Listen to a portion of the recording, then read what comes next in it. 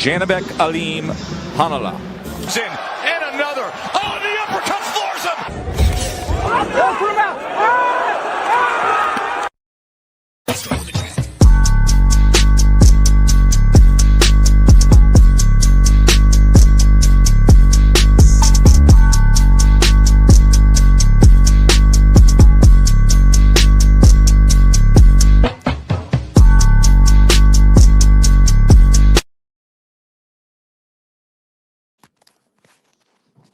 Man, y'all brother is back. B3 Picks TV. You know we working, and unfortunately, I wasn't able to make a new intro video. But let me turn on my camera real quick, man. Salute to all the people in the building. Glasses 3 today. God bless y'all, man. Thank y'all for coming in the building.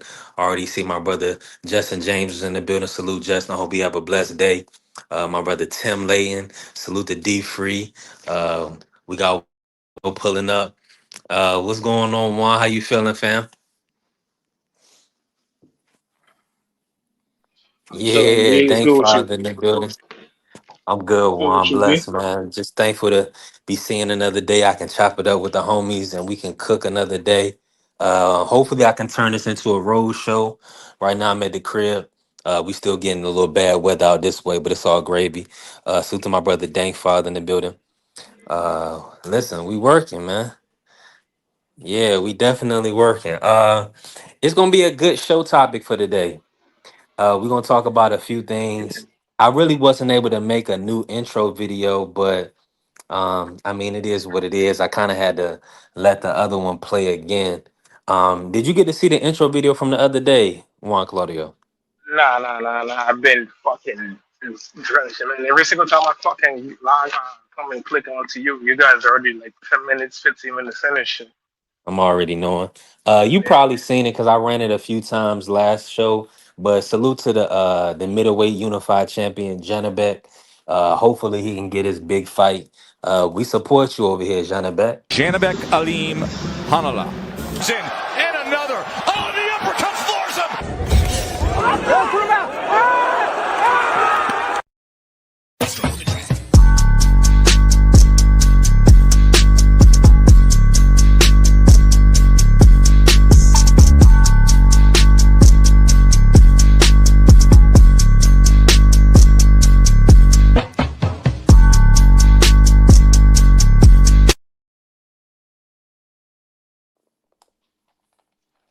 Yeah, man.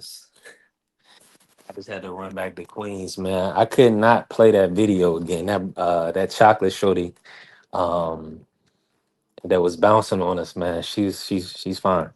She's fired. Play one more time. Fuck it. Oh yeah, I run it back with my brother. Janabek Alim Hanala. In and another. Oh, the uppercut floors him. Put him out.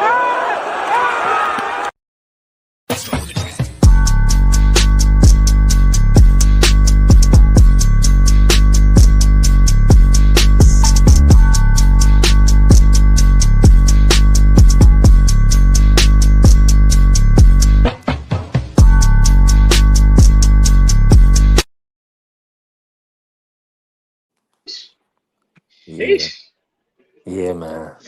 Yeah, man. Listen, there's some beautiful women in this world. We definitely, appreciate them for their support. And we working. Nah, it ain't no AI. Stop it, bro. Tighten up, man. I did some deep diving and some research. I did find some AI shorties, but they were excluded from this video and from B3 Picks TV. We support, you know what Support I'm real saying? women. Yeah, real women, 100%. Now, I wanna get your thoughts on this while I got you in the building, Juan. And I salute the OG Crush the Legend, always showing love. And I was listening to his live today, and it sparked a question that I had in my mind. Does boxing need Tank Davis? So I gotta No. ask you. I want to ask you to cook on that for me. Does boxing need Tank? No. The hell, Max's been here fucking years before it. It's gonna be here years after him. So it's not like he's needed. You know what I'm saying? He's definitely not needed. He's a superstar. nonetheless superstar, but you don't need him. We tell you the truth.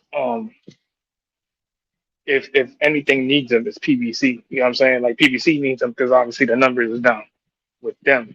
But if we was to sit here really talk, is he really the end all be all? No. I mean, the case may be, give that to Canelo, or you give that to Crawford now, or you give that to whoever. You give that. He has that stigma behind him because of him and being so young and him being uh, something that represents from where we're from. But it's more of the you gotta look at it as he's he's not gonna be the end all be all. He's not gonna be the end of it. You know what I'm saying? We still got a bunch of dudes coming up that are gonna be superstars and legends in their own right. So you know, Tank Davis is definitely not the end all be all of boxing. Yeah, I mean, I'm definitely in agreement with this, and I hope you can still hear me because I be it's a little dead spot for me outside.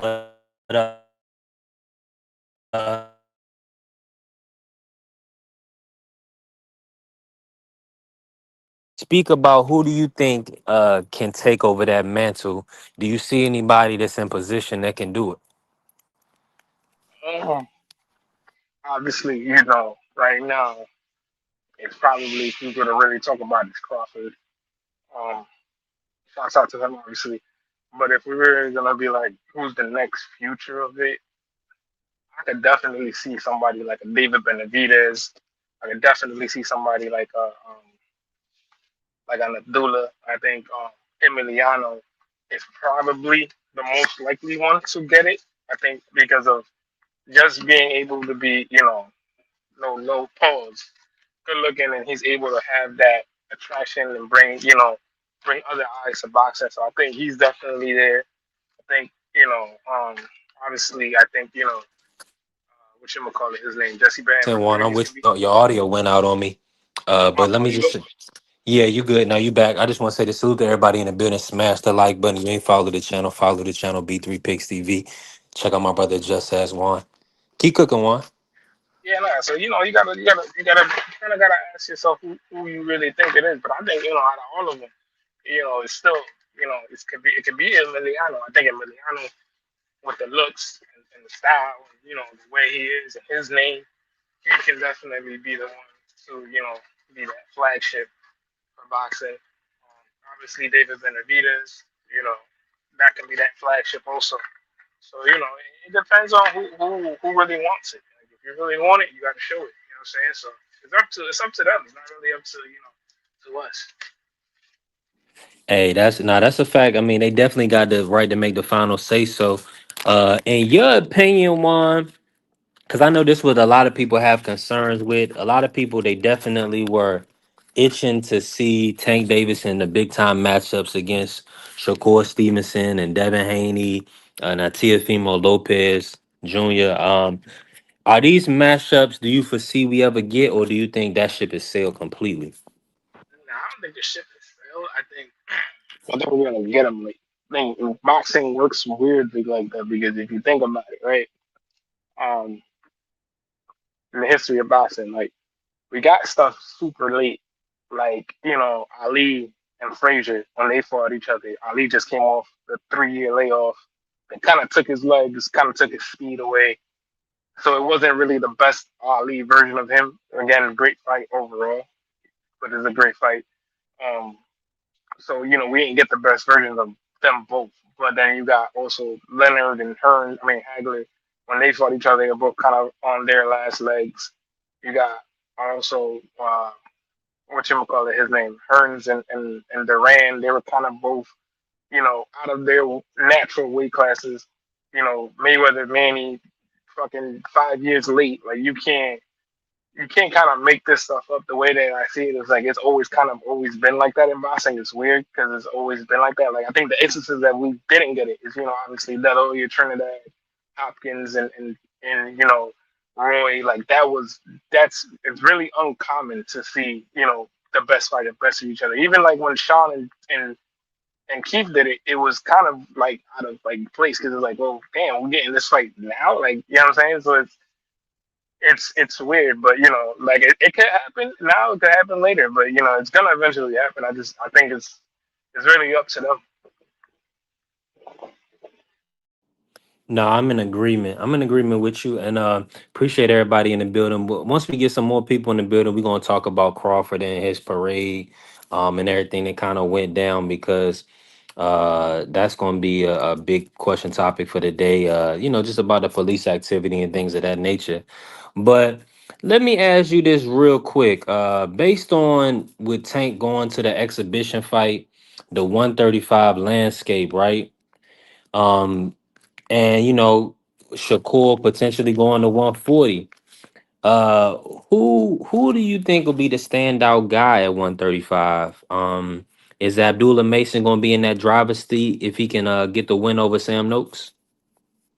Mm, yeah, it's tough because Abdullah's so fucking so it's weird to see him get that line, but I think Abdullah can do it. I think obviously Keyshawn can do it. I think it's up to the weird the way that the other champions move and whatnot. But I think it's out of two people, it's definitely Keyshawn and Abdullah. 100%. Salute to the Queen, Vacay Bay, and my brother BVO Sports TV. Yeah, for whatever reason, I can't mod up on my StreamYard lives, only on my YouTube lives. But salute to the Queen Vacay Bay, showing love, always supporting. I appreciate you. My brother BVO Sports TV. Make sure y'all lock in with BVO Sports TV. Shout out to the Sports Talk Network, the People's Network. We working. Now, just a couple questions for the chat, and me and my brother Juan, we gonna cook on some other things, man. Does boxing need Tank Davis? I need to know. I mean, Tank is kind of hinted at retirement. And do y'all think we'll ever see? Okay, okay, that's a bet. That makes sense, Vacay Bay. Appreciate you. And does is boxing like is the pay per view gonna be dead without Tank, or are there any guys do y'all think that can step into that void? Is anybody gonna be able to perform, in y'all opinion, on a consistent night in and night out basis to deliver those fan friendly finishes and just those big events? Y'all gotta let me know.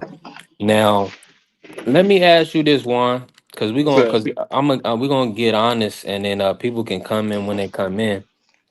Uh, the Crawford per day parade. I don't. Did you get to see any of the photos of yeah, Crawford yeah, and? I got to see some of the videos, and I think I seen Shakur's speech about him changing his life and whatnot. So I Mhm. seen a whole bunch of other things. I just seen the whole arrest thing. That's wild work. Like you're doing that in his own city. Like it's real wild work. But Yeah. Now it's just it's think about that. Like he said, Tim Lane said, Boots getting there 100%. Yeah, Boots is on the rise. See, Boots only has conquered one division. see He's see. still a But the young thing, man. but the thing with Boots is because if you look at the divisions, right? Hmm. Like 54 is hot right now, right? But how long do you think 54 can stay hot? You know what I'm saying? Like 47 was hot when Spence and Crawford were there, but then it was like, well, after that, who the fuck else is it? Because they beat everybody else. So it's like, who the fuck is there left? So by the time that Boots fights, let's say Lima, if he fights Lima this year, right? Let's say in a weird way he gets the Virgil Ortiz fight. Then if he gets the Virgil Ortiz fight, who else is going to be fighting? He going to be fighting Fandora? I don't think Fandora is going to be beating anybody else in the division. I think Bakum knocks his ass out, and then Bakum's going to be avoided. So either Boots is taking that Bakum fight, or he going to fight Virgil. So it's up to his team. But I think he can beat both of them. But Okay. it's just Thanks, man. Let it's me a weird thing. let me bring my brother BVO in. Salute to my brother BVO. I'm sure he probably moving around working right now. Appreciate you My boy pulling up, BVO. Sombrero, my boy Um, Sombreros. and salute to the Queen. And it's always showing love, AKA, and my brother Tim Layton. Now, let me ask you this, BVO. I mean, that was just a lot. I think Crawford's biggest fight is Boots. Uh, I want to know if y'all think is that the best fight for Crawford next, fighting Boots Ennis. Go ahead, BBO. Do you think? BBO. He probably that's why probably on mute. He moving around one. But I mean, we just brought up uh I know salute to my brother Kerry. He said why is Bakram so respected off of one win, one good You win. know, no, but you know what it is with Bakram though. That's the problem. The problem is because just like Golovkin, a lot of dudes didn't know about Golovkin until he came over. And when he came over, he looked like a fucking scary monster. And you got to Yeah. understand too, when he beat Tim Zoo was that next up. Like, okay, now he's the one Hmm. that's next. Son of a So you legend. gotta, yeah, you gotta understand that because Tim can fight. Like, and everybody be like, "Oh, Tim doesn't fight no more." Like, Tim can fight. It's just Mm-mm. it happens. You lose. You know what I'm saying? You're gonna lose. You know what I'm saying? So it's I it's think it's the it's way he beat him though. It's the way he ran through him. yeah. Pause. He definitely beat Pause. him to pillar to post. It was like a 3 round fight where he just kept punishing the dude. So he just kind of shown that he has some power against Tim Zoo, and that's a big name in the division, right? Salute to the queen, Angie baby, always showing love. Appreciate you. We definitely working. And the thing Salute is to too, the queen. He's not promoted also by a lot of like the big worlds. So like he's not promoted by PBC. He's not promoted by Top. He's promoted by a dude that's out to Ukraine. I think that promoted Klitschko and them when they first started up. So they not Hmm. ducking smoke. So he wants to smoke with everybody. So that's off of that performance alone, people gonna be like, oh well damn, yeah, I really want that smoke right now. Do I really want that smoke right now? Mm. Yeah, I mean, I'm gonna say this though, because the big thing we're gonna get into Crawford, is that yeah, Bacham and Triple G had a lot of defenses. He was a champ for a while. Bacham still got some work to do, but I want to know if y'all who do y'all want to see Bud in versus next? Bud in with next. That's what I want to know because Like it's Jenna, not why not? Janabek. Yeah, I mean, I honestly, think why I think not? you just wanted me to run it back. Janabek Alim Hanala. In and another. Oh, the uppercut floors him.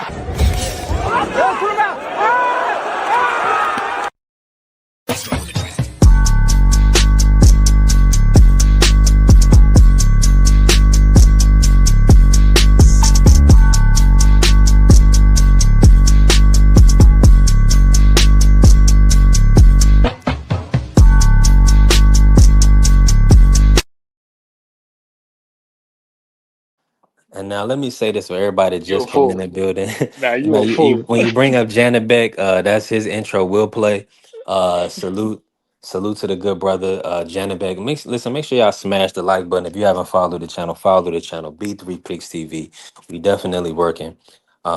Listen, I'm gonna say this. Eric Carrier said Canelo Part 2 or retire. Uh, Carrier, you're not wrong. Also, you're not really wrong. I mean, but I don't know, bro. I think if you go undisputed before, bro, you got to be the greatest fighter of all time.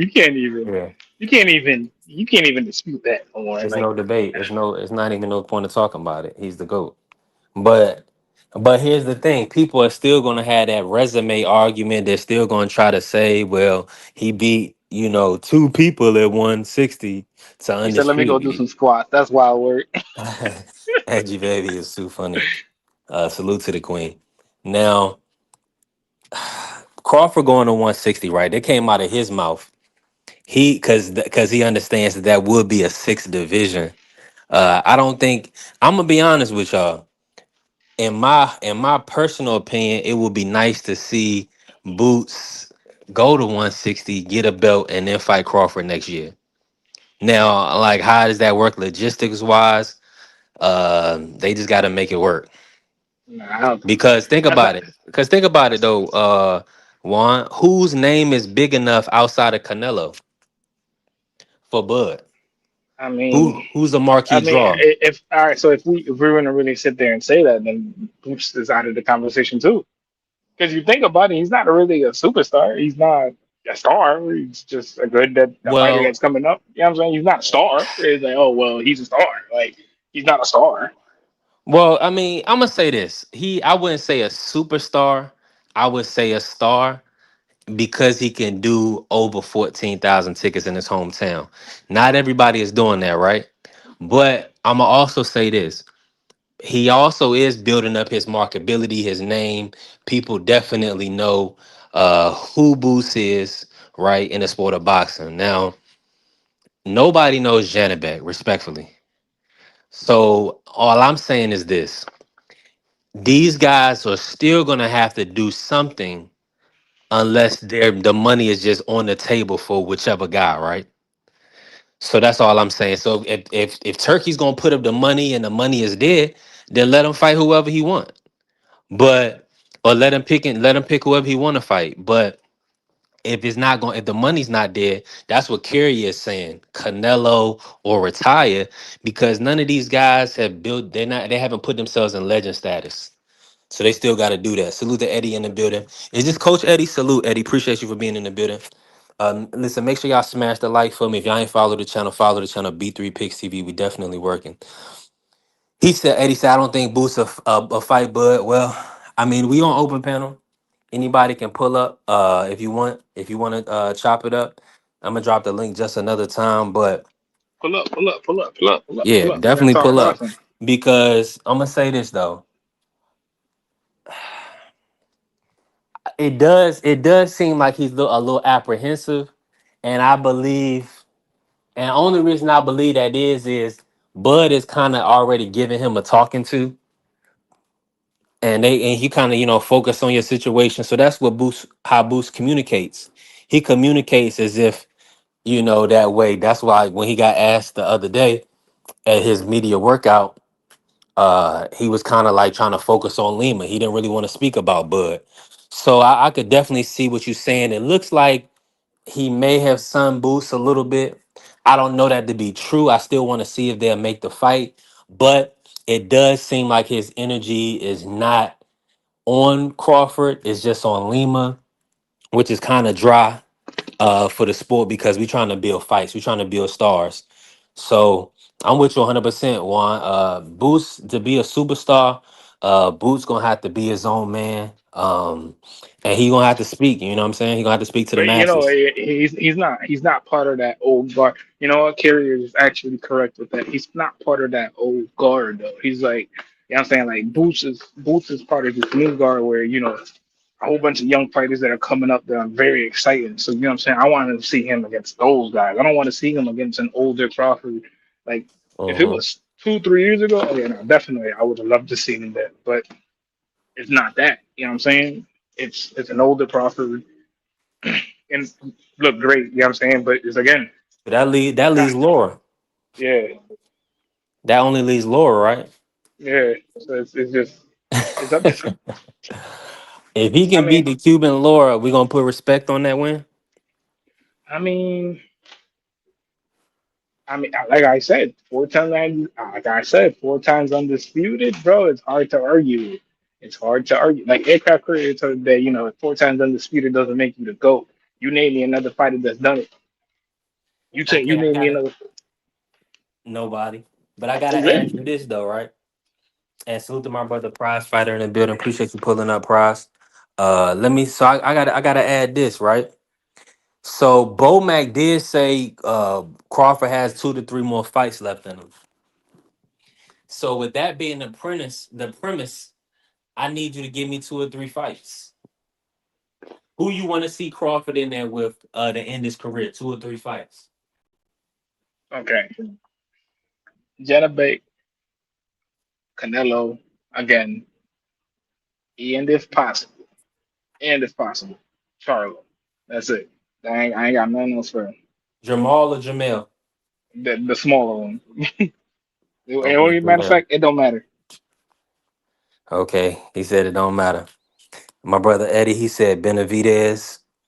Uh, Nah, too big. It's too way too big. That's actually way way too big.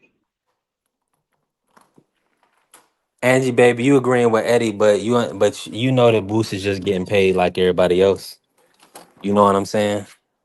Uh, you know how the game go. I feel like a lot of these guys only gonna take the big risks.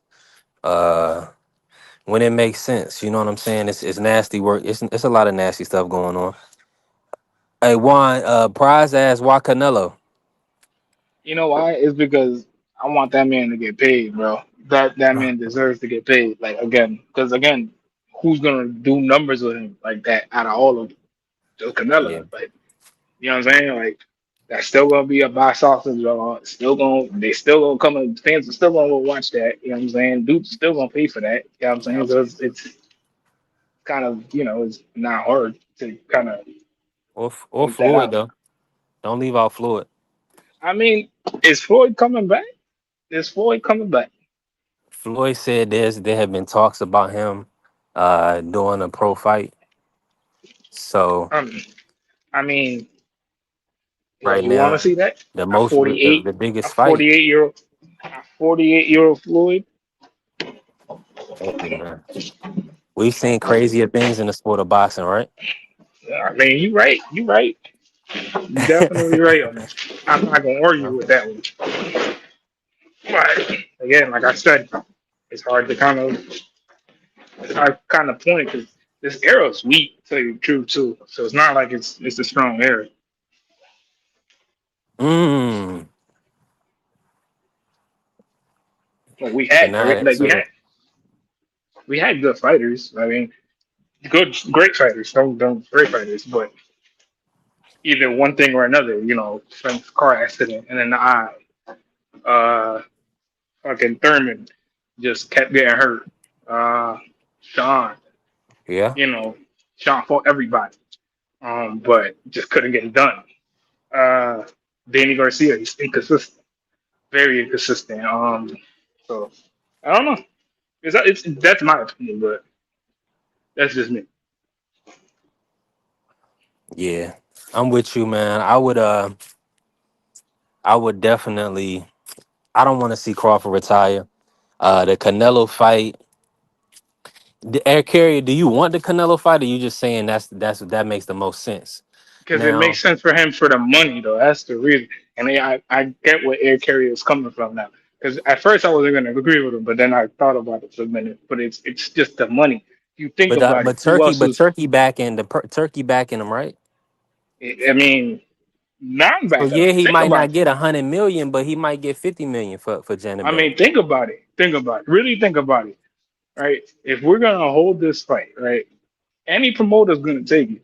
One, two, that's going to make a millions. Because just off the revenue gate of Canelo alone, just let's take out Crawford of the occasion. Just the revenue thing that he gets that they get from Canelo alone, he sells by himself. He can fight a broom and sell. This shit is unfucking heard of. I'm in agreement with you, Juan, but here's the situation is the Saudi investment fund, they got 50, 60 billion. They not worried about that. I mean, You that's know what what I'm I'm saying. saying? That's So what I'm saying. who It's like cares about that fight? Put the whoever. most dangerous person in the ring. I mean, but at the same time too, right? Let's really put it like that, right? Like, let's say if he had taken a fight with Benavidez, right? You Okay. really think he beating Benavidez Maybe if you wagering them, the at 68. 175? At 175, you telling me because he's not coming back down to 68? Who you talking about? Benavidez, Oh, you talking about Crawford at 175 and versus yeah. Benavidez? Uh, I'm gonna be honest with you. I'm not. I can't put anything past Bud. I think that's gonna be a hard fight for him. He probably nah. Nah, that's a He fact. probably Nah, can't. He can't be. that's a He fact. nah. He can't. I don't know. Yeah, nah, that's a fact. David is tough, bro. Come on now. That's why And they now not making that David fight. Soup, yeah, that's what I'm saying though. So if you think about it, right, in the realization of you think about it and just let these two fight again, right? It's gonna be big. It's not gonna be as big as the first one, but it's gonna be big. It's gonna sell. If you put it, if you put it again for free, they're gonna do numbers again. And let's say they put it in a smaller venue, somewhere in a smaller venue somewhere. They still gonna sell that out. No matter what, no matter what's the occasion, they're gonna sell that out. Just off the name of Canelo alone, they're gonna sell that out. Not just to mention Crawford. Yeah, yeah. That's Eddie said. We said Canelo was tough too. The only thing about Canelo, he has dimensions that Crawford could work with. Yeah, nah, Benavidez, that's a big boy. that's a big and he has holes. Don't get me stupid holes, but is he's a big like size actually does matter. Like I didn't think Crawford was that much smaller than Crawford than Canelo. I might have think that oh okay, the size advantage is gonna start wearing on him a little bit. That's what I thought it was gonna happen, but it didn't happen. So again, didn't happen. But we're talking about somebody that's 6'2", 6'3", and walks around at like 220. In Yeah. reality, that's draining, bro. That shit is Look. draining. When you fight, I'm trying to. That's what see. People think that Crawford he almost invincible, and I love Bud, but this is how you know what I'm saying. When you fight a guy like Benavidez, Thing is, you only got to fuck up once. Be a little slow, be a little late, just once. and I mean, because this brother is a combination puncher. He's hurting people. Yeah. Uh, so I mean, that I don't think that fight gonna happen. But see, Eddie, that's what I was saying. Salute to Eddie. Appreciate you being in the building. Listen, that's why I was saying the Boots Janabek winner or fight Boots.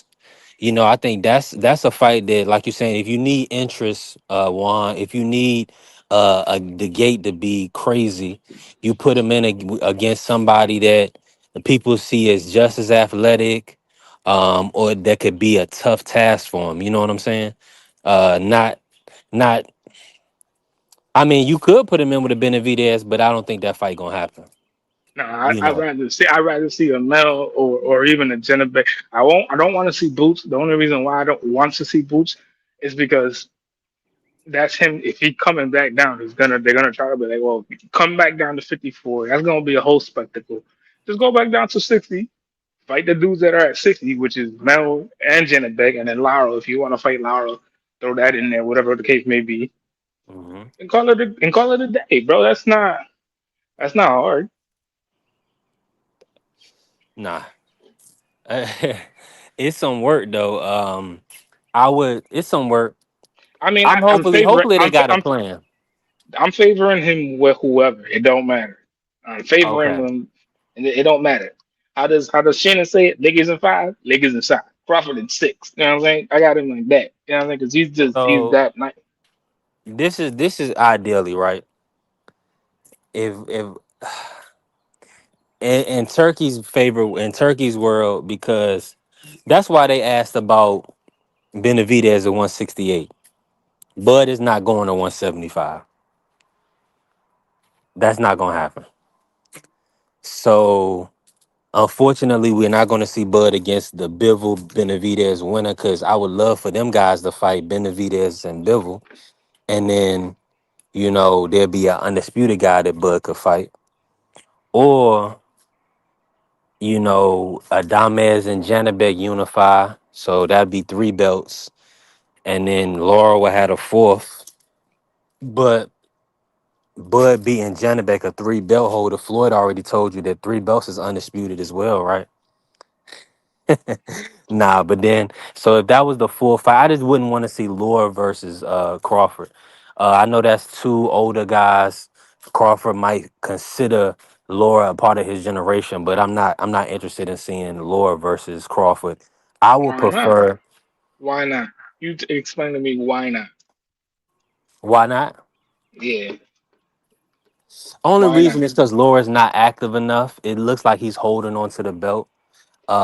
Respectfully, you know what I'm saying? If he was fighting 2 to 3 times a year, he's 41 years of age going on 42. He probably 42 now. So that's what I'm saying. I love Laura as a boxer, but I'm just talking about as far as fighting. If he can't, let me say this.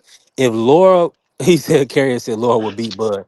Laura's good. Let me say this. If he came back and actually maybe fought somebody, or maybe I'm being harsh. Maybe because Bud was inactive. A lot of these older fighters go inactive. So if y'all gonna put him in there, Carrier said he can beat Bud. Put him in there. Let's I make the mean, fight happen. I wouldn't doubt it. I wouldn't doubt it. I wouldn't doubt it. I wouldn't put no money on it. Like, if you really wanted to put money, I would have put no money on that. But does he beat does he beat him? No, I don't think I'm putting no money on it. But shit, I would love to see the fight. Two fucking skilled fighters like that. Yeah, Lord is nice, but he's still 42 years of age. I think Crawford would I think he has a more power than Laura. I think he will hurt Laura at this stage, I mean, respectfully. But shit, let it happen. yeah, I Let mean him let him that drown. that's a good fight then. I mean, and two southpaws. Hmm. Laura is very educated with his you know what I'm saying, coming from that the Cuban school of boxing.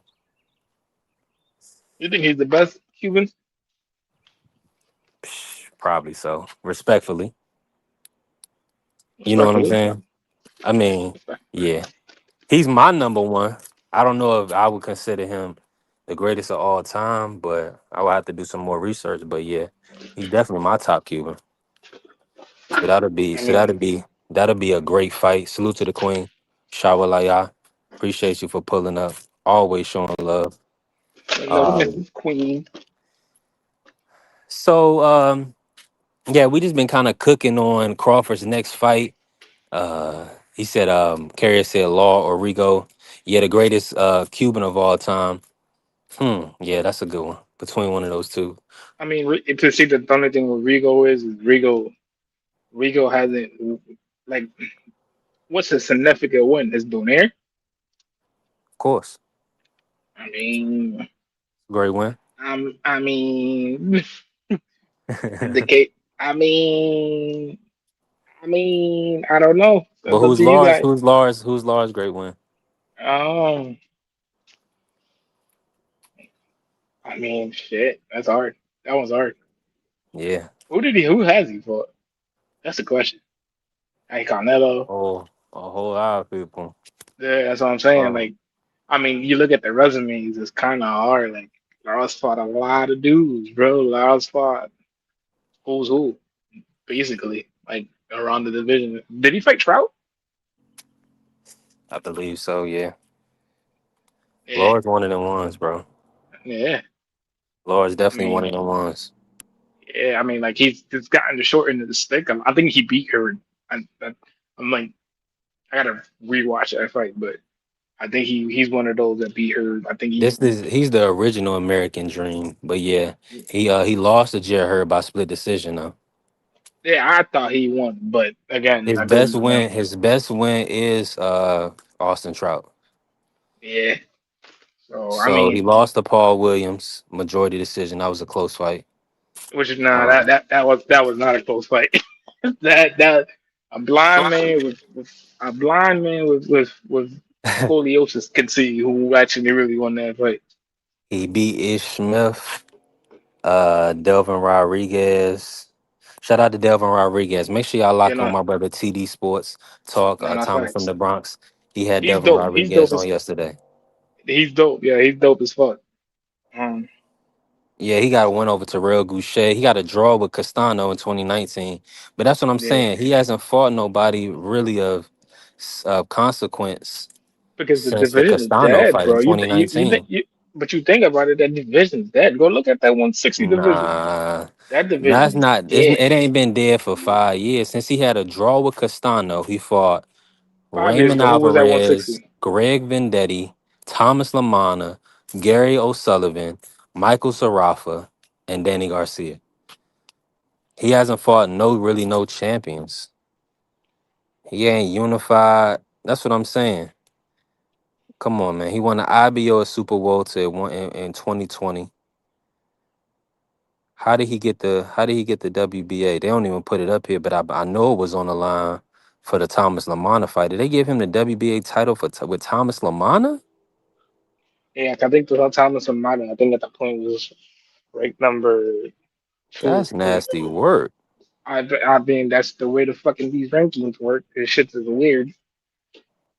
Yeah, one Wow. good question. Who do you think fucking who do you think is the worst organization? Um, when you say Mm, worse, do you mean most money hungry? yeah. Uh, it's easy. It's easy to point the finger at Mauricio because he's the biggest face.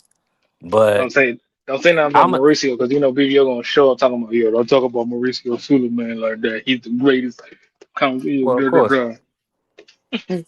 Now, but I'm gonna say this, and I don't really want to. I'm gonna speak about the WBA, right? What they do Mm, with their belts is nasty work, as you would say, is what or wild work. wild work. That's what they do with those belts is wild work. But Nah, you know what it with the is though. WBC, let me say one more thing. With the WBC and what they've been doing with this interim title the last year or so, where they just threw the interim on the title on the line for Pitbull, and they're mucking up the divisions. So these divisions, man, it's like they're chasing every single dollar. Um, it just makes it's overcrowding the sport with belts. So that's kind of why we need a one centralized belt. Like I don't know about the TKO full system, but because what these sanctioning bodies doing with the corruption behind the belts, they need to have one belt and one ranking system. That's I it. feel like it. I feel like it should just be the ring title and that's it. Yo, Nelly, Like, salute to the Queen Shower. Yeah, she said Yo Nelly got next. Yeah, 100%. 100%. Yo Nelly Hernandez definitely got next. yeah, he's nice. He's He's a nice with it. monster. He's He's a nice with it. I monster. like him. You got to keep it a stack. Yeah. He could fight. Yeah, I seen him fight a couple times. Tellez, you know what it was with Tellez though. Tellez is over. He too big headed. Tellez is that was Tellez problem. He was too big headed. Now, Bass at 154, uh, I'm gonna drop the link just in case. I mean, I don't know. Shaw will probably work, and she just chatting with us. If anybody want me to drop the link, just I drop it. But I like a Bass. Did you get to see a Bass versus Telez? Um, yes, I did. I watched some of it. I didn't watch all of it. Yeah, that was a tough outing for Telez. He whipped Telez ass. Yeah, nah, but Tellez is He was green. He's young. nah. It's not that he's young. He's too big headed because he wasn't listening to Ronnie for shit. He wasn't even working with Ronnie for this fight. Did he? He didn't. I don't even remember. Nah, I ain't Um, see Ronnie in the corner for this fight, man. yeah, I don't know, bro. So then, yeah, he's too big headed too. Bro. He trying to get him out of there in one shot. And it's just dumb shit. It was just like, all right, bro. Like, what are you doing? You know, the guy Yeah. wasn't. He's coming to fight, so I don't know. But shouts out to him though. Yeah. I wonder if Yo Nelly can make 154. How big? What weight? He's probably 47, right? Nah, Yo Nelly is 60. He fought Uh, Kyron Davis. oh, yep, I remember KK. I'm wrong. Tough. I like him too. Yeah. I want to see, yeah, if Yo Nelly could make 154, it's a lot of fights for him. Cause he already said he not gonna fight Laura. So Yo Nelly came out and specifically said he's not fighting Laura. He doesn't want to fight the Cuban, one of his his idols, one of the people he looked up to. So that really only leaves Dames and which is WBC, and then the unified champion Janabek. So I think I think push come to shove, one of those sanctioning bodies is going to make Yo Nelly the mandatory for Janabek, and I think that's the fight right there. Yeah, I definitely think that's the fight. What y'all think about that fight, Yo Nelly versus Janabek? I think they should match up. That's the best fight right there at 160. And then maybe we get a Bronco versus Laura unification. Maybe a PBC will do that fight. Bronco versus Laura. I like that. Yeah, stylistically, that's gonna give us a great, fantastic fight. That way we get two unified champions, and then they can, kind of do a tournament style. One of if Bud go to 160, that'll be a big name for one of them to fight. If not, Bud can keep his undisputed and defend at 168. But that's how 160 got to get moving. But see, they have to do a tournament style. That would be fire.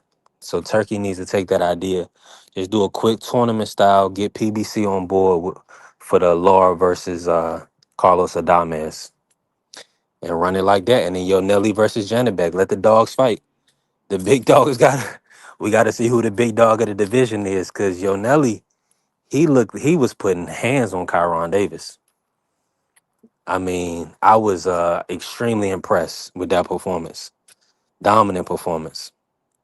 Now, even though Kyron fought good, but Kyron is going to fight good because he's a high level boxer. Uh, I'm expecting I'm expecting Yo Nelly to be able to put hands on Janabek respectfully. That's what I'm expecting. Now, can Janabek get around him? I don't think so. Yo Nelly is too athletic in my opinion. I know, Carrier. Kyron Davis is not. But see, Carrier, you probably don't think highly of Kyron. I'm telling you, Kyron is one of the top guys in and around his division in boxing. Now, is he a champion? No, but he would beat a lot of guys in and around 160. You know what I'm saying? He'll beat a lot of those guys. That's what I'm saying. He's still a top guy. I got you.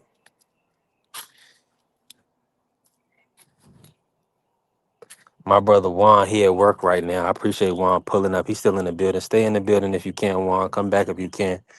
I know you working right now. The Queen Shower is gonna pull up and cook with us. That's exactly what I needed. We working.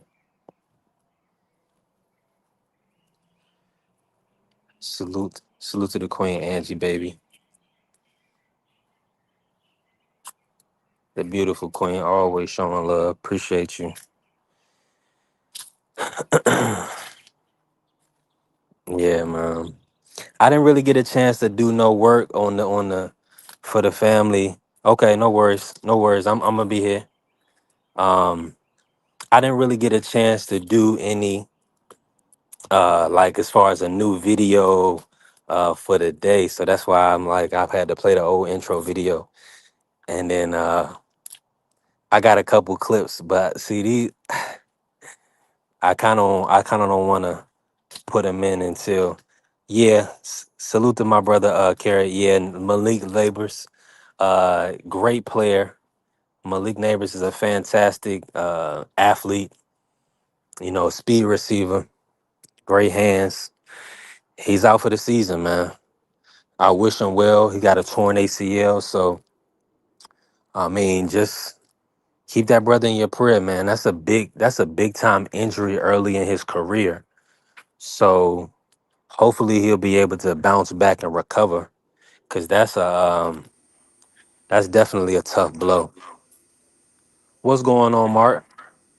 Salutes, salutes, gentlemen. Salutes, my brother Juan of Puerto Rico, my brother B3 Picks. How y'all doing? Man, we doing well, man. Giving thanks, thanking God for another day. We just cooking up on some boxing. Carrie wanted to bring football into the conversation, so the Queen Shop we're gonna pull up in a little bit on us. But we talking about a lot, bro. Real quick. So let me see how I want to take this conversation with my brother Mark. Let me just kick it to you, Mark. How you feeling today? What's on your mind, man? What you got going on? I mean, shit, my day going. Mondays are Mondays. That's all I can really say, my nigga.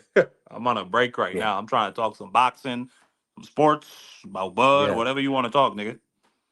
Let's get it now. So speaking of Bud, right? Let's keep it on Crawford. We was just talking and discussing the 160 landscape, right? And what's next for Crawford. Now Crawford is undisputed at 168. He has, mentioned 160. Are there any names now? And let me throw this at you. And salute to everybody in the building. Make sure y'all smash the like button. If you ain't followed the channel, follow the channel. B3 Picks TV be working. I got my brother Marky Dan in the building, Juan Claudio. Um, Let me say this. Bo Oh, Mac hold on, did hold on, hold say, on. Before we cook on Bud, matter of fact, there is something I want to say. Um, because for once, I agree with you. We need to get AJ Brown the hell out of Philly, bro. I am tired of this fucking crybaby. Hold on. My Every apologies. My apologies, family. Let me play Marky's drop.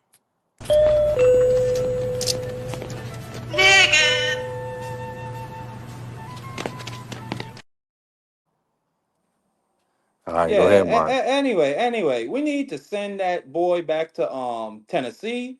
Let him go play with Cam Ward and the 0-4 boys, so he can Hold get on. all Where's the the change of heart catches and coming from? targets he wants. Huh? Where's this change of heart? What happened? No, it ain't even a change of heart. That's how I've been feeling since last year, but the Super Bowl assuaged that. But no, this nigga every chance he gets, he bitches and cries if he don't get his numbers. He would prefer we lose if we lose by 30, but AJ Brown get 200 yards and 2 tuds. He'll be happy as hell. He'll be walking around smiling. Hey, listen. Thank you for your services, my nigga. Let's trade Nigga, this when my nigga name back come up, respect it. Tanner. Get a package of picks. Let him go home. Let him go home. Man, let Cause me he ain't say this about to this my let winning me say this to business. the audience. Appreciate y'all being in the building. Marky Dan, I've been religiously, consistently talking about AJ Hold on, Brown hold on. One getting thing, one traded. thing to carry her before you go B3. Yeah. AJ Brown had 9 targets yesterday. It ain't a thing that he didn't have opportunities. He got Oh, he had cooked. nine He got targets. locked down. That's why he had 1 catch for 7 yards, carrier. Go ahead, B3. Mm. Bitching and crying and then going out there looking trash. Nah, Well, Marky Dan was just telling me that AJ Brown, they were gonna keep AJ Brown. I've been telling him to trade AJ Brown all year. And that's what you get. That's what you get. So tired of that crying diva ass nigga. man, AJ Brown is one of the best players. But see, when Marky talk, this is what I think of. Hold on. I ask you, who this nigga on that name? Wow. Long as I ain't a crying ass nigga. Hey, hey, he said, who this nigga? Like, listen, it's AJ Brown. He's the superstar wide receiver. Like, That look at got what cooked Carrier. yesterday. Hold on, look That at got what Carrier hands put just on him. said. How he gonna negotiate 37 million contract with one catch? I agree. Get him out of here.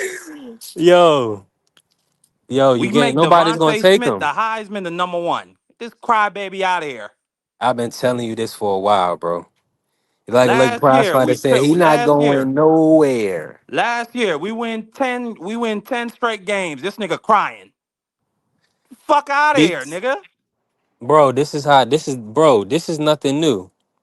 This is nothing new under the sun. You're just becoming a Eagles fan. This has been happening with big receivers for the entirety of the NFL. I know. AJ Brown is not special. I know. He's special, but this situation is not special. I know, but look what happened to Tyreek Hill when he left Patty Mahomes. He was dancing, smiling. Now he's sad. Look how it happened to Stephon Diggs. That man ain't getting another contract after he was doing all that bitching and crying with the Bills. So AJ Brown, hey, let him do his thing, bro. Like I said, I'm cool with putting Smitty as the number 1. Yeah, I've been telling you that. Smitty is the guy. I mean, the 6 foot receiver. I mean, he's slight of build, but he's the truth. Salute to Man. the Queen Shower. Um, appreciate you for coming up into the building. Now we was about to cook Mark, and I'm gonna bring the Queen in on whatever she really wants to speak about, but because it's open panel, we just gonna cook. But we were talking about the 160 landscape, and we were talking about Terrence. Um, what's next for him? Bo Mac did come out and say he believes that Crawford has 2 to 3 more fights left in him. So I just want to kick it to the Queen Shower and then everybody else about those fights, and then what do y'all think are the best moves to be made in boxing, just as far as around Bud Crawford future? Good morning or afternoon, wherever you all are. Hello, Shalia. How you doing, Marky and Juan? Um, but oof. So nobody likes my opinion because I think he should defend. I honestly think he should. If he only got 2 to 3 more fights, I think the first one should be a defense because he's never done a defense. My husband's cutting grass. If y'all can hear that, you have to forgive me for that. Um, No, we good. I don't mind him going down, but I would like to see him do a defense Yeah. first. And then, I mean, to be honest, to be truly honest, though, I would love to see the guys at 160 sort their stuff out because those are some fights we've been waiting Yep. for them to unify. And it's not like I don't want Bud to continue to go on and be great, but I would like to see that be settled, and then he can come in. So maybe while he's doing a title defense in the meantime, they could try to unify and clean some stuff up down there. I mean, they're supposed to be having a fight. Janabek and Bronco finally supposed to. So that's what I think. Yeah, I'm hoping that happened. It looked like somebody might have been trying to maneuver to Bud. I know I seen Janabek, he was tweeting Bud. So we're gonna see. I'm hoping that they'll lock it in. And now let me ask you this. So with Yonelli, right? Is he, in your opinion, based on what you've seen, is he the best at 160? I believe so. I believe he is what everyone loves to call the dark horse. Yeah. Absolutely. The What's the thing name of about that fighter y'all just called out? huh? What's the name of that Yonelli fighter y'all just called out? Hernandez. Yo Inley. He just fought Kyron Davis about a month ago, right? My fault. Couple months. There's been a couple. Yeah. Time flying, boy. Quran. My fault. My fault. Yeah, I think he's what people love to call a dark horse. I don't like using all these little terms and stuff, but it has been a couple months. You're right. Shit, it's almost been 3 months. Yeah. Time be moving. I see the Yeah. first time I seen him was his IBA fight. That was back in 2022. And then I thought of him. I was like, this boy's like a Cuban boots. Mm. But that was then. I like Lee. And I know he's been beating up on Canelo for a minute. So Oh, that's the sparring partner, right? That's what it is. one of them, yeah. Oh, Daryl Valsaint was in there Yeah, too. he There's looked a like a lot of people in Cuban there slash for Canelo. Dominican. Definitely. what the fuck is a Cuban slash Dominican supposed to look like, sir? Dark. He's just Yo, black. Marky, you ain't shit, right? That's Mark right here. He gonna stay in the big house? Well, you got a problem with that? Man, that's disrespectful, B3.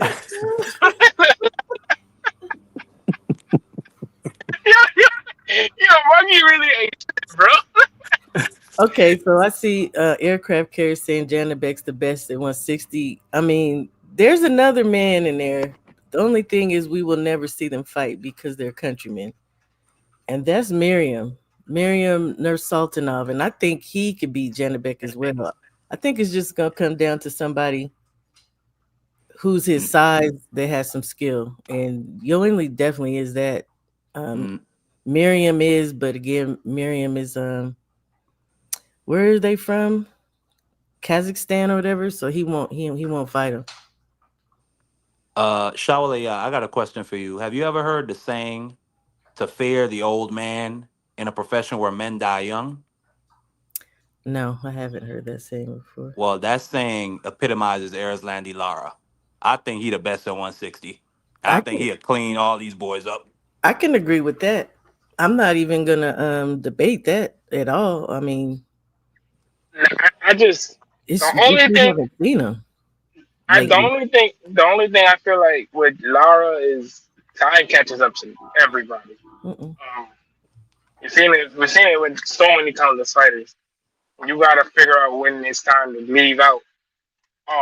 Last time we seen him was with Danny. He looked great with Danny, but again, Danny was that's an older 35. It's kind of out of his weight class, and it wasn't really Danny. It was just like, all right, bro, like, what are we really doing? Because you're not fighting nobody that's of significance in the weight class. You know, E3 pointed that out a while back. So it's hard to be like, yo, you're nice, but you're not fighting nobody that's of significant in the weight class.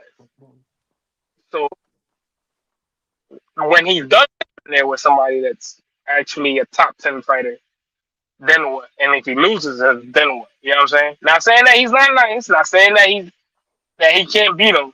I'm just saying that he hasn't stepped in. You're saying this about Laura? Yeah, Yeah, because the guy before that was Zarafa, Yeah, and and that was 2 rounds. he made quick work of him. But see, that's the thing I like about Laura though. Now in his older age, he's sitting on his stuff. You know what I mean? He's punching now.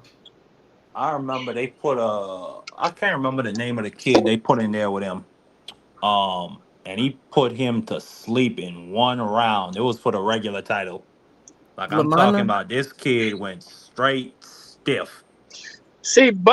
but aircraft. You see, Bud is not a spring chicken, but Bud has never taken punishment like Lara. Like Lara's been in some wars. Lara's been in some fights where it's like, all right, bro, like why are you fighting like this? Because even with Jared Hurd, as much as I thought that he beat Jared Hurd, he was taking unreasonable punches. Like, why are you taking these punches? You can get out the way But of the these punches. last time he used lateral movement against Canelo, they robbed him.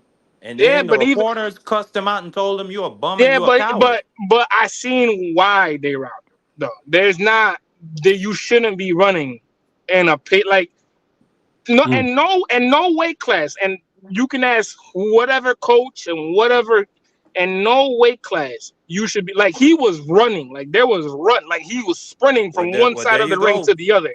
There I you go, That don't was like Juan. the sprinting. word That's why running, he's but standing I his ground now, understand what you're Juan. You saying, just Juan. explained it yourself. No, he was sprinting. That boy was sprinting. That wasn't lateral. That was sprinting. He was sprinting like that. Like I could show you. I'll send you some fucking highlights, Marky. That boy was sprinting in them rounds. Like, Nah, why are you sprinting? Like, what in the world? And it was just he couldn't keep up with like that pace. You lateral movement the same way that Mayweather did, and Mayweather wasn't even using the lateral movement like that. He was standing right in front of him. So that's where people be like, "Oh, well, he did the same thing." No, he didn't. No, he did not. Was he on his Williams school? He was that was William Skull .1 and William Skull is .2 because that Jesus Christ, bro, William that was Skull. bad. That was bad, bro. Laura was moving. I would Did, say I don't like to say people be running. He was moving. He was moving. Nah, but sometimes niggas be right. I remember that nigga Rigondeaux when he fought he that was running Filipino against I'm gonna cat. He be Cormier. was running. That He man would was run running. he would run against it like certain like it's just like why are you running? What is in the what in the why are running for? So I'm gonna be I honest, mean, shit, yo, you're not Nelly. taking them punches, Juan. You wouldn't understand. listen, bro. No matter what, in a championship fight, you got there. You gotta fight, bro. If you want to beat the champ, you gotta really convincingly beat the champ. And Yeah, he like didn't Jared convincingly Hurd. beat I the hear champ, that. Facts, facts. no So I matter got what. I gotta run this to the I gotta run this to y'all real quick. Since you think so highly of Laura, I'll start with Marky. Bud versus Laura 160. Who you got? Mm. Mm. Mm. Mm.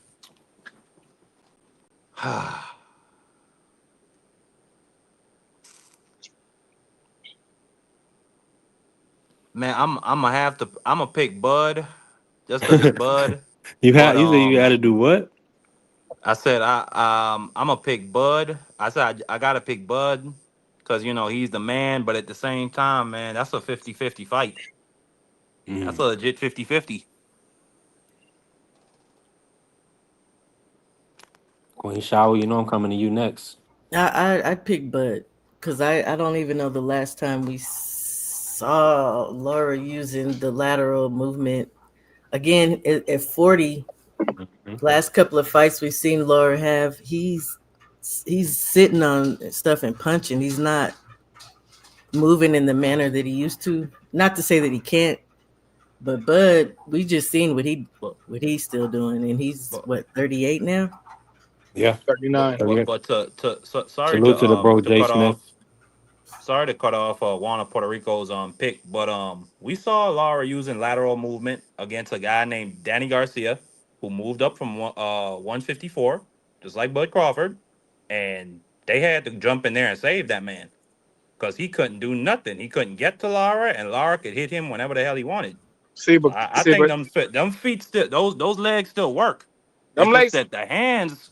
I didn't say they don't. No, most def Uh, show. I'm just saying. I think that. Oh man, that's just a great fight, man. If it's one fight I wouldn't mind seeing before Bud walked out the door, because I'm one of the dudes who says that he should just retire now, but I wouldn't mind seeing that Arislandi Lara fight before they both get out the sport. Well, y'all gotta push it because Carrier now y'all thinking because Carrier was definitely saying Canelo will retire. Now I he mean, agree with you. Man, So Canelo I Is mean, Laura the guy? Is Laura the guy that y'all gonna put up? That's what no, the people at, need to know. That's what Turkey need to know. at 160, sure. no, I don't think he would. I don't think. I don't think he would. I don't think that's a bad. That's a bad match. That's about to take it to that. Bud versus Bud versus who is a Bob bad versus matchup. Lara, bro. Bob about to take Bob about to give that man a nap. Get him some Nyquil and a pillow. That's about to be bad, bro. oh, that's Hell no. interesting. Jay Smith Hell no. is saying Well, Bronco backed out. I Who expect you to Bronco? say that. What'd Bronco you say? backed out the Janovic fight, so it may be Laura. Ah, that's not what we wanted to hear. Hey, I said I want them to unify in any Man, manner down In there. any way, Yeah, them anyway. three. Lara is gonna beat him half to death. Who, Bud? Yo, you No, Nah, I'm crazy. talking. Jordan Well, Bell. yeah, but well, Bud would do it, but I'm talking about Lara. Lara would beat Oh, Janabek half Janovic. to death. You ain't seen that much of Janet Beck though, Mark. Yes, I have. I've seen Janabek gas tank issues. Mm, Yo, I I've think seen it's. the I jet. think I'm gonna be honest with you. Shaw was I think looking at the screen like, bro, this man is bugging. I Hey, All right, I put the friendly 30 for whoever wanted. Friendly 30, friendly 20, friendly 30. just listening. It's right there for whoever wanted. Nah, I think Genevieve beats him. I think Beat Genevieve Laura. definitely beats him. at this age, yeah, that's what I'm saying. The only thing I worry about with Janet Beck is he was struggling to make 160. So the That's a big fact he's still there, I guess it was just complications. Shower, and did you that hear about? You remember that situation? Do you think it was just complications that one time because he definitely Janovic, stayed at 160? when he passed out before he made it to the dang scale. Uh-huh. Was that for the? Look, I'm not a fan of Janovic. Don't Mhm. come for me, aircraft. Because of that. Because I feel like he's been cutting and doing the most just to stay there.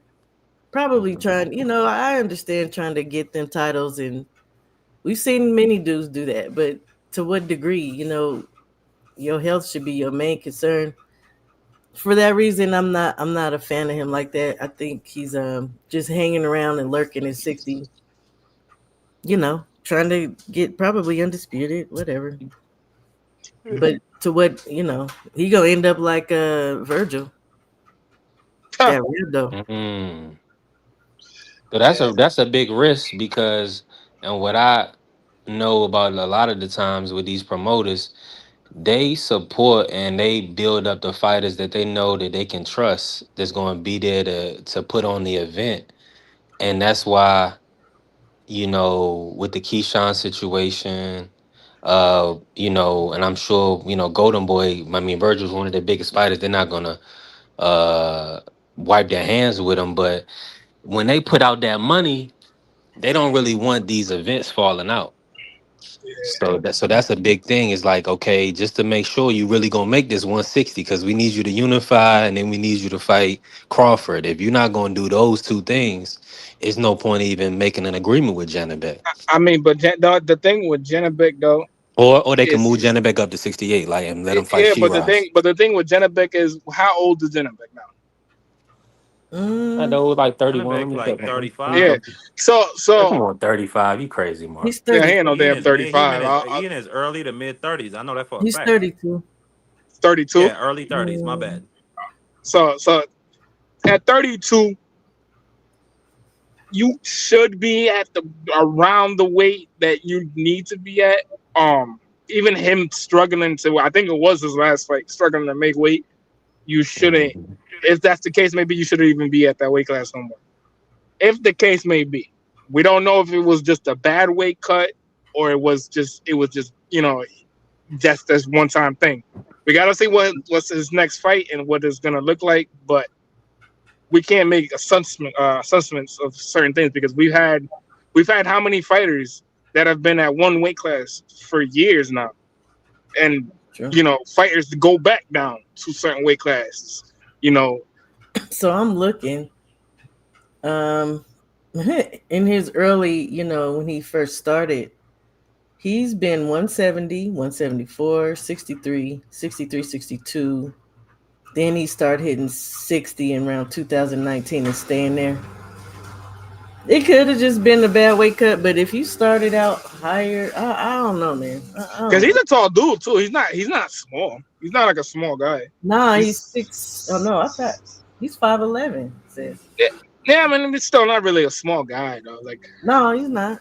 no, it's not a small guy. Like 5'11" at 175. That's not really like out the norm. Like I think John Pascal was fucking 5'10" at 175. So Okay, it's like, no, feel different. I mean, it's man. Like it's okay. Like you could fight. Like you could fight. How good are you gonna be at this weight class? You know. That's what the question is. Okay, so aircraft carrier saying making weight is a skill. I can agree with that. Okay, for instance, we're talking about Bud. Again, this man walks around at 180, 190. But I think some of it has a little bit to do with genetics and the people you're working with too. They're helping you get that weight off in a healthy manner and not cutting your muscles and stuff. So I don't know what the deal was because there's no reason why a dude should be falling out before he make it to the scale, dude. I don't know. I think he's bigger than 160. Is all I'm saying. Um, And he might be a little afraid to go up to 60. But I ain't gonna say that. I ain't gonna say that man's scared. I mean, Canelo's 5'9", so he has 68.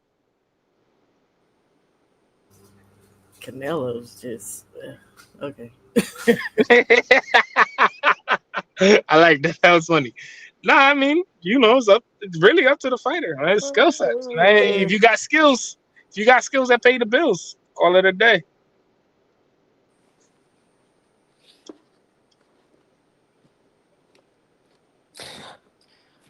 Let me jump back in. I was over here messing with my YouTube studio. Salute to everybody in the building, still in the building. Appreciate y'all. Smash the like button if you ain't follow the channel. Follow the channel. B3 Picks TV. Man, I gotta ask y'all this, right? So this is another question. I'm gonna pivot a little bit. And Marky, of course, we're gonna ladies definitely get always go first in the in B3 Picks TV. Now, and the reason why is because it's order to things. Now, we gotta talk about the kid. The queen I was like, no. So I had to answer this because Crush the Legend this morning. He had to me spark this thought in my head. Does boxing, need Tank? Do y'all need to see the fights that of course we've wanted for the last couple of years, Tank versus Shakur, Tank versus Devin, Tank versus Tio?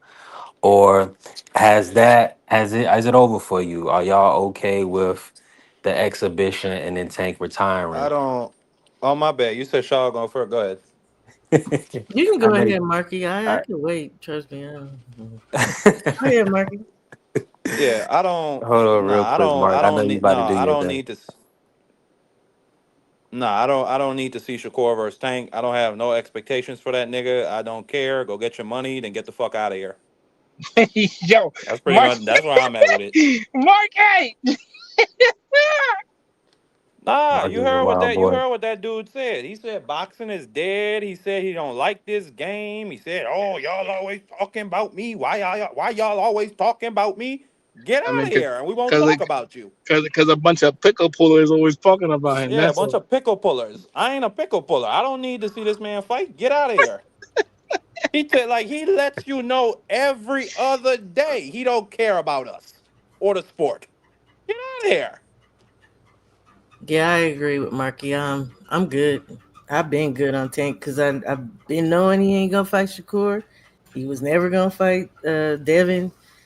When people was still saying they want to see them fights, I was like, that ship is sailed. So I'm not even okay with him fighting no Jake Paul, man. Like I'm gonna watch that card, but I could skip that main bout, man. Like I don't care if he get knocked out. I don't care what the hell he do. I mean, I think the sport honestly will be better once he leaves at least the 35 division because you're just sitting there being a placeholder.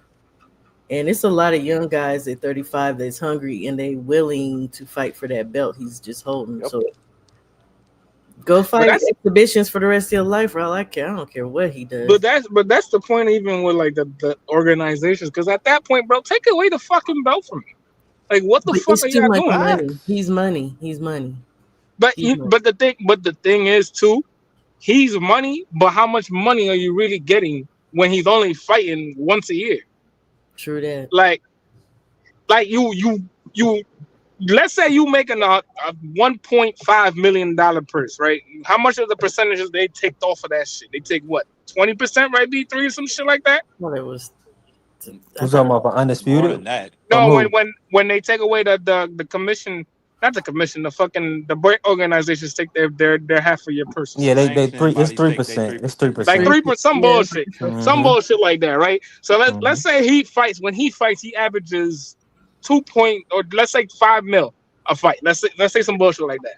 I know it's a little bit more than that, but let's say Easy some shit like math. that. Do it. Say a meal. Yeah, Because if let's you, say a mil. You getting what 150,000 maybe off of that? three, 'Cause- but three. Now that's why I want to do easy math. 3% is 30K. But if you undisputed, that's 120K.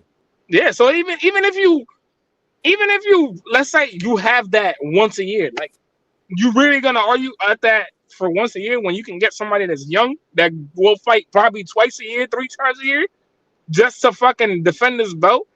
That's the Mm-hmm. problem Well, where we can organizations have now. it's also an association with who he is, his level of celebrity. You know what I mean? And in some of these sanctioning bodies, clearly they just I favor mean, certain individuals. So I mean, it's I like mean the the WBC with problem the more. problem is corrupt. Yeah, the problem is corruption. Let me say this. Look at Straight my up. brother And but Justin James. I agree with you. He will be back. I'm a stand. I'm a stand that line with you, my brother. Go ahead and cook, Mark. yeah, I was just gonna say that the problem is corruption, and the WBA is arguably the most corrupt belt out of all of them. Like they're being ran by some shadow company out of I think Guatemala. Like I'm dead serious about that. And the parent company is in Guatemala, and then the WBA itself is based out of Florida. Like it's really weird and shadowy and spooky. But I was talking to my boy, the boxing scholar, the other day, and we were saying, man, everybody wants it to go back to under one entity, and it was under one entity when the mob was in the business and they were running stuff. I mean, I think we need the mob back.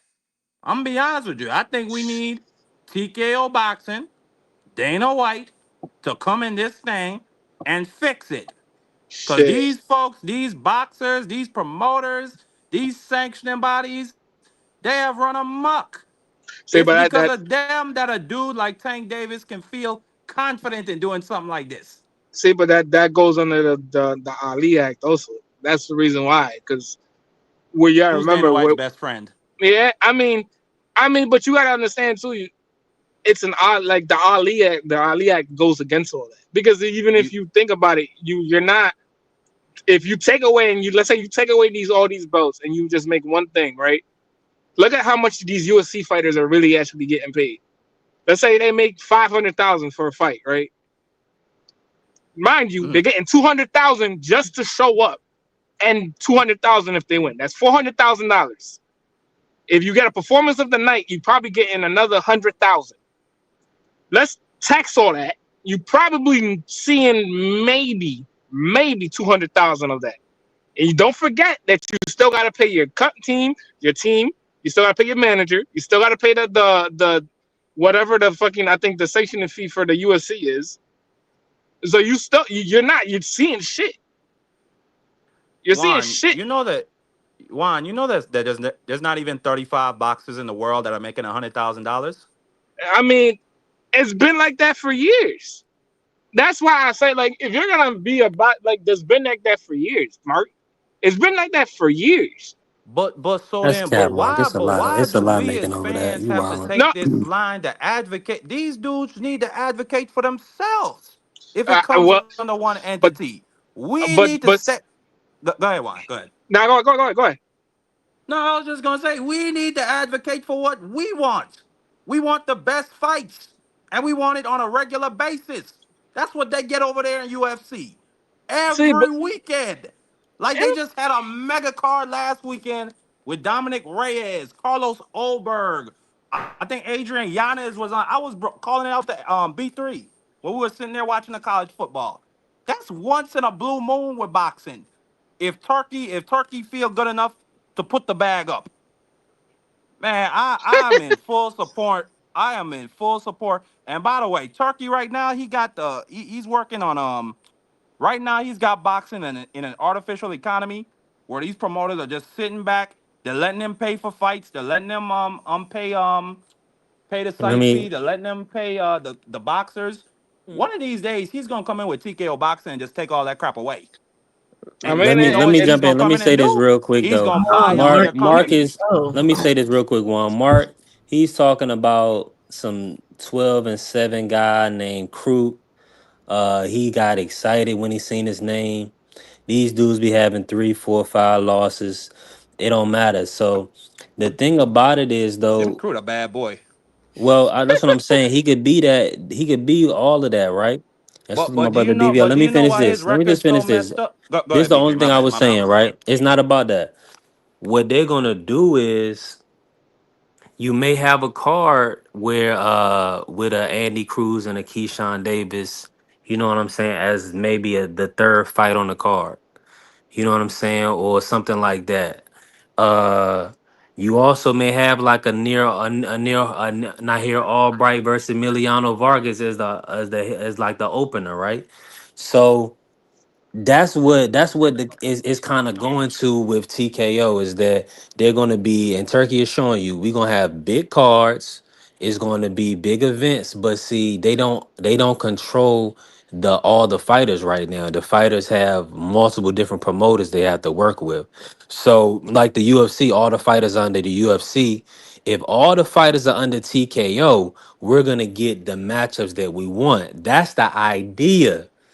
Now, are you saying, and this is what I want to kick to y'all because I hear a lot in the sport of boxing that these guys, their value, they're getting overpaid their market value because they don't have the tickets, they don't have the interest in them as an individual, right? It's the belts or it's the commercialization of the fighter, right? So is the league going to be better for boxing, right? And the top guys still get their money because you can't tell me Conor McGregor wasn't getting extra, Ronda Rousey wasn't getting extra, John Jones. If you're a big enough star with a big enough market, you should still get your share of the dough, right? But the guys that you say you never heard of, and those people, that are coming grassroots, coming, building themselves up off of the amateurs, those guys are gonna get an opportunity to make bread. The stars are still going to get their money. I think that's where people are kind of disillusioned with this idea that Devin Haney is not going to get Devin Haney money if he's the headline on the card. I think that's not. I think that's like that doesn't make sense. You won't have a Devin Haney on the card then. Man, look, they gonna what look right now. I agree with you. They just starting out. I don't think that they're gonna take over boxing in the next year. I don't even think it's gonna happen in the next 2 years. I think that this is a multi-year plan for these people. And going into UFC didn't start out like that. UFC had a bunch of different competitors. They had WEC, they had Strike Force, and they had Pride. And what happened? Dana White bought all of them out, and all of their fighters had to come fight under the UFC banner. I'm telling y'all, bro, this is gonna happen in the next 10 years. We need one belt in boxing. This sanction. Juan was just breaking down They're gonna three buy out percent all per of them. belt. Yeah, 3% per belt, and I think this is Floyd had this idea years ago. I think it needs a certain amount of backing, but the money you need to have one belt, like you're saying, buy the sanctioning body, so you don't have The a whole lot of Saudis got it. kickback. Cause and you probably need to keep Mauricio and them involved in some capacity. Man, you don't need them for nothing. Once and to what Juan was saying about the Ali Act, You need because this is facial what I was saying. recognition. You Dana know, White, nah, I disagree. Dana White. Well, let me just say this, and then I'll kick it. I see BBO on the panel. Salute to my brother, Dana White. Ari Shaffir, who's the head of WWE, they are best friends with Donald Trump. Not only that, the Yeah. Saudis have a super PAC, so they're paying off politicians. They've been doing this. They're gonna get that Ali Act repealed. It's going to happen. Mm. And I don't wish for it because there's a lot of protections in there for boxers. But hey, if boxing comes under one entity, I mean, I'd be happy. But if they want their protections, they gotta unionize, they gotta come together. I mean, they gotta advocate for themselves. These Mm. politicians ain't gonna do it for them, the promoters ain't gonna do it for them. They gotta figure it out. Hey man, listen, man. I don't know. It's just it's a weird thing. I mean, I like what Tim Layton just said. He said, you know what I'm saying, like it's gonna be like ECW flashing the pen and gonna be going in like 6 years. I'm praying so. That shit is funny. Man, ECW was lit. I don't give a damn. So That's the how greatest long? thing that was So ever that's what I'm created. saying, Mark. How long you keep talking about the Saudi investment fund, the 60 billion? How Nine long is it? hundred billion. Okay, so now it's 900 billion. Yeah, the How public long? investment fund is 900 billion. Turkey's social development fund budget is 60 billion, which is its own separate fund. They just got billions to throw around. Okay, so in that sense, right? He has a $900 billion pot he can pull from, is what you're telling us. Yep. That doesn't sound like it's gonna run out in 6 years. It almost sounds like they looking to kind of dominate on like some world domination type of stuff. Like Yeah, but you not gotta have willing parties that want to participate in it. And I don't know how many fighters is really just how many fighters are signing up to do this right now, even. If them fighters are under contract with those promotional companies and they get bought out, Nah, they you ain't got got no Then and that's choice. think still about it, you all of gotta them ambassadors that's right I'll now, still a say right? this, man. contract. 'Cause Salute, that's salute a to everybody on totally the panel. separate entity. That would nullify their contract with that. That don't make sense. yeah, Contract cross over to a whole nother. Mm-mm. you gotta I'm think with you. about it Get in because here, BBO. Hey, Oh, BBL. salute the shower, man. The beautiful shower. My favorite chocolate treat is in the house. So salute to her, man. But I gotta say one thing. You can't let Puerto Rican Juan or my brother West Indian Mark fool you, because what they're trying to do is still America, or still boxing from America. It's a long play. I'm defending it. It might You work. better think about Marky. It might. It might work, and it might not. The problem is this. This just Hmm. shows you what racism really looks like. When Al Heyman was doing it, he was the devil. He was ruining boxing. He was the worst thing. When Brother Don King, who did nothing but be married for 50 years, was the reason why you get big time paydays. When he was doing his thing, he a crook. He steals. He's everything but a child of God. But one thing about it is this, man. It's not going to work. It never works, because what Saudi did, they tried to buy golf. People don't remember. They had Live Golf, where they took the best golfers, Justin Yeah. Johnson. They had a bunch of our great Americans, and guess what happened? They ended up merging back with the PGA, because they don't know what they're doing. And guess what? no matter what Turkey Sandwich does, Bud don't listen to him. Bud is from the hood. You realize that Bud Crawford is the only guy you know who's not controlled by that money. Because if he was, his next fight would be the Mexican Pussycat. Y'all know it. Because Turkey's looking for somebody to build. But BBO, but the thing is too, like where Marky's misunderstanding is that, right? You look at these UFC fighters. How much does Conor McGregor get paid for the Khabib fight? Can anybody just point that out for me right quick with the pay-per-view points and everything? $12 million. He got $12 million, right? Guaranteed, right? How much did Canelo get paid just now for the Crawford fight 2 weeks ago? $151 before taxes. One. Who the fuck is giving that shit up to enter a league? Not a damn soul. Not a damn soul. It's only three niggas in the world that could probably demand that type of purse, though, Juan. No, but again, Marky, look, the latest Shakur probably made maybe 10 million for the fight against no. Listen. He made listen, bro. Listen. When he fought William Zepeda and him got paid wealthy, like they got paid good money to fight these fights. When Devin's gonna fight Brian, they're getting paid good ass money to fight these fights. This is without the TKO boxing group. Now, this is your idea of, okay, well, if we're gonna sit here and pay these guys, they're already getting paid for these fights, mind you. On top of that, because I don't know how much they're making for the Brian Norman and Devin are gonna be making, but I'm pretty sure it's gonna be 2.5. That's that's their biggest paydays at this point. No, Devin made $16 million fighting Lomachenko. Fight Lomachenko, so yeah. But again, I don't know where they got that from. But Juan, you realize why UFC fighter base pay is so low? Because they're not unionized, as well.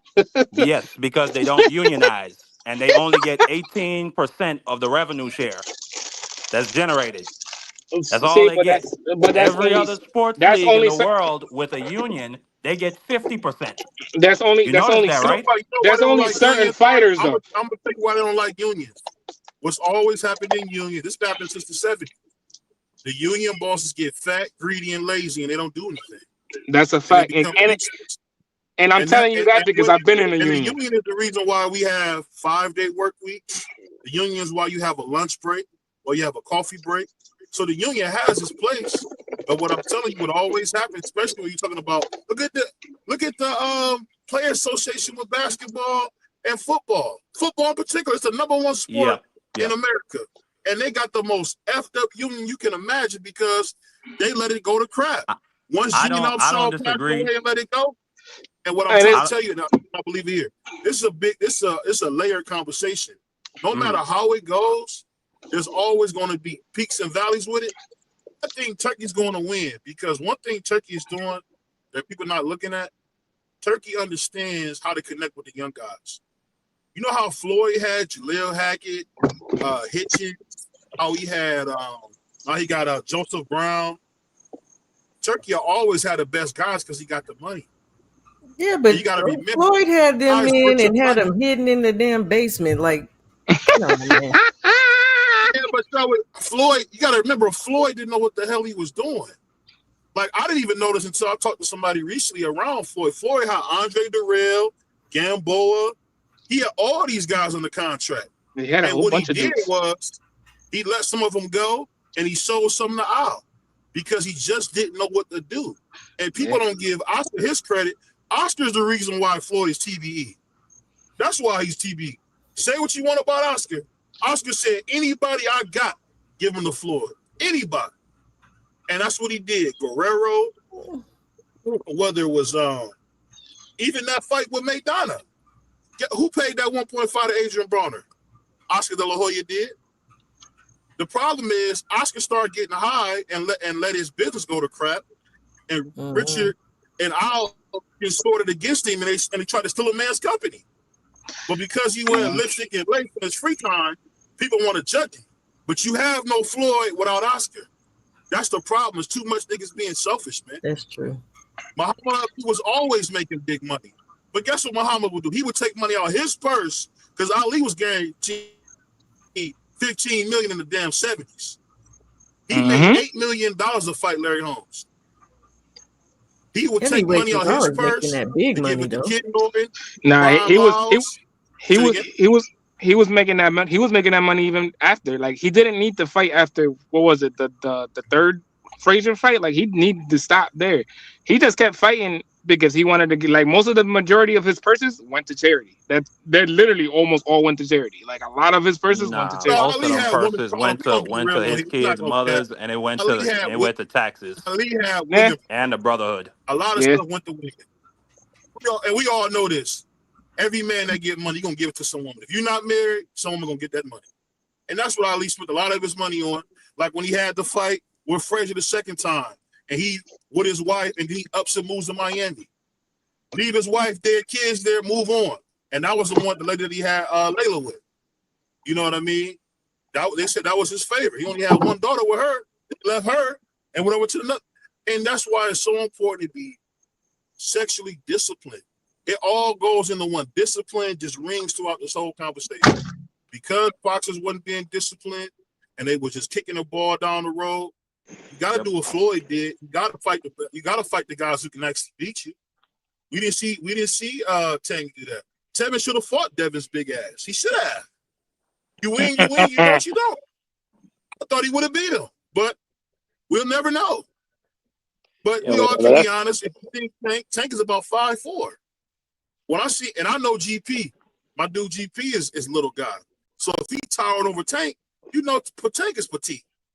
So I'm like, he should have went in there and fought Devin's big ass, and if he would have fought him and beat him, what would have happened then? Because only reason Tank got money problems is as simple as this. Tank didn't take the fights that he would have been free. He would have fought Sanchez, Shakur Sanchez, he would be cool. He would have fought Devin, he would have been cool. He would have fought that racist piece of shit, Tio, he would have been cool. The fights were there, he didn't take them. That's why I love Canelo, because he's the king of the niggas. He's still a fight those niggas. He don't got to. Niggas. That's why it works. That's a step too far, but okay. That's the king of the. Who this nigga on that name? When you the king of the hill, you got to be willing to slap the next dude trying to come up there. Terrence came up there, Canelo just couldn't slap him down, but he fought him. Yeah. Man, he just got the bean burrito juice beat out of him. You gonna say he the But king of guess the what? niggas, man? Marky. Get the hell out of here with that, man. Hold on, you missing what I'm saying because I put the N-word on it. Don't read into me saying something for the people to have some fun. The fact is this: he took the fight. Guys didn't want to fight. Errol Spence ran from Terrence Crawford. If we're being real, he never wanted that fight. I'll never wanted that fight with no Terrence Crawford. Hang up, log on. So that's what BVO speaking facts. did. I'm gonna clean up my Spence side of said the that. street, then I'm gonna come get you. You got He that, man. said, I don't want the fight. Shower, you can look it up. Al and Bob Watson said they didn't want the fight with Terrence. They wanted him to fight Keith. I also heard Terrence said he didn't need the fight. Look, we ain't gonna. Yeah. But Terrence, you know what Terrence did? He tricked him. Because if you think about that whole time that and I'm an Errol Spence fan, I'm at 10 man down. Him at 47? Oh, yeah. I just say this. If you think about it, he didn't fight one southpaw during his big run. Not one. What does that got to do with what the hell you just said? Because that's boxing. That's the thing you missed. About him not wanting to fight him, though. He didn't want to fight another southpaw because he knew he'd get his ass whooped. Okay. That's what it is. Boxing is all relative. See, the problem is everybody want to be an FOI member and forget we're talking boxing. Some dudes can just kick your ass because they can. We seen it. We seen Cotto fight the best fight of his life, and he couldn't handle Floyd. If he would have fought that fight with anybody else, he wins. Floyd kicked his ass. That man sure did a hell of a lot not to want to fight him. Bent over backwards, gave him up 50-50, all that to not want to fight him. Nah, it didn't start 50-50. Remember, it was 60-40 at first, Shower. Yeah, and then where did it end up? Yeah, after a and whole who got year, to then walk it ended out up first 50-50. and like, come on, don't start talking about EJ because I'm gonna get in my feelings. So We all love Errol. We You all don't love love him. We Errol. watch that cat. Knock it You know, off. we all love him. You don't love We him. all Knock it love off. him. What he say? What he say? Put him in the dirt. I love him too. I got an You EJ love Bud. Just go on with now. my kids on it. When he got his ass whooped, I was sick. But I always knew it. It's hard. It's hard to be a Mexican style fighter and beat them blacks, man. It's hard, bro. It's hard. Ask Oscar. He the only one that ever did it. He the only one He gonna stay in the big house? Well, you got a problem with that? And he got pulled in his pockets. People forget that. That nigga Cornell put Oscar his ass robbed in a the whole pocket. bunch of people. Hey, whether he did or he didn't, he took the fight. He did. He did. I give you that. You know what Because I'm no saying? matter what, you I can't thought have. he robbed Ike Cortez, but I thank God he took that fight. That was a Of hell course of a he fight. did. Ike whooped his ass. Ike whooped his ass so bad they wiping his face. He whooping his ass so bad. It was some all that on him. He beat the shot out of Oscar. But guess what? The money usually wins. They was trying to cheat. They was trying to treat Bud versus Canelo. If Canelo would have got a drop, he would have won the fight. We gotta be honest Man, here. We in a race. I hope and pray That's how Golden they make their Boy and money. Oscar is watching us, BVO, because for you to come over here and show him so much love, like he wasn't using Floyd to make the most money. He used his fighters that really had no market power to put him up against Floyd to make big Oh, here events. you go. He Here you wasn't go, doing it. Muhammad. Hold on. Here He you go, wasn't Elijah doing it. Muhammad. Why Here you you go. trying? Hold on. You trying to make it seem like he was saving the black man and he just built him up to be a champion. What about Diego Corrales? What about all the Hey, ass I he say kicked? What about all the ass he kicked to you make him the I'm gonna tell you greatest? something. This dude, hold Let me on. tell All you. I'm gonna say is this: Oscar De La Hoya wasn't nothing but a promoter using Floyd Mayweather to generate revenue. That's it. That's all. You know what? It's sad though, because you know what? My grandmother used to do day work, right? And she used to have to do a lot of crap. So to this day, BVO treats anybody who cleans, whether at my office or anywhere I go. If I see the cleaning person, thank you so much. And if I got some cash on hand, it's in their hand. But what that basically thing is this: you get paid for a job well done. There's nothing wrong with what Floyd did. I'm just glad that Oscar was generous enough to give him a job. Niggas talk all this stuff, but it means none if you don't have the opportunity.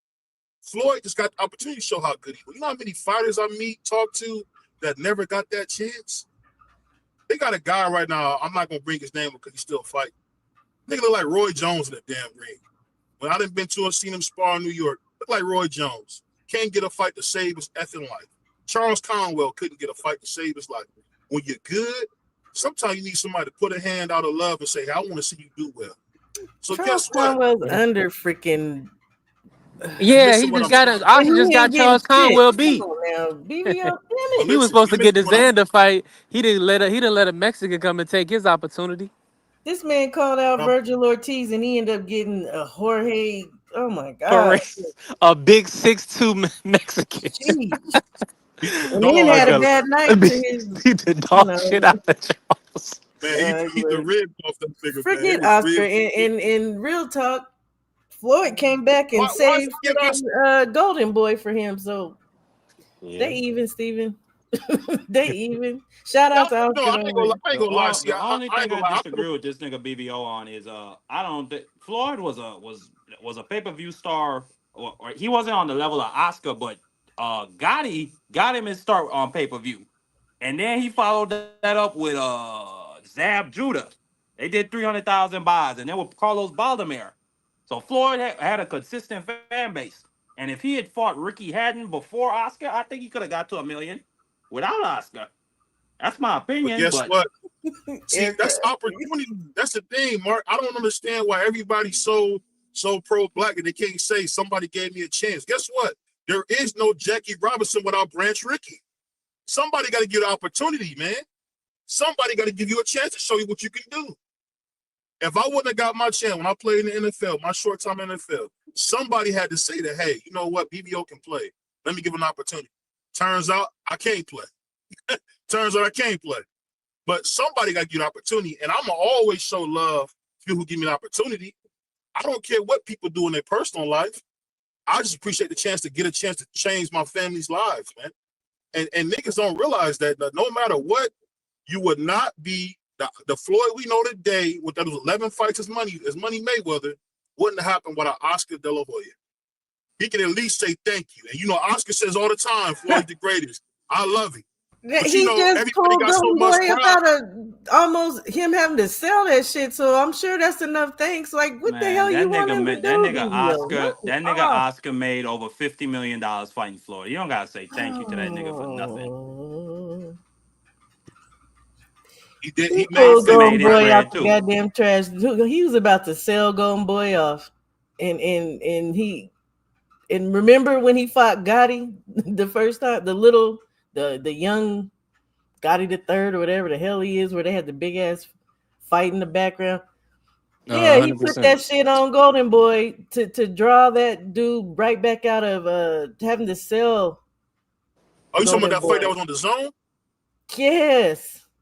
Yeah, that one Because on Oscar Golden Boy. That was was on the about Zone. to sell off Golden Boy because I don't know if No, he that was couldn't on the afford Zone, to pay for Shower. it. That wasn't on Golden Boy. That was on the Zone. It was still it was a Golden Boy event. That was for and at the same time, because I remember they start putting a whole bunch of freaking Floyd's fights on the Zone then. Yeah, he did a three fight deal. They gave him $100 million to get for 3 him up out of fucking debt. Exactly. So that's thanks enough. He ain't got to kiss that man's feet. I remember Fuck Oscar was Oscar. talking about he had $1 billion valuation on Golden Boy, which I think is a load of bullshit. But he said he had $1 billion valuation on Golden Boy. So I mean, he's thought about selling it before in the past. Hey, no matter what, man. Shout out to the Golden Boy. We got love for you, man. You know, we appreciate you taking all those fights. Hey, one of my favorite fights was when he was fighting Bernard Hopkins, man. He was whooping his ass till he got caught with that liver shot. Shut up, dude. Shut up. Like Shut up. Stop talking. You just talk. Shut up. He was beating the shit out of Bernard. What are you talking about? Where was you at? Bro. You just be talking. He was beating the shit out of Bernard. What was you watching? Did you see the scars? Man, Bernard was beating the hair off of that monkey's head. You are crazy. All right, is you motherfuckers finished? Y'all finished? You silly motherfuckers. You got to be soldiers, all right? Soldiers. Not clowns, goddammit. Drive, and you shut the fuck up. Now mark it down, FOI. Now you a damn FOI member, man. Cut it out. Cut it out. You one of the golden boys. Great news. BBO will be at the Danny Garcia fight. Front row. Shout out to Bernard Hackett. Shout out to TD Sports. Shout out to Keith Cologne. BBO will be in the house for the Danny Garcia card. So I'm gonna do my Puerto Rican brethren again. We're gonna do it again one more time, man. Well, Daddy got here fight. Oh, that's good. That's lit, BBO. You gonna Danny be in the Gonzalez. Enjoy yourself. I think he gonna beat. I think Danny Gonzalez is Hispanic, right? I think so. Obviously. Who you gonna go for, BBO? You still pulling for Danny? You know, I'm like Boosie, man. I'm going with whoever the people want. The people want the Puerto Ricans want him. I want him too. But who do you want? You know, hey, I'm one of the only Spanish black channels they got. So, you know, hey, we going for Puerto Rico, man. We're going to do this one more time, man. That's what we do.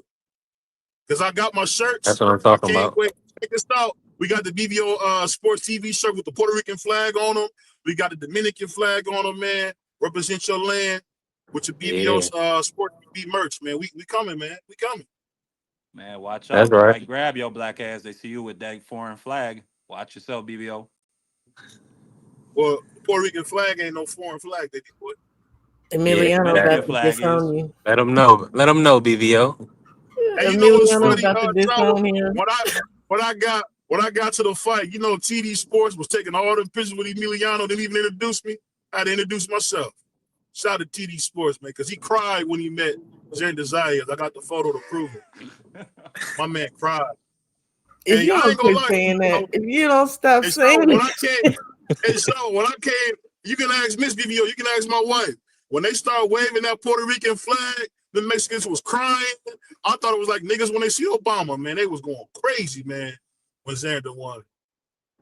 It was wild. It was a sight to see. Xander Zayas is the Barack Obama of the Puerto Rican people. I am dead.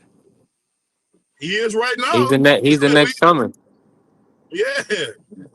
He gotta get in there with a tough nigga to show he the next Miguel Cotto. Man, Boots nah, ain't it, man. that's the best. Boot, you got who you got him? You got him beating Boots. He That's probably the fight can't for him. stay away from that nigga. I would stay away from him. Nah. If Kodo gonna do that. Do these. Yeah, You because know you what? said, I want Boots to grow some nuts and fight King Virgil, man. Grow some nuts and fight Virgil, man. That's what I want. He be saying Virgil's name like Virgil won't put hands on him. It's crazy. He out of pocket, man. I want to see a fight too. There's a whole That'd bunch be a of great fights I fight. love to see. Shit. You know what fight I wish so Clarissa Shields versus Alicia Bumgarner. Clarissa Shields, No. bring your ass back to 54.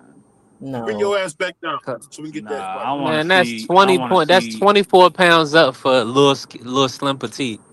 She can't do that. I want to see Alicia fight I want Triple D's sister, Caroline. That's exactly Caroline who too I was about to small. say. Shower. Yep. Caroline Yeah. ain't too small. Man, She about to Caroline will move put up that to girl to Caroline's sleep. I don't even want division. to see it, to be honest, because she'll mess up Alicia's face. Hey, homegirl, she fought just almost messed up her face. I ain't never Yeah, seen her get at that least much I'm in gonna the tell face. you this though. Alicia is not really all that pretty. She got a good makeup artist. She's not Oh, really pretty like that. that's not nice. That's cap. That's not Oh, I nice. seen her. I seen her, bro. I'm not like you, nigga. I seen her. I seen her, bro. She's not what you think she is. She look good, but I mean, hey, makeup is real. Beauty's an eye of the beholder. A whole bunch of bodies find her beautiful. So, Yeah, man, you wilding right now. oh, Now, thank Father. he sounds like every person. You capping. Maybe he did. You know what I'm saying? They move around Ohio. But I'm sure he probably more so thinks Clarissa Shields is beautiful, right? You like Clarissa, right, BBO? Now you don't I want said I him. think. we all know BBO like him dark or dark skin. I like him black as the street, but I wouldn't Okay. say Clarissa's all that bad either. That's just me. That's why I I say mean, beauty's an eye of the beholder. So if you don't, yeah. it's plenty of dudes that do, and vice versa. So. Hey, she get tore up. I didn't say she wouldn't. I'm just saying she ain't my type. Whoa, She get tore up. BVO. I'm just Wow, being man. real. She get tore up, dude. Ain't Man, nobody. don't let Miss BVO catch your ass, nigga. Hey, The good built Mexicans ain't further. Wow. hey. Shout out to Miss BVO, man, putting up with me 11 years, man.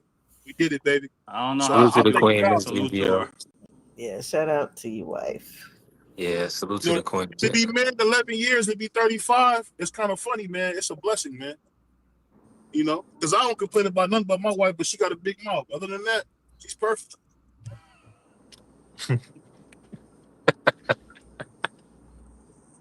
Shout out Miss BVO, man. We love you to death. Thank you for Yeah. putting up with this goofball. And speaking of wives, and listen, let me play the intro for the day. Well, I'm not gonna do that. I'm not gonna do it. That's inappropriate. I think that's inappropriate for right now. Uh-oh. Salute to everybody in the building, man. Make sure y'all smash the like button. If you ain't follow the channel, follow the channel. B3 Pix TV. I appreciate my brother BVO, the Queen Shower, Marky Dan pulling up. Let me ask you this, BVO, while I still got you in the building. And all right, man, we'll work with you. I'll work with you, Carrier, because I was trying to move around. Like Boots Ennis. Let me ask you this, BVO. I was trying to move around, You know, Boots You catch that? runs. He runs, man. He moves, man. I Hey, do want to say this though. I do got a praise song in my heart. It's called "Victory Is Mine." We only got yeah. 7 more weeks of Abdul Wahid, and he's gonna get the fuck out the sport. So shout out to Tank Soul team. 7 more weeks. We ain't gotta hear you or your dick riding fans. That they gonna get some money. Fuck all y'all, like Biggie said. I can't wait to see Tank get the sport, man. I agree Goodbye. My 1002%. But Biggie said, my "Yeah, when you take the for the show, people, fuck I all gotta y'all." run it.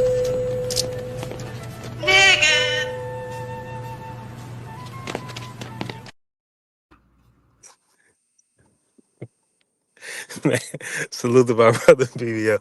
Now, that's what I was going to ask you, BBO, earlier before Carrie keeps interrupting me with the Bud Police situation. But while we here, does boxing need Tank Davis in your opinion? Do you No, not? Do you not need? Do you not want to see Tank versus Shakur, Tank versus Devin, Tank versus To? Do you not need those fights? I would love to see Tank versus Shakur Sanchez, but we're not going to get it. I wanted to see Riddick Bowe versus Mike Tyson. It didn't happen. It's a lot of fights that didn't happen. I mean, I would just say this, man. I just thank God to know that Tank is leaving. He gonna take his ball and go home like a good boy. And let's get ready. Let's see what my boy Devin and Emiliano do. Let's see if Jaleel Hack can get the fight with Xander Zayas. Because guess what? You know what fight I want to see? And people ain't ready for this. I want to see Emiliano Vargas versus Abdullah Mason. That's gonna be prime time at 147. Scooter Mertz Emiliano. Ah, Ooh. That's why he said Mertz. Abdullah. He ain't say nothing about Scooter Davis. Now them two need to fight. That will be a good fight when the time comes. Who Scooter, Scooter Davis? hell yeah. Derek Gonna get his Davis ass and fight. Abdullah Mason. They're gonna be some of the top dogs. Andy, I don't know. I think he beats Andy right now. I ain't even gonna lie. BVO, put Well, him in yeah, your exceptions list. Don't I'm gonna say it now before you go off. Put Scooter Davis in your black fighter exceptions list. no, I seen Scooter, and I'm hoping to get an interview with him real soon.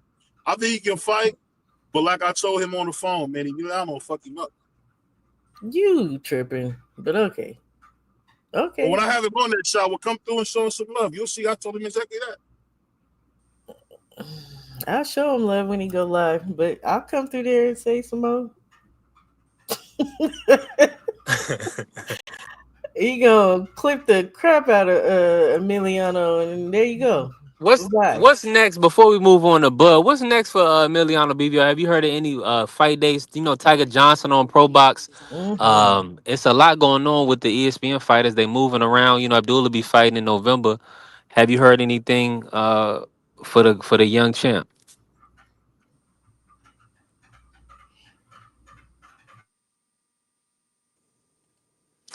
I'm guessing that's a no.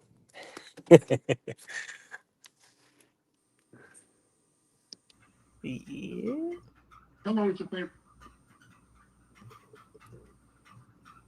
BVO. You know what?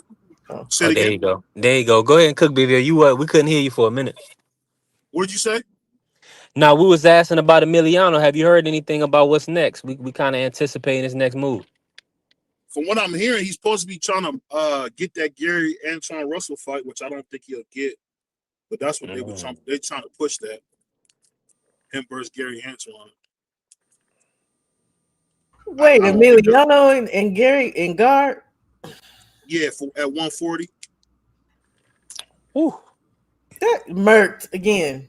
Murked. Hey, I I'll think I tell you like this, to y'all. see what you think about him versus how do I say this? Not a champion yet, because he's probably him versus Puello or somebody like that. Is he ready for Alberto Puello? I think so. The only thing about Emiliano, it's hard to gauge because these young guys don't really fight nobody. So it's hard Mm. to gauge, to be totally honest. They don't That fight would be a nobody. None good of them. one. You know who else would have been good if he wanted to get his little feet wet is who Antoine's about to fight. Andy Hiroka. That would have been a good fight to see where he's at. Yeah. Plenty of dudes at 40 that he could, but to jump all the way up to Antoine, I don't know. Hey, listen. I'm gonna be honest with y'all. So, huh? I'll always love the father dynamics and father son duos, and I support the Vargas family, the dynasty on B3 Picks TV. But Emiliano, I would definitely not put him in championship contention right now because you got to think about it. He has to beat Lindolfo Delgado and uh, then like a Puello to even kind of get to that level. I mean, what y'all think about that? Do y'all think they'll be rushing him to put him in championship level?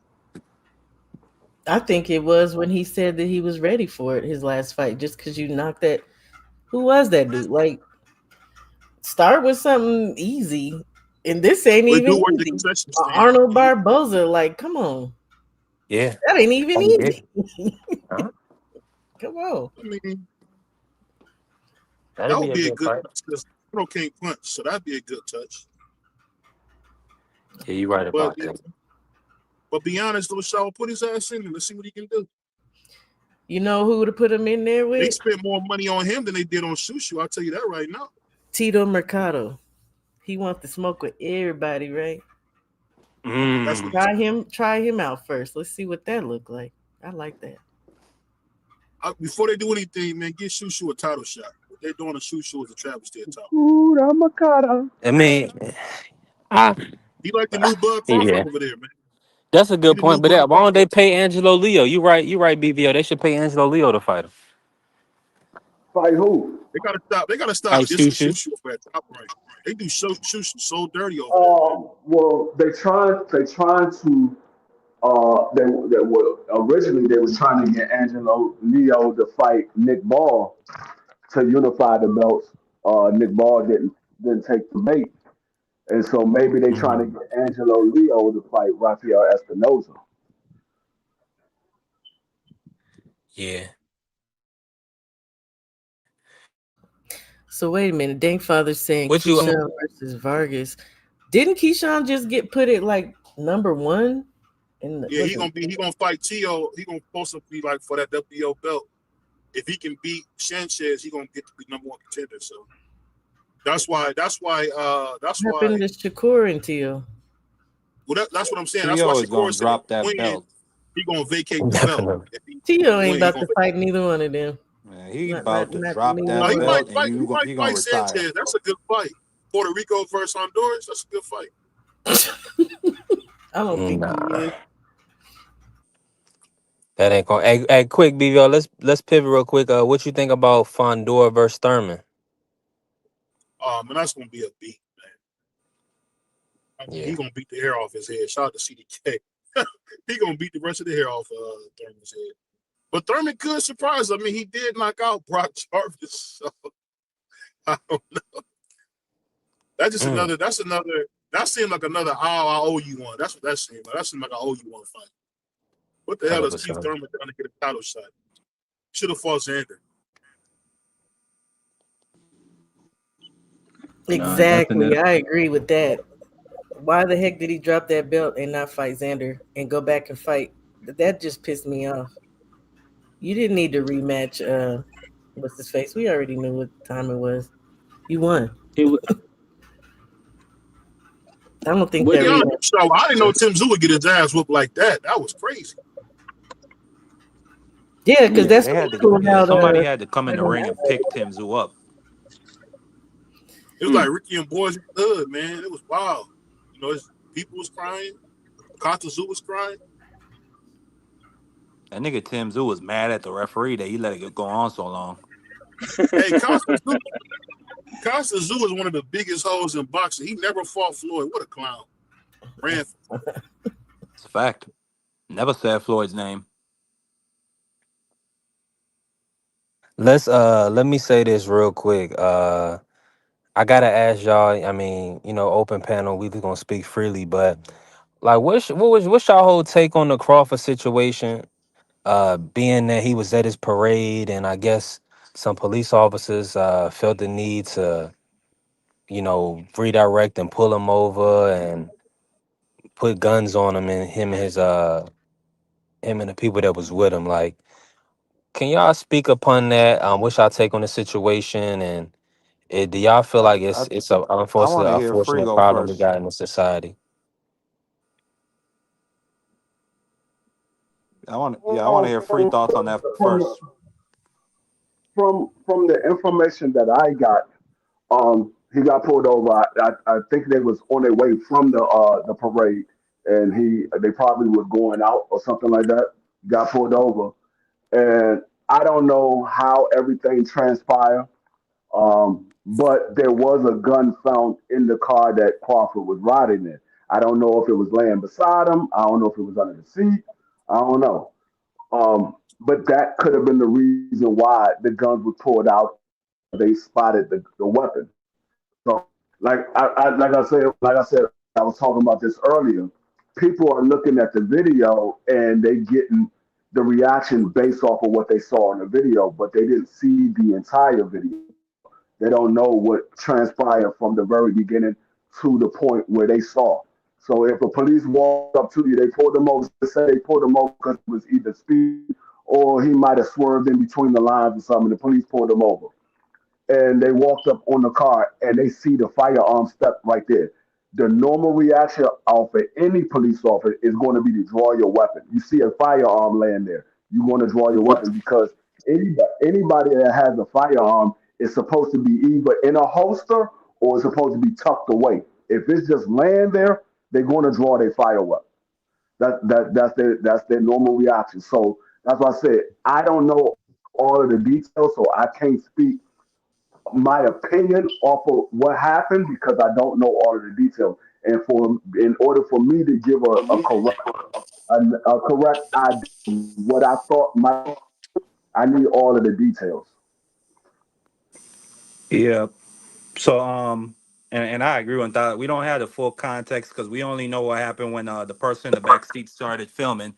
Um, but I did some research because me and B3 were talking earlier this morning. I just did some research into Nebraska state laws. They are an open carry state, so you are allowed to have your firearm in plain view in your vehicle. That's totally legal. And the Omaha Police Department, their policy is you cannot immediately go to lethal force just because you see the firearm. You have to have a belief that your life is in danger or that you're in imminent danger. And again, I don't know what happened before that video started filming. I don't necessarily want to get a police the benefit of the doubt, but at the same time, I feel like we gotta be accurate when we talk. And I don't know what happened before the video started filming. I don't know if they might have got a little rowdy, or I don't know if he just walked up and saw a nigga and and saw the gun and chose to make a decision. I don't know. But I would like to see the whole body cam footage to know what really went down. But I just thank God Bud Crawford is here with us today. I really thank God that his life did not end that day, because that would be a And, see, tragedy. and that's another thing too. Like a lot of people say, "Oh, well, that's Bud Crawford, this, and that." You got to understand, just because You we don't know that. follow boxing doesn't mean everybody else follow boxing. So those officers might not watch boxing, so they probably don't know who he is. So because he's a celebrity to us, because we follow boxing, we know who he is. Everybody doesn't know who he is. And that's one thing that we say. He's not a big draw because everybody don't know who Bud Crawford is. So, like I said, we know who he is. That's But let me that's not say this though necessarily about mean that they to know. be in Omaha and to be working his event, not understanding that's a dereliction of duty. These officers, time and time again, they do a piss poor job of serving the public. They are disgraceful a lot of the times, and it's unfortunate. And like Marky said, thank God that this brother didn't lose his life um, in an open carry state. So, on the note, I mean, now if he was hostile, if he had committed a crime, if he was communicating threats, and a gun was present, then I understand you getting, assessing the situation and doing what you need to do. But what we know about Bud, he doesn't smoke, he doesn't drink, um, and at the end of the day, these dudes, they know who Bud is. That's like if he was out in maybe another country or another province, and they didn't know who he was. That's one thing, but to be at home, that's a completely different ball game. So let Nah, me not can I necessarily can I though. can I can I go? Good. Can I go? Absolutely.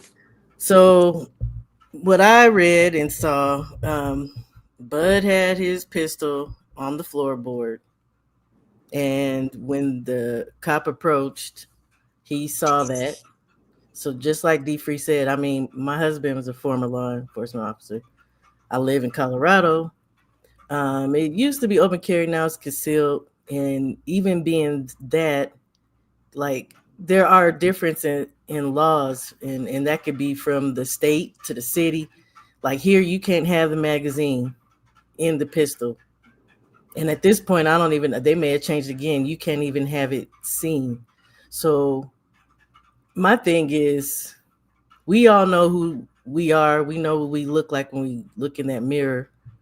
I don't care if you Bud. I don't care if you Obama. We know what time it is in this country right now, too. There's no reason, even if it's your parade, if it's your birthday, be safe out here. These people is just itching. I don't care if it's in Omaha, wherever you is, whoever you are, be careful. He and his bodyguard had pistols on him, which they are legal. So they didn't, at the end of the day, there was no problem with that. But it's supposedly that he was driving recklessly. My dad used to do stuff like that, when we having fun, in it, swerving, whatever he was doing. Okay, don't have your pistol on the floorboard though, man. I'm glad Bud is still here too. I'm glad that nothing came of that. But we just got to move around a little bit better. And that don't excuse them pulling their pistols. But like D Free said, they going to do that. They going to do that. He's lucky he didn't end up like that guy. Remember, what is his name? The one whose girlfriend and daughter was in the car?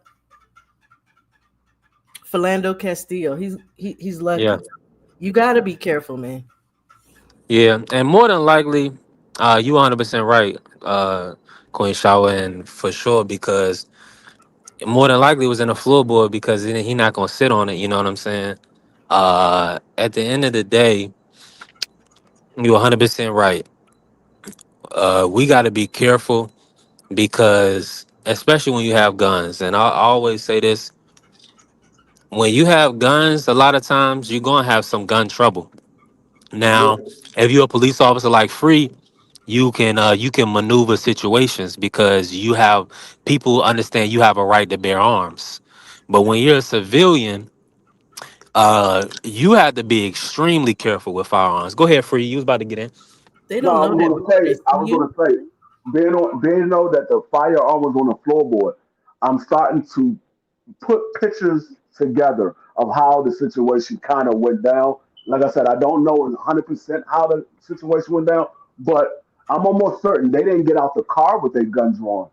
So, because if they got out the car with their guns drawn, I'm quite sure they would have been videotaping from the time that those police officers walked up on the car.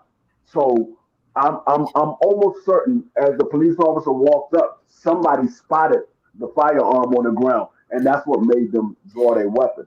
And the thing is, though, too, But I told you my husband was an officer.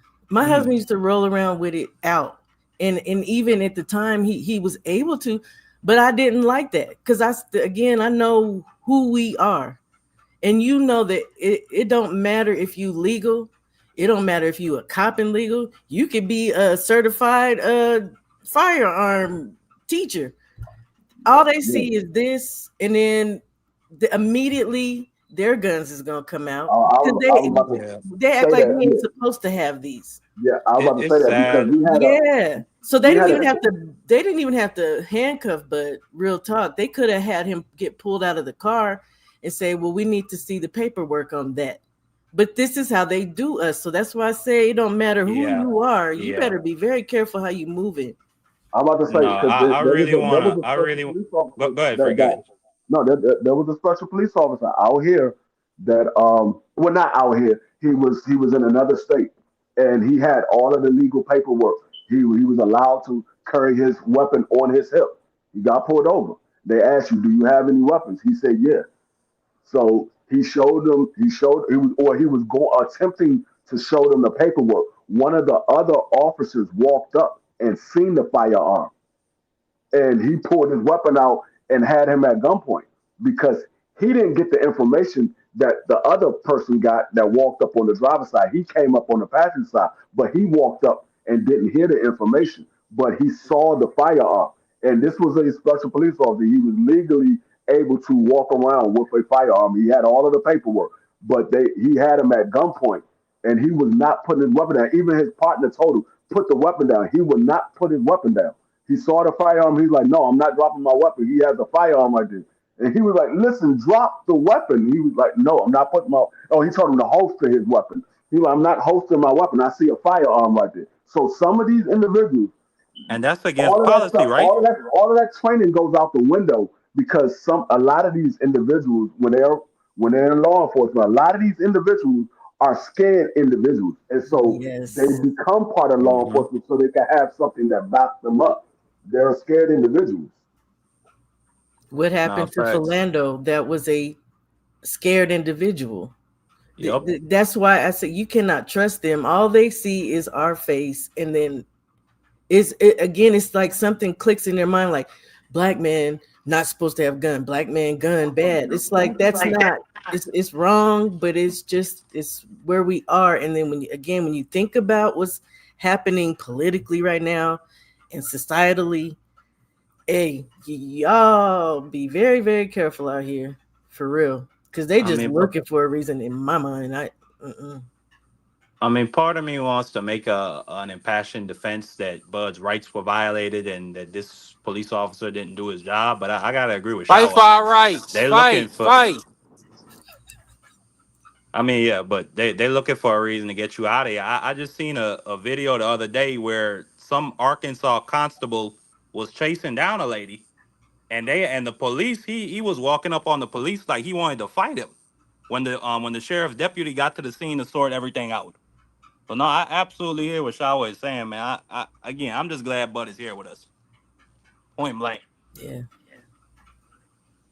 something D Free said too. About his. You said that was a friend of yours, I think you said, or No, someone no, you it wasn't a know. friend of mine. It was somebody I knew. It wasn't a Okay, friend of mine. I just knew of the story, now and there yeah, I knew the individual from another company I used to work for.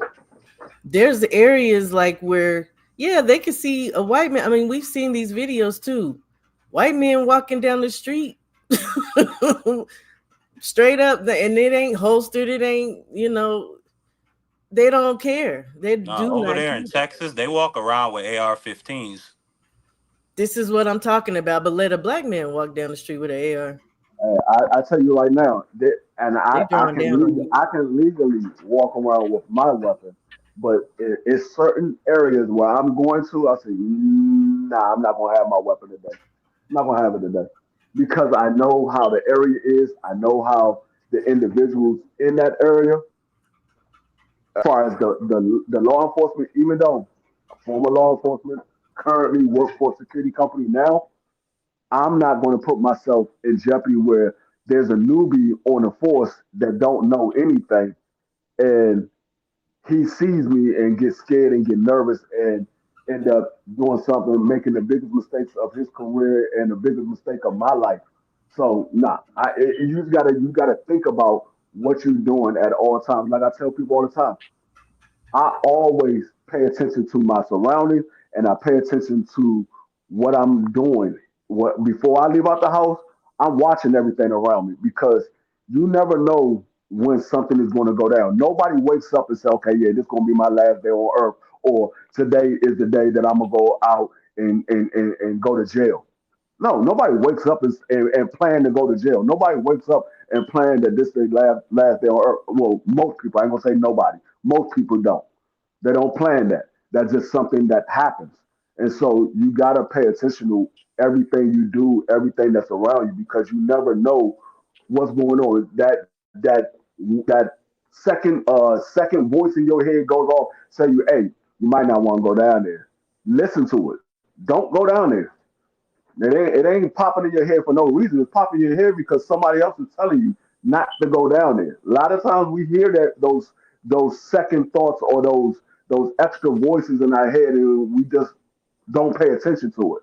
But a lot of times that's some people's situation that's God speaking to them. In other people's situation, that's somebody looking out for them.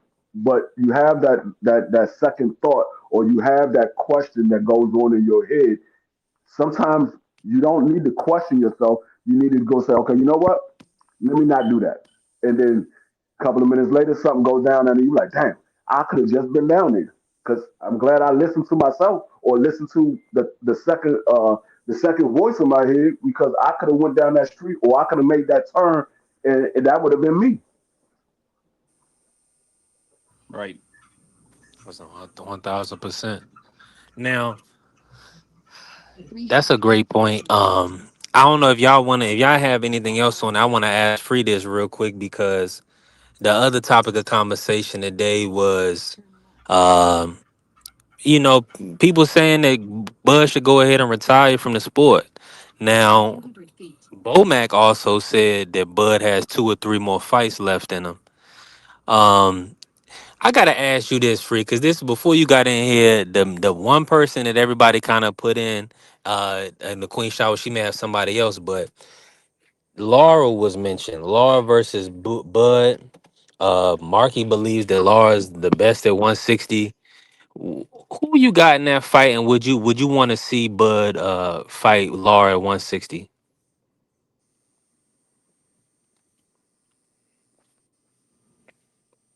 Free, you on mute. My bad, my bad. I would say most likely Bud will win that fight. Based off of what I've seen from Laura, yes, Laura has been stopping everybody, pretty much everybody he's been facing lately. But the one thing that I saw in the Danny Garcia fight, Laura is there to get hit as well. And Yeah. Danny is not as quick as Bud. Danny doesn't have the footwork that Bud has. There's opportunity for Bud to be able to do exactly what he did to Canelo to Laura. Um, I will pick Bud to win that fight. Do I want to see that fight?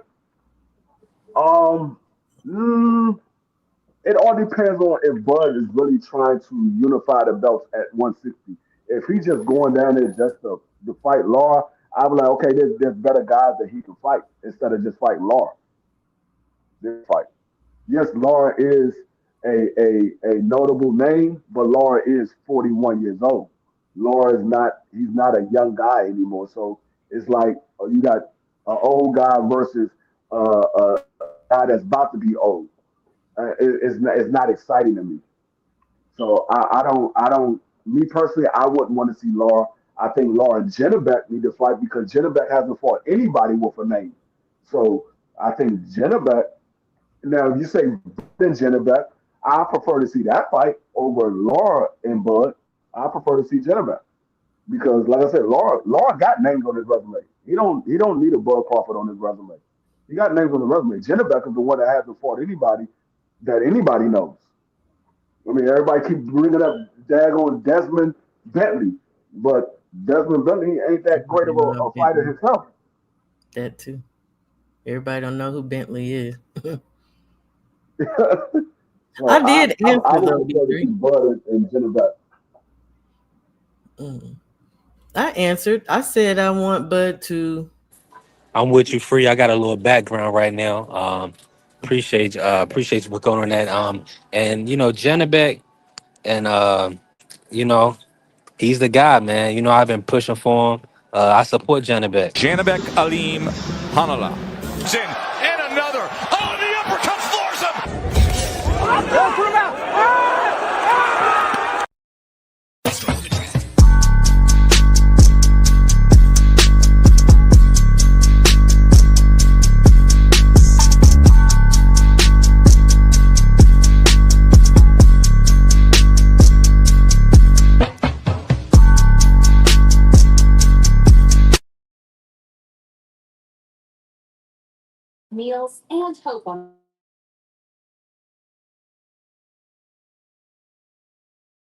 Yeah, man. I'm truly salute to the Queen Angie baby still in the building.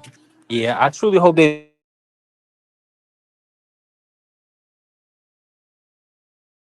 make You cutting out.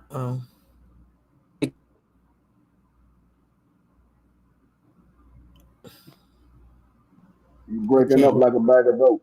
Yeah, and then you jumped out and came back. Can't hear you if you're talking.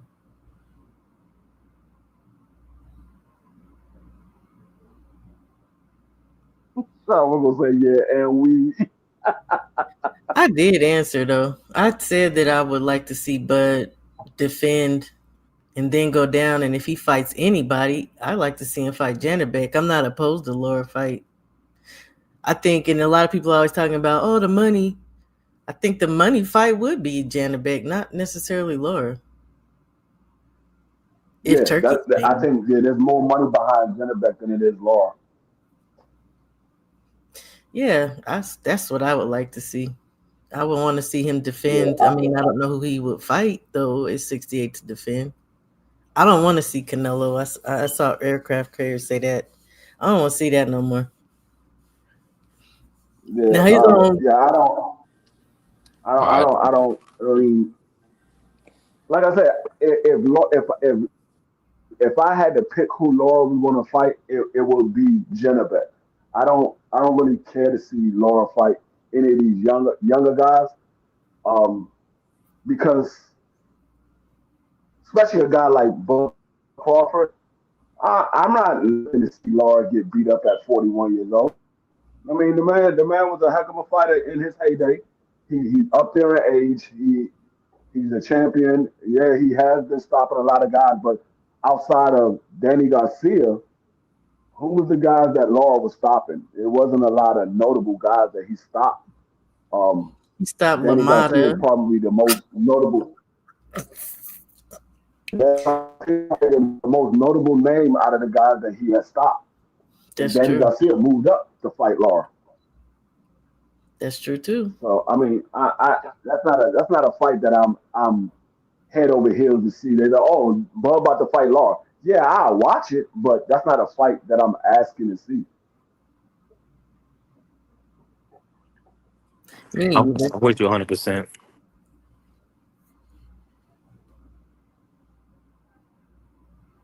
Go ahead, B3. No, I was gonna let the Queen cook. Shop, you had something on it?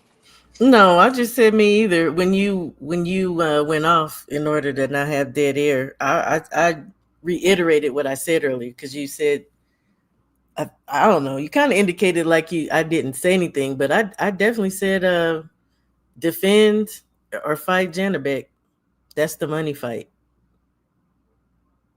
If he has two or three more fights, two again, I wouldn't be mad if Bronco fought Laura and unified, and that would be three fights: defend, fight Janabek, fight the winner of Bronco and Laura. We just don't know what Bud's gonna do though. At the end of the day, I'm with you. No, I definitely remember that, and I remember we was putting Yo Inley in there, and I kind of wanted to. That's why I wasn't framing it right. But what's your take about Yo Inley? Free? Do you feel like? I mean, I know he pretty much got it. We pretty much only seen him with versus Chiron and maybe one other time, but do you feel like he should be in the mix at 160? Would you prefer to see Janabek fight, uh, one of the 160 guys? And with Bud, I mean, being undisputed at 68, do you think it makes sense for him to drop his undisputed? I know it would be nice if he could defend against somebody, a credible opponent. But it's just that I I don't know if mean, we see anybody at 168 right now. um, it wouldn't be it wouldn't be a part of the normal if we see Bud defend the undisputed title. He's never defended undisputed, so that wouldn't be normal. It would be abnormal for him to go and fight somebody and defend the undisputed title. Um, so if he drops the belt, that's pretty much what he's always done after he won undisputed. He dropped the belt and he moved to another weight class.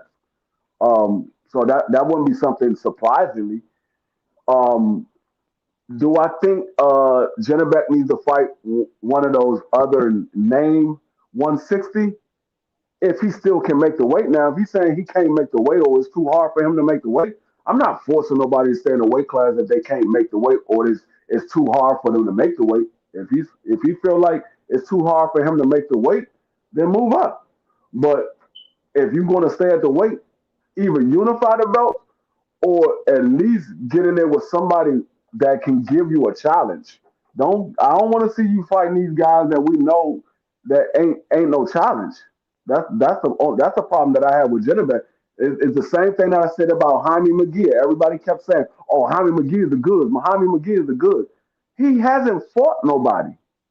He ain't fight nobody. Y'all keep telling me these guys. I'm like, okay, what level is that? That's like I said when we was grading Jennebeck. You said, what grade would you give Jennebeck?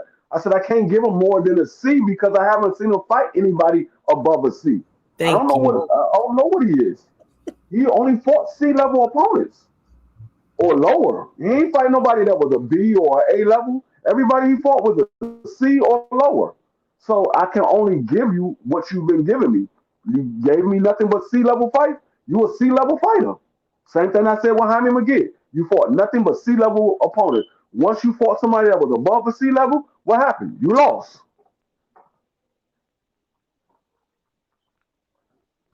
I agree. Well, no. Saras ain't above sea level. That was like a freaking D minus.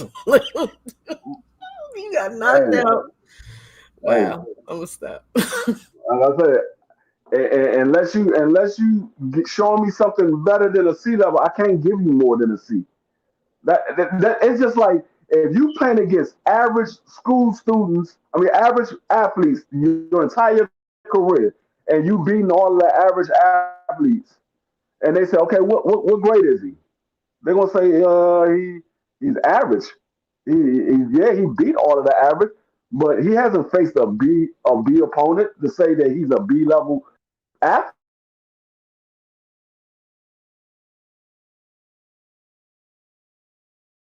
I'm with Alice. I'm with y'all completely. I just got a lot of background.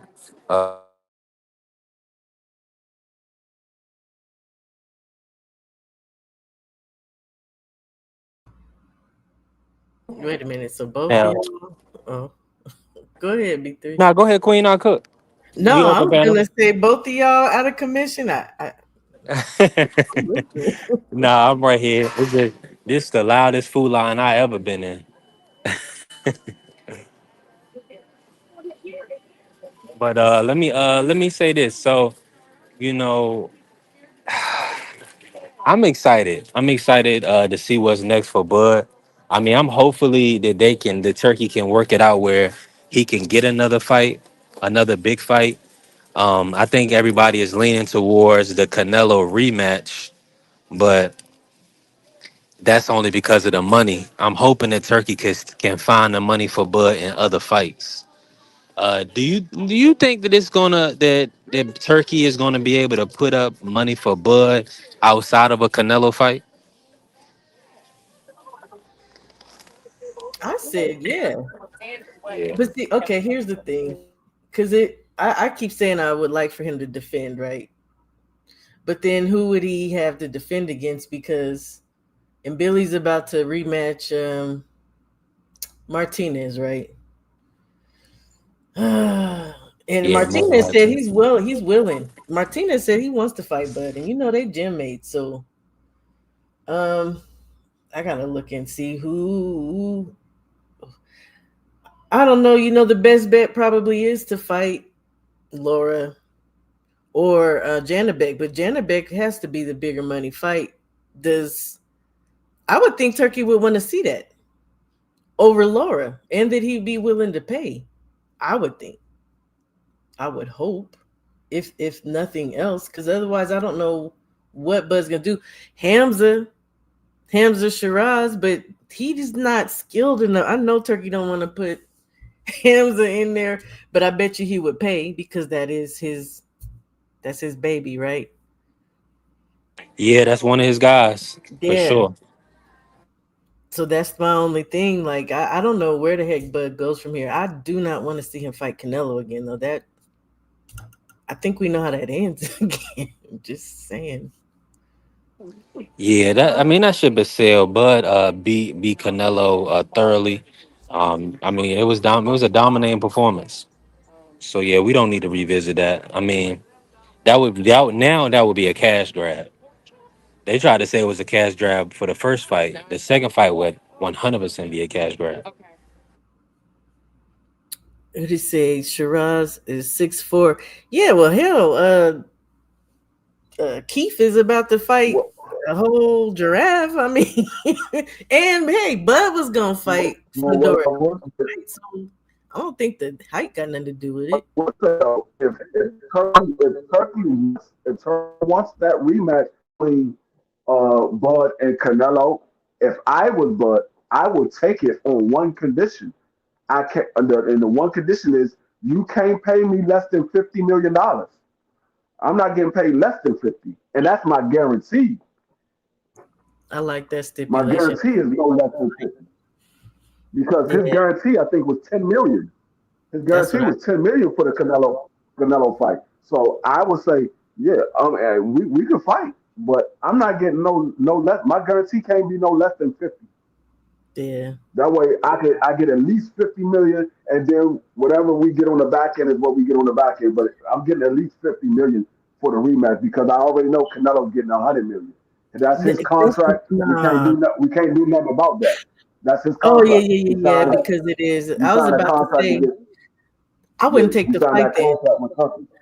because Bud deserves the lion's share, and I know you're right. Canelo is still in that dang contract with Turkey. I would just skip the fight then, unless I'm getting the bigger share. I wouldn't rematch Or it. we could say, hey, I do the fight.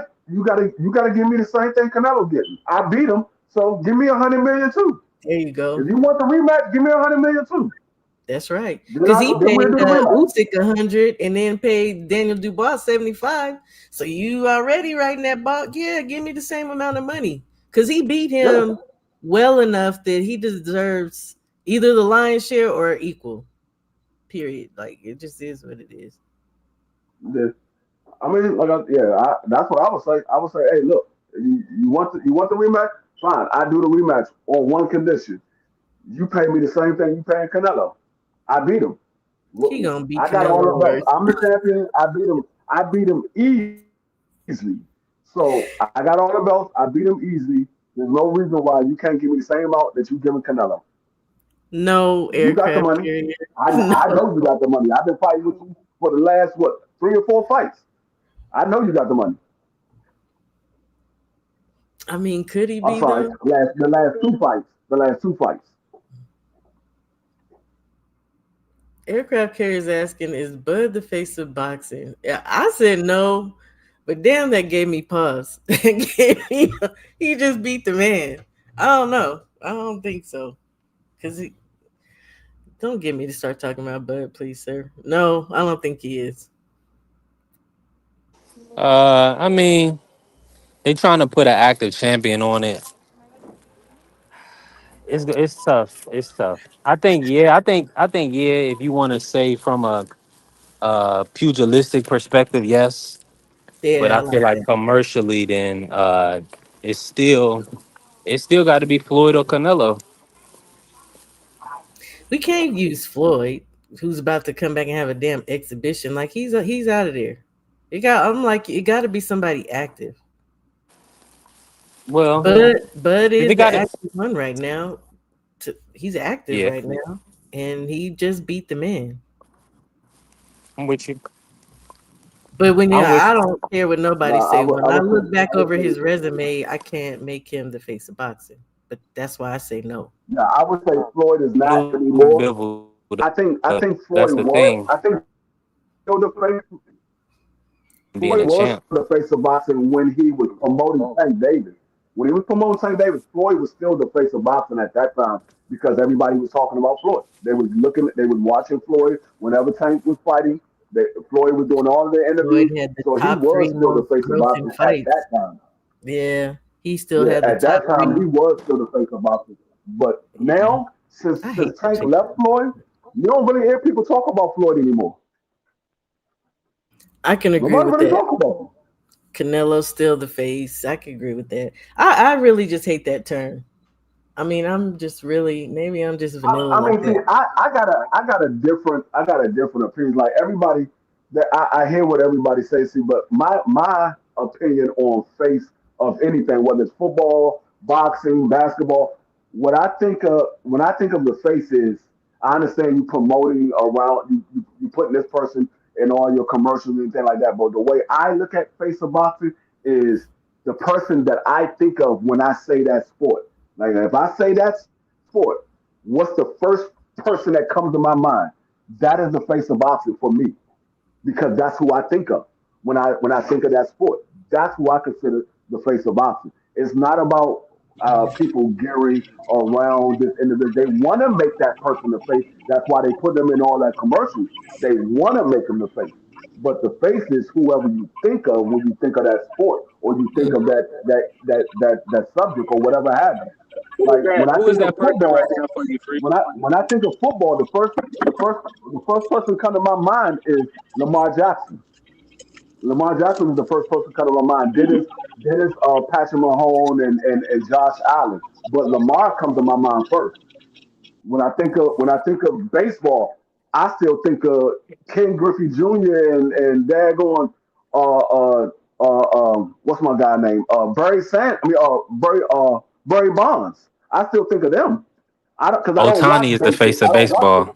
Yeah. I don't watch baseball like that. So don't my face of baseball is the ones that I think of when I think about that sport. So who's that person in boxing for you? Boxing, it's still Canelo. I still think of Canelo. I mean, right now Yeah. people is talking about Bud, so Bud will come to your mind. But if you just sit back and nobody's having any conversation, and we start talking about boxing, 9 times out of 10, Canelo name is going to come up at some point in time in that conversation.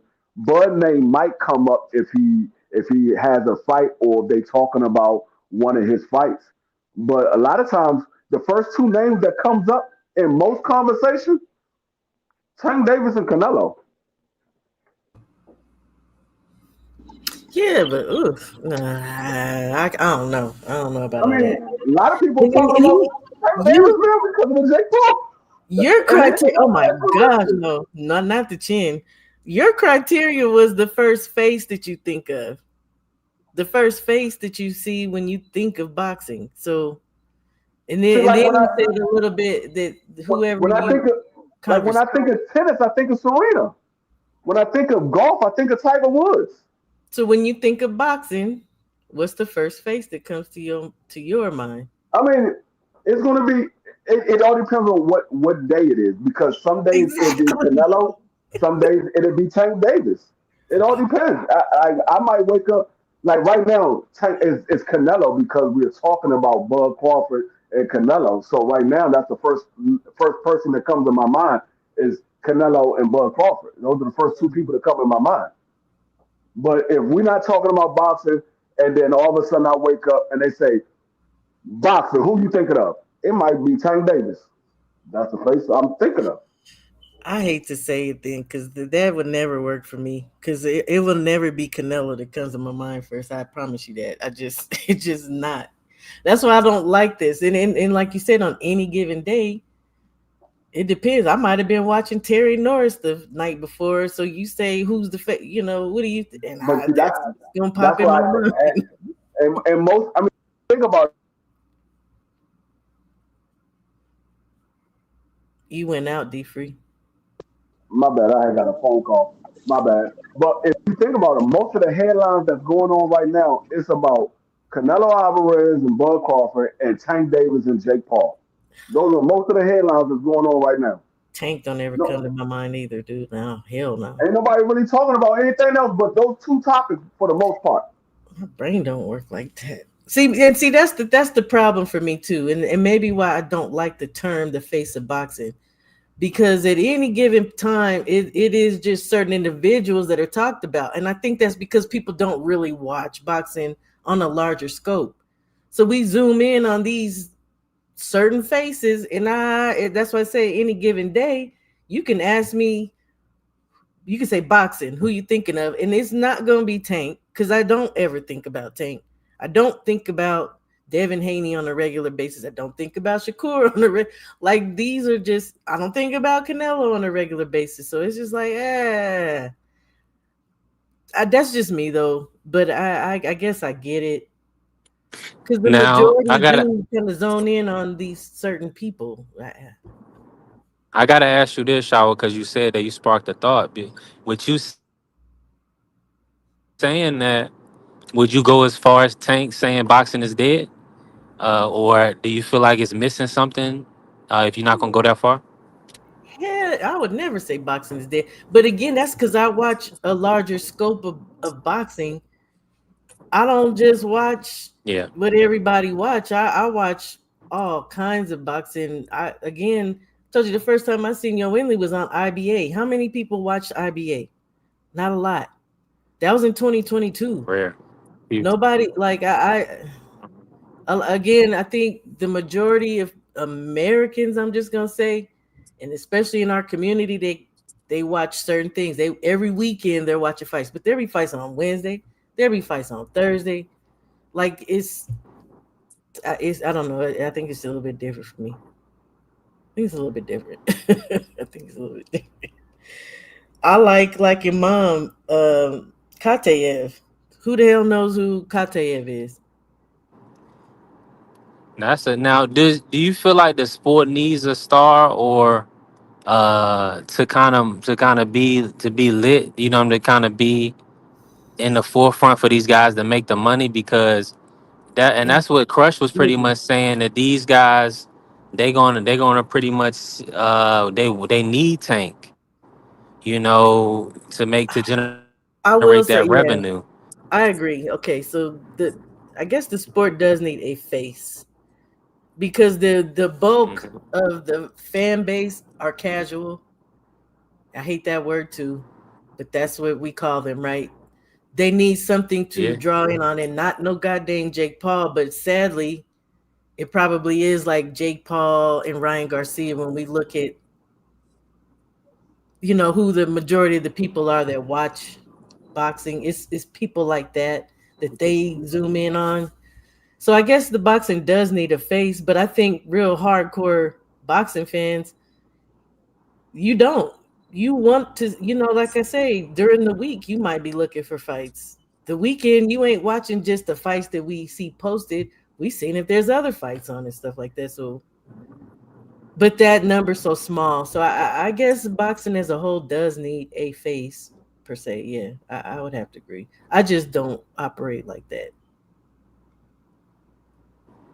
yeah. And salute to my brother Kerry. He said no Diddy. He said Boost has the boxing style and appeal. Uh, I'm gonna be honest. I definitely can agree with you. The only thing is that he's a soft smoking guy. I mean, he more so let his hands do the talking. Now, I want to ask you, Queen, because I mean, of course, we know that Floyd Mayweather was clean cut like Sugar Ray, but he just kind of Mhm. made himself brash, and it just to stand out. He did different things. In this century to kind of to be a megastar with the money, with the jewelry, with the ladies, right? Do Mhm. you do you believe the next star does have to be off of the Tank and Floyd, or can they be like Bud Crawford and do it their own way? But I mean, and maybe he hasn't got to that status, right? But do you feel like an Abdullah Mason, clean cut, or I Brian hope Norman so. Jr., I one of hope them so. guys? Yeah. But that's because that's the individual I am. I Right. would love to see another Sugar Ray. I love to see like another clean, a fighter that doesn't have baby mama drama. They ain't got issues with the law. They Yeah. don't have to wear all the jewelry. Somebody like you said, who they use their hands. They let their hands do the talking, but they have personality. Because when you brought up Brian, it made me think about something that I like about him, and that he got charisma. I mean, we didn't see that at first, but now it's coming out. I would Yeah. like to see that with Abdullah, Derek Abs- Davis, if he gonna be the one. I hope that the next face is not a problem child. I hope so. I would No, love that. 100%. 100%. The only thing I would tell like a young guy like Derek Davis, and I'm seeing him just continue to be himself. All like and all these young guys, Abdullah, Norman Jr., could just continue to be themselves, Hmm. because and then just let that light shine. Because like you said, once you fall into a situation where you're trying to emulate the way somebody else did it, then you're gonna fall into trouble if that's not you. If you're not being authentic. So And you know what? You made a point. This is why I don't think, and I know there's a lot of people who feel like it is. I don't think Devin will ever be the face, the next face, because Devin is not authentic. Devin is like a little mini Floyd. But when you look at him, it does not seem genuine, not to me. And Yeah, I think he's like built in Floyd's image. You know what I'm saying? So it's like a replica. It's like this is not the real thing, but it's like it's close. You know what I'm saying? yeah, So that's what people always gonna be like. He gonna be Kobe to if he does keep being successful, it'll be like the Kobe Jordan. All Jordan people gonna tell you Kobe imitated Jordan. So the same thing that people gonna say Haney imitated Floyd. And that'll be the story. But I'm with you though. He's a kid. He didn't come from the poverty stricken background that Mayweather Jr. did. So it's two totally different guys. and that's another thing I don't like though. I hate that narrative that they always try to ride with. Like that, I don't think that should be necessary. Once we know what somebody's background is, like I hate every time they bring up Bud's mom. Like, okay, y'all done beat that dead horse, and it's deader than it was before. But I like what the carrier said, and if only he said David Benavidez has the traits. Now we know he initially had some issues like with drug usage, right? But who he is today, David Benavidez could be a face for me. I like that. But I don't think Americans will rock with it like that, which That's is the reason sad. why I don't like to get into these people's personal business. I just want to see what they got in the ring. In the ring. I agree, D Free. I would like to see a David Benavidez. Man, that would be cool. Imagine that if David Benavidez was the face. That would be something different. It would be different. Do you feel like he would get the full support because he kind of I know black Americans will support him Yeah. because he more so identifies with us, cornrows and we love beautiful women. He That's got a why they beautiful won't. wife. Well, I don't know. If okay, put it like this. If Tank could do it, why couldn't David Benavidez do it? And I don't think it's us. I think we would definitely support. I think some Caucasian would support, but I think as a whole, I don't know the Hispanics will follow David because that was the whole issue in the first place, right?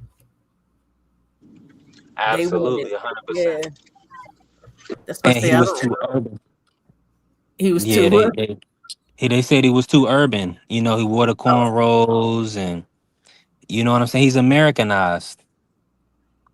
You he know is an he American, though. he probably That's what more it is. so listen to rap than he would listen to the mariachi music.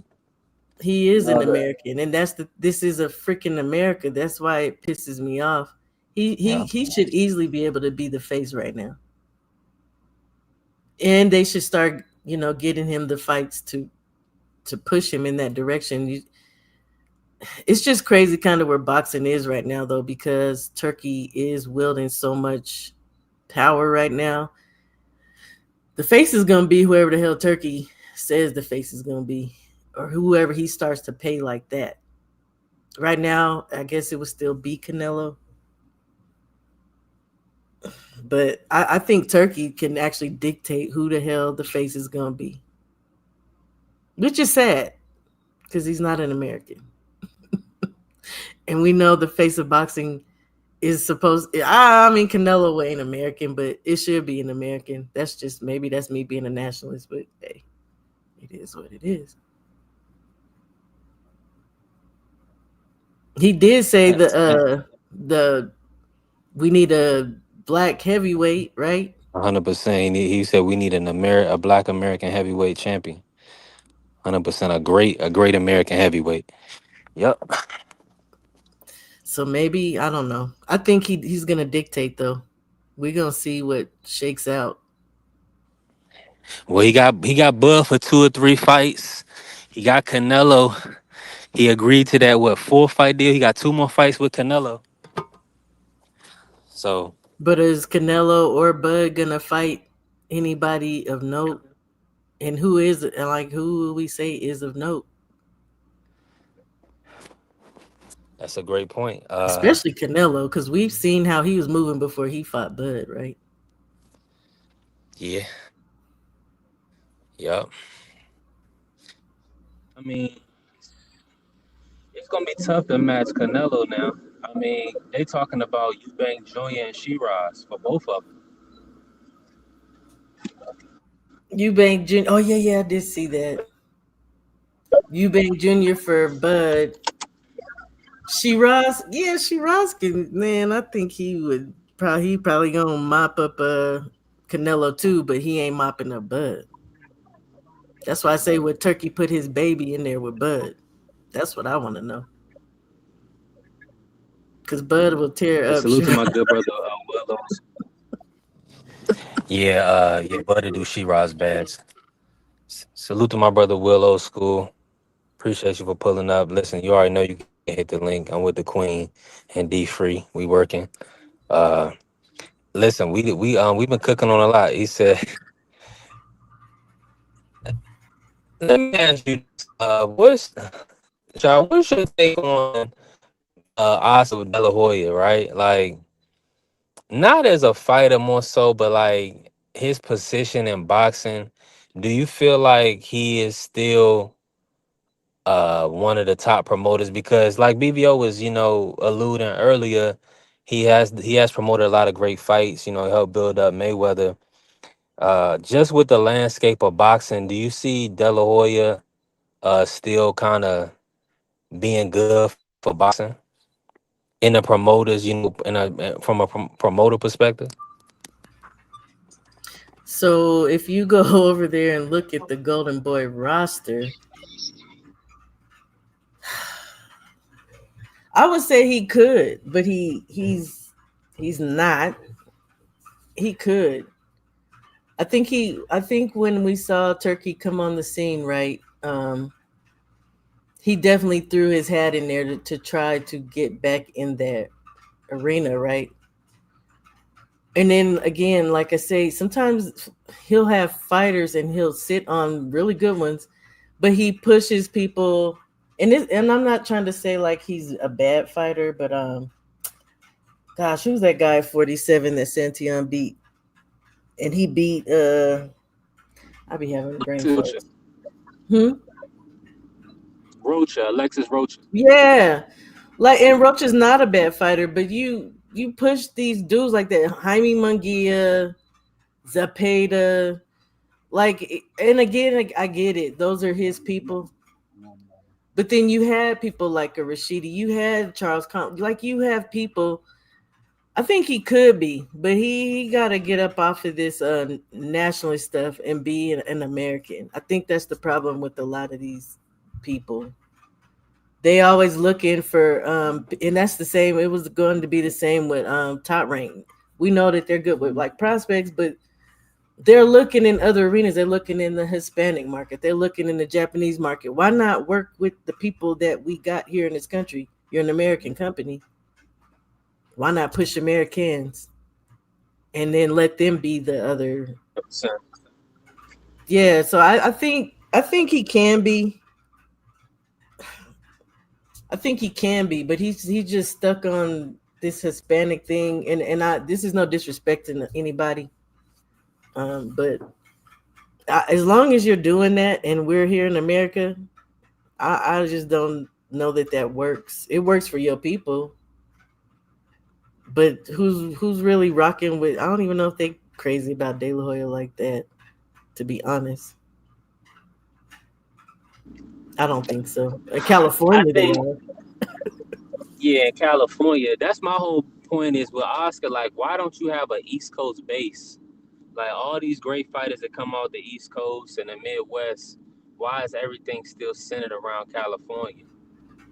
You know what I'm saying? I feel Right. like even with him having Bernard as a partner, why Bernard have a Philadelphia Philly. hub or East Coast And base. being that you speak Spanish, well, why not reach out to some of the islands that are Spanish speaking? I like it. He's selling himself short. He's riding on this California and Vegas market because again, when you go to the fights in Vegas, that's really what you see a lot of. You see us and you see them, but you see way more them. But that's not going. You can't just do that forever, man. You can't do that. I mean, he can. He can do whatever the heck he want, but I don't think he'll ever be great for that reason unless he starts being an American promoter. And like, I don't know what Beehive's purpose is really, besides to be a nuisance. I don't know. I don't know what Beehive's purpose is. Just to be seen. Yeah, that's it. He's definitely a face that people recognize. You know, the executioner. I mean, that's pretty much it. You know, somebody to help promote events But because why not pull from Philly and the surrounding areas? Why not? This is B-Hop. Why not get off into the DMV and like you said, and go back let's go to east? my brother Champ. He Yeah, has the name. He has the pull. He just don't have the interest clearly in sadly his own people. And unless he knows something we don't know, maybe he just knows that. Um, I was about to say Canelo. Maybe he knows that Oscar's just not interested in that type of a market, and that's sad mm, because I know you remember all the thing about the racist emails about Al Heyman. B Hop was there. B Hop's still there. That woman is still there too. Last I heard, so maybe he's just not interested in a diverse, totally diverse market. I don't believe he is. Mm, that's sad. We need some. We need an American. We need a true American promoter that's not again trying to dig off in South America. That's not or Central or not trying to dig off in Japan. You know, somebody's gonna push Americans, no matter who you are. We need that. Nah, one at 1,000%. That's mandatory. Now, I hope my audio is coming through, but I want to ask you this, right? Let me. What's your take on Jamel versus Bud? You think Jamel can beat Bud? And salute to everybody in the building. Hopefully y'all can hear me. Make sure y'all smash the like button and follow the channel B3 Picks TV. Follow the Queen Shower Laya. Also follow my brother D3 Sports. Uh, Queen, what's your take on Jamel versus Bud? I love Jamel. I love Jamal more. I used to believe Jamel could get with, but at least I don't know now. First off, I need to see him what he looks like coming back. Right. I would love to see. I just need to see him come back and see. I don't really think Canelo took anything from him. I have a whole different outlook on what happened between him and Canelo, but I, based off of the last fights, I think Bud beats Jamel, and I did not used to think that because Jamel has done some dudes dirty. He's seen Mel do some people dirty. Um, I don't know. Yeah, I don't know. I have Bud, and I am actually waiting to see Mel come back, and I would love to see Jamal come back as soon as possible too, and get back on. But that may be wishful thinking too, especially with Mom. But I've heard Mel. I've heard someone who's sparring Mel said he looks really good. He's in great shape and he is ready to come back. So hopefully we could see that soon. I don't know that I want to see him with Arrow though. Hit the link. Old school, you see it? He asked my opinion. He asked my opinion, sir. And then he disappeared on me. Oh man, yeah. I mean, I'm right there with you. I don't know what Mel is going to look like. He's been out for 2 years. You can't. I can't expect Mel to beat Bud after being out of the ring for 2 years.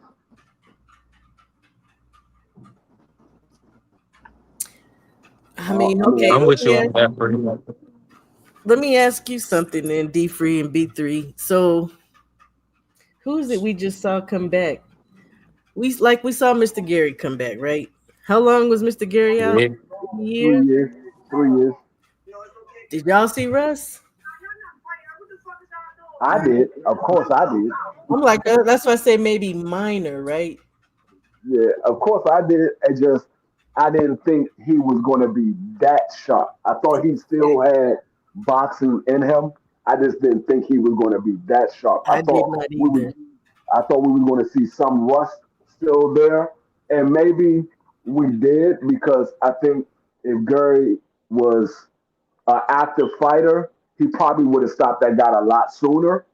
But it could have been he wanted to get some rounds in as well because he's been out of the ring for so long. Um, Absolutely. but hey, I didn't know that he still had the fight in him. Like with Mel and Maul, I don't know if they still have that hunger in them. Like I knew Gary still had the hunger in him. He still wanted to come back and fight. He just he's always wanted to fight. He just never got the opportunity to unify the belt, to fight the top competition, to fight Tank Davis, Shakur Stevenson. He never got those opportunities. So I knew that he still had the fight in him. It just he didn't have the opportunity. With Mel, I don't know if Mel still have that hunger because he's already been undisputed. It's something that his brother or Earl never done.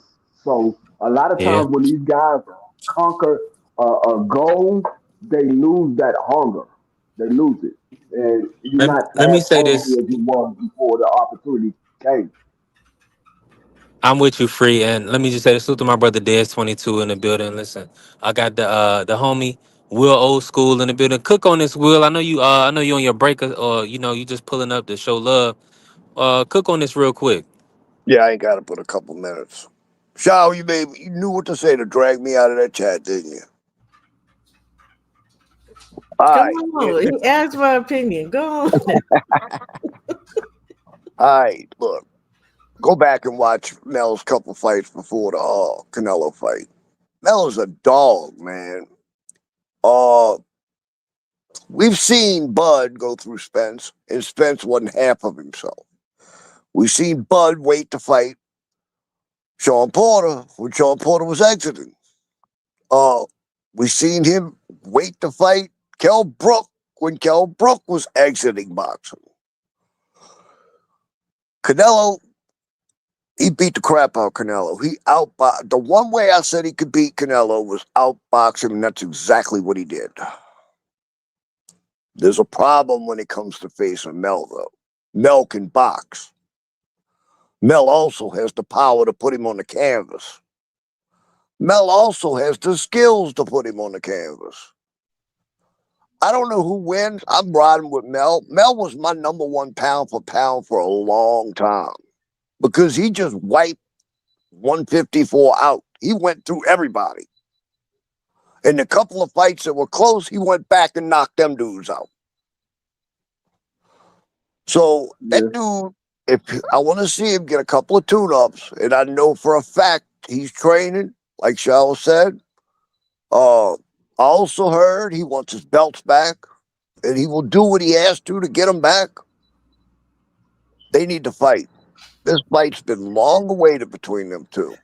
They both ran their heads about each other, and nobody's fought yet. It's time for them two to fucking fight. But I need to see I Mel agree back on in the that. ring, get a couple of tune-ups, and see him back in form. Um, Let's look at I my think brother Ant. I think that's what all of us are saying. We don't know what Mel looks like right now because what you said, which was key to what the reason why I believe Bud beats Mel if they fight right now is because the Earl Spence, the Terrence, the Sean Porter, and the Kell Brook. Those were guys that had long layoffs before they got in the ring with Bud Crawford. So hello. I don't think right now Mel being out of the ring for 2+ years, I don't give Mel a chance of winning that fight. He got to get back in the ring, get a couple of fights, get back to being the Mel that we saw before you fought Canelo. If he can get back to that Mel, then he probably can beat Bud. But if And he that's can't get back to that Mel, he doesn't have a chance. Well, from what I'm hearing, that's his plan. Is 2 fights. but we are banking on a man one who this is my thing. Bud said he don't even want to fight Mel no more. And that pissed me off. I ain't even gonna lie. It pissed me off just the same as him saying he didn't want to rematch Arrow, right? So we're banking on Bud sticking around to let Mel get 2 fights to acclimate back to boxing. I just I don't know that Bud will do it. I don't know. I don't know. If the payday's right, he'll do it. And him and Mm. Mel will sell. I don't care what anybody says. That fight will sell huge, especially if Mel comes back, knocks out two I would dudes pay. real quick to get his tune-ups over with, and he knocks both guys out. That fight will sell, and that'll bring Bud into it because Bud's about the money now, and that fight will pay. I would pay. I would pay to watch that. I ain't Hell even yeah, that I is a want that huge fight. fight. Who do you All want right, Jamel to y'all. fight? Who do you want Jamel to fight first, Will? Oh God, what's the guy's name? Uh, Fuck, I can't think of his damn name now. The guy that put freaking Fedor on the canvas. Ooh, Brian Mendoza. There you I go. love Brian Mendoza. I'm with That's you a on That's a good that. one to good go fight. hard fight. It does, and Mel's got a ton more skills than this dude. I think that's the perfect fight for a comeback. It'll test him. It'll test and see what he's got left in the tank. If he's still got his fucking old self there, it's a good fight. I'm in agreement. Hell, at this point, he could come back and fight Tim Zoo. No, that's too easy, man. He will blow through Tim Zoo. Oh, he would. So you What don't want, the? but you don't. What you don't want is a banana skin. I'm gonna And tell you you know what would be Mendoza. a good Go fight ahead, for free. Mel to come back through. Yeah. At 68, and Mel's gonna have to fight Bud at 60. A good fight for Mel to come back to is against Saraz. Right Mm. now, I think if he off fights the Saraz, top, yeah, I think Mel can beat Saraz right now. don't get me wrong, because again, the person who's sparring with him actually We said saw we the saw man's in dog shape and he's we hungry. saw Saraz in there we saw Saraz in there with Balenga. Balenga doesn't have nearly the skills that Mel got. Nah, I'd look more to the Adamas fight to see. I ain't looking Yeah, at no. you saw Saraz in that Carlos Adonis fight, and you saw Saraz look average. I thought Adonis won that fight hands down. He They did. robbed that Yeah. dude. He did. I'm in agreement with y'all. Let me bring in my brother T Hill real quick. What's going on, T Hill? Good morning to you. Well, good afternoon. Yeah, good morning, good afternoon, and all that My good Mickey stuff. Bricky brother, what up? You already know what it is with you, Will. Well, I am my Raging Cajun brother. Shout out to D Free My Knees and the lovely Miss Shawayala. Uh, B3, you know you my man, dog. I'm just here listening to the cook, man. I Yeah, don't know good what we're work. talking about, but if we're talking Well, about 154, are we talking we was 160? talking. We were just talking about Jamel versus Bud. What you think about that fight? Who would you pick to win that? Yo, man, I'm gonna be honest with you, bro. Jamel hasn't been active, and when he's not active, he doesn't look as good as Crawford when he's not active. I don't think his team around him Well, we also said, looks. Thomas, we said that Mel, I had found out through my source, Mel's taking 2 tune-up fights. And then we're going to see. Now, Mel, like I was telling them, if Mel takes the 2 tune-up fights and he looks like he used to look, then what do you think? I think it will be a tough fight. I don't think it'll be easy for Crawford. I know that a recent revelation in certain fights have made it look like, my man is the apex of boxing uh, royalty and lore.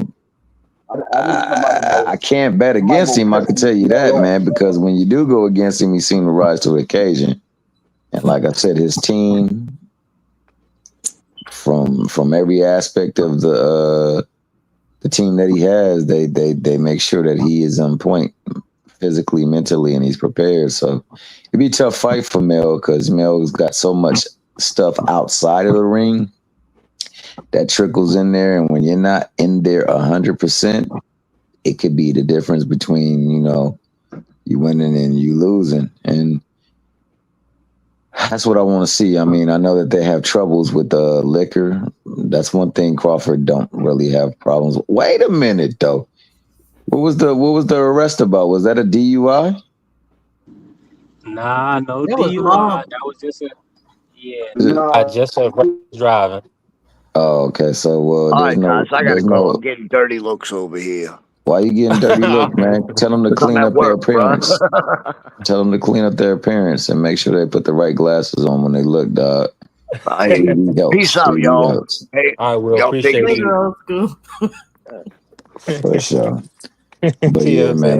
They better change Speaking of that which, look. wait, because somebody said earlier, about Gary not. Nobody said Gary's not clean, and that whoever. I was just making a point is that this man could still come back even with drinking. He could still come back and actually make a good showing of himself. So I think that was Des 22. I mean, I wasn't really y'all making the forgot. comparison to them as individuals. He could come back and not show that much rust. I mean, hell, Bud came back after the year and he was whiffing a little bit in the beginning fighting Canelo before he caught his range. So I'm just saying, like, Yeah, Mel and I could come mean back we and look absolutely good. and when we look at the fight with Canelo, there's been a couple of other fighters that was able to look well against him, especially with their movement. It's just tying everything together. And like I say, honestly, man, if you look at how he prepares for fights and the people that they got, they do a very good job of game planning for their opponents. So, and Mel is like emotional. You can't be emotional and you can't be distracted. And at times he is both. That wouldn't be something that would help you in a matchup against somebody whose major focus is inside the ring. So, Once with he I'm that gonna gets in say being, the this though. Let me ring, say this once he real gets quick. emotional. Go ahead. I'm sorry. Uh, just not my bad. Just to carry it. I don't believe so. I haven't heard of anything. Free would probably be able to speak to that more than me though. If Gary Russell drank, but I we don't talking believe about so.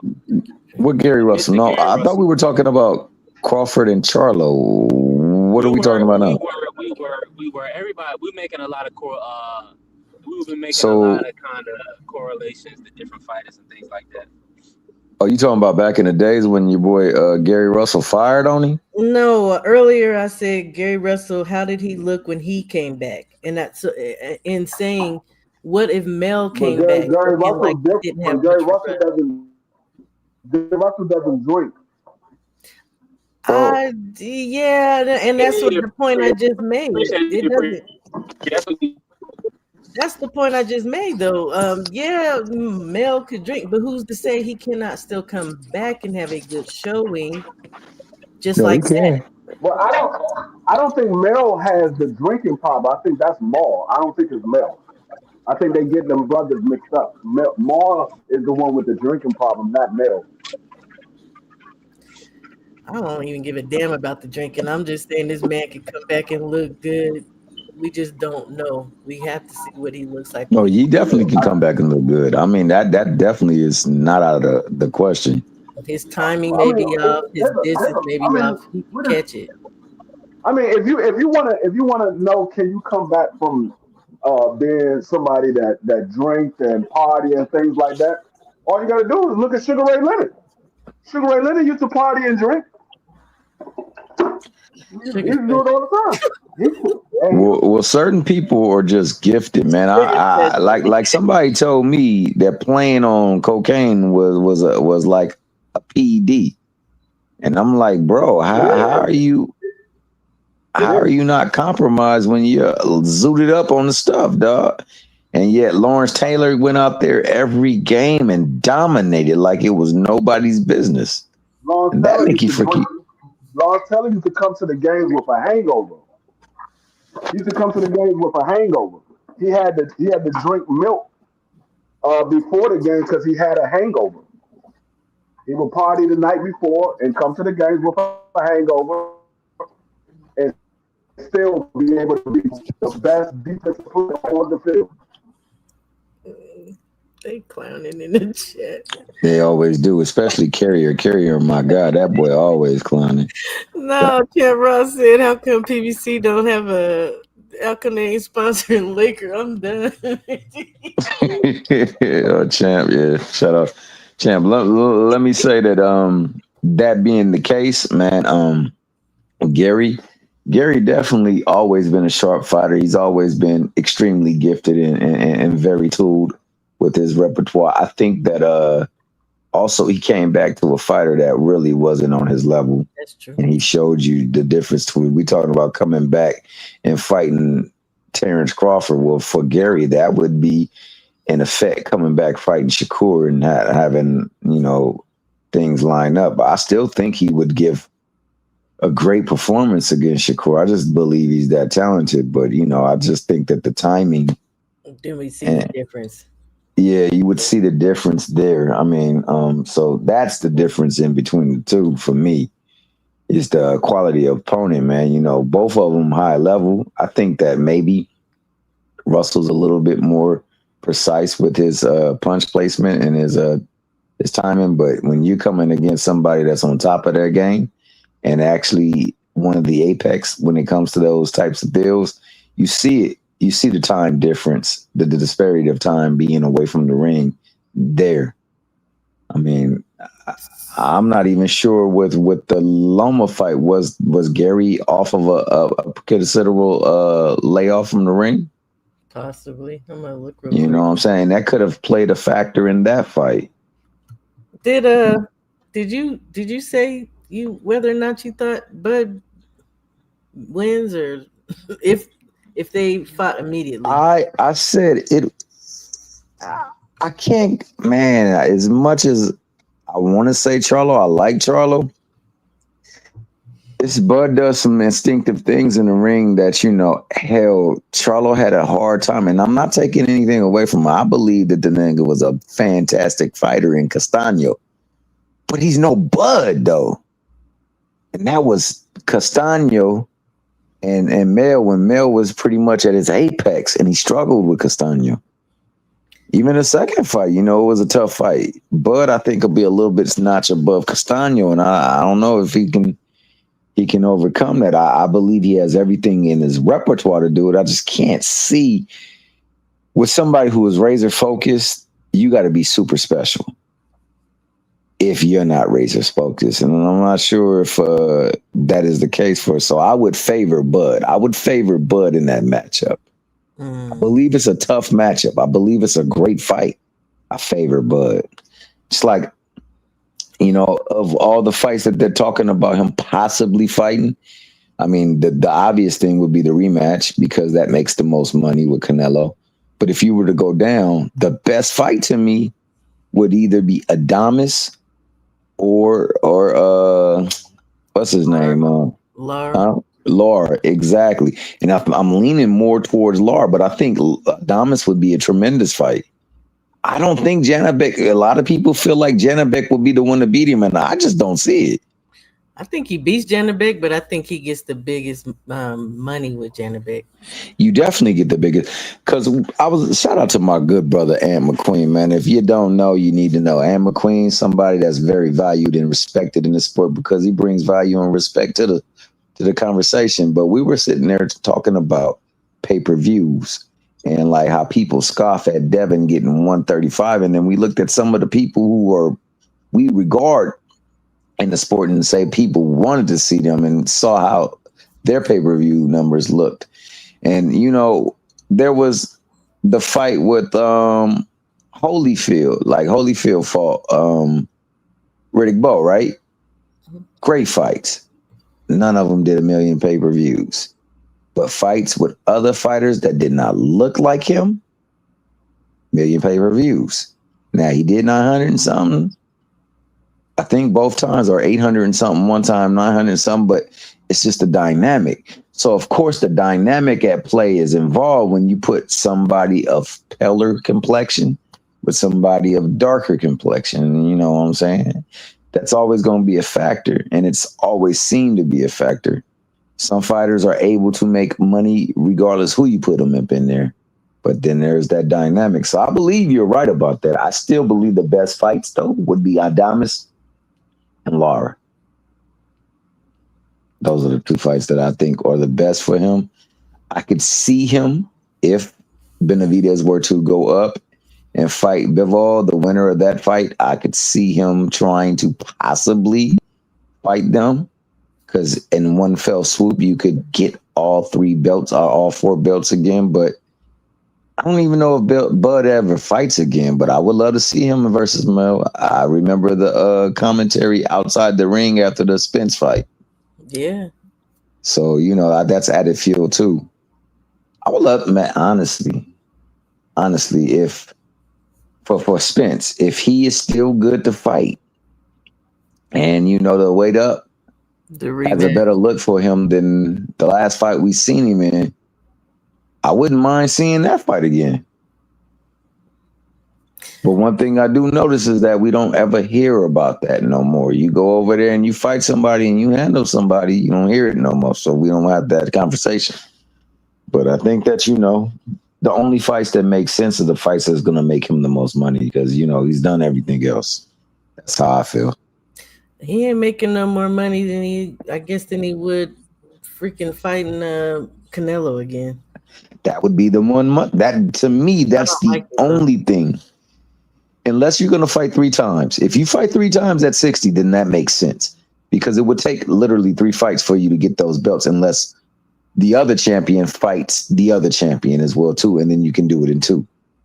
But for him to get all of those belts, because I'm pretty sure those are the 2 visions, the one below, the one above, had the opportunity to get the belts in relatively quick fashion.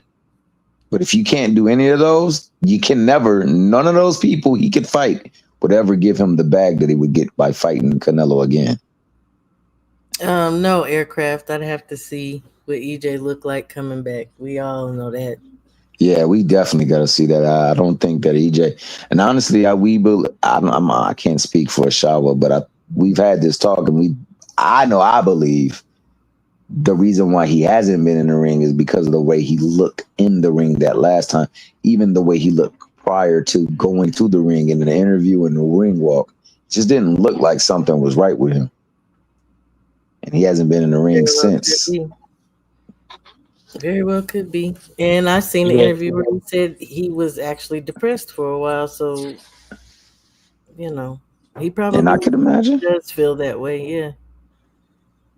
Look back over how he looked. So.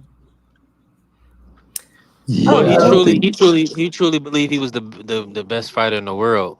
So that definitely took a toll on him, man. Probably also the fact. Go ahead. I'm sorry. Go ahead. No, I was probably gonna say also the fact that he didn't go into that fight 100%. So it's also that what if he dealing with. But see, they were talking about Mel coming back and fighting him. I didn't like that. But I mean, at the end of the day, I ain't gonna not watch that. Mel and EJ. But I think both of them could stand to come back and give a fight so we can see what individually they look like, not even fighting each other. Yeah, Mel versus EJ is a must watch. Absolutely. But Yeah, there's no way man, I we mean, and don't. that just also shows the constitution both of them have as fighters in their heart. They both want to come back and fight two dogs. So hey, fight each other, man. Hey, What about Keith?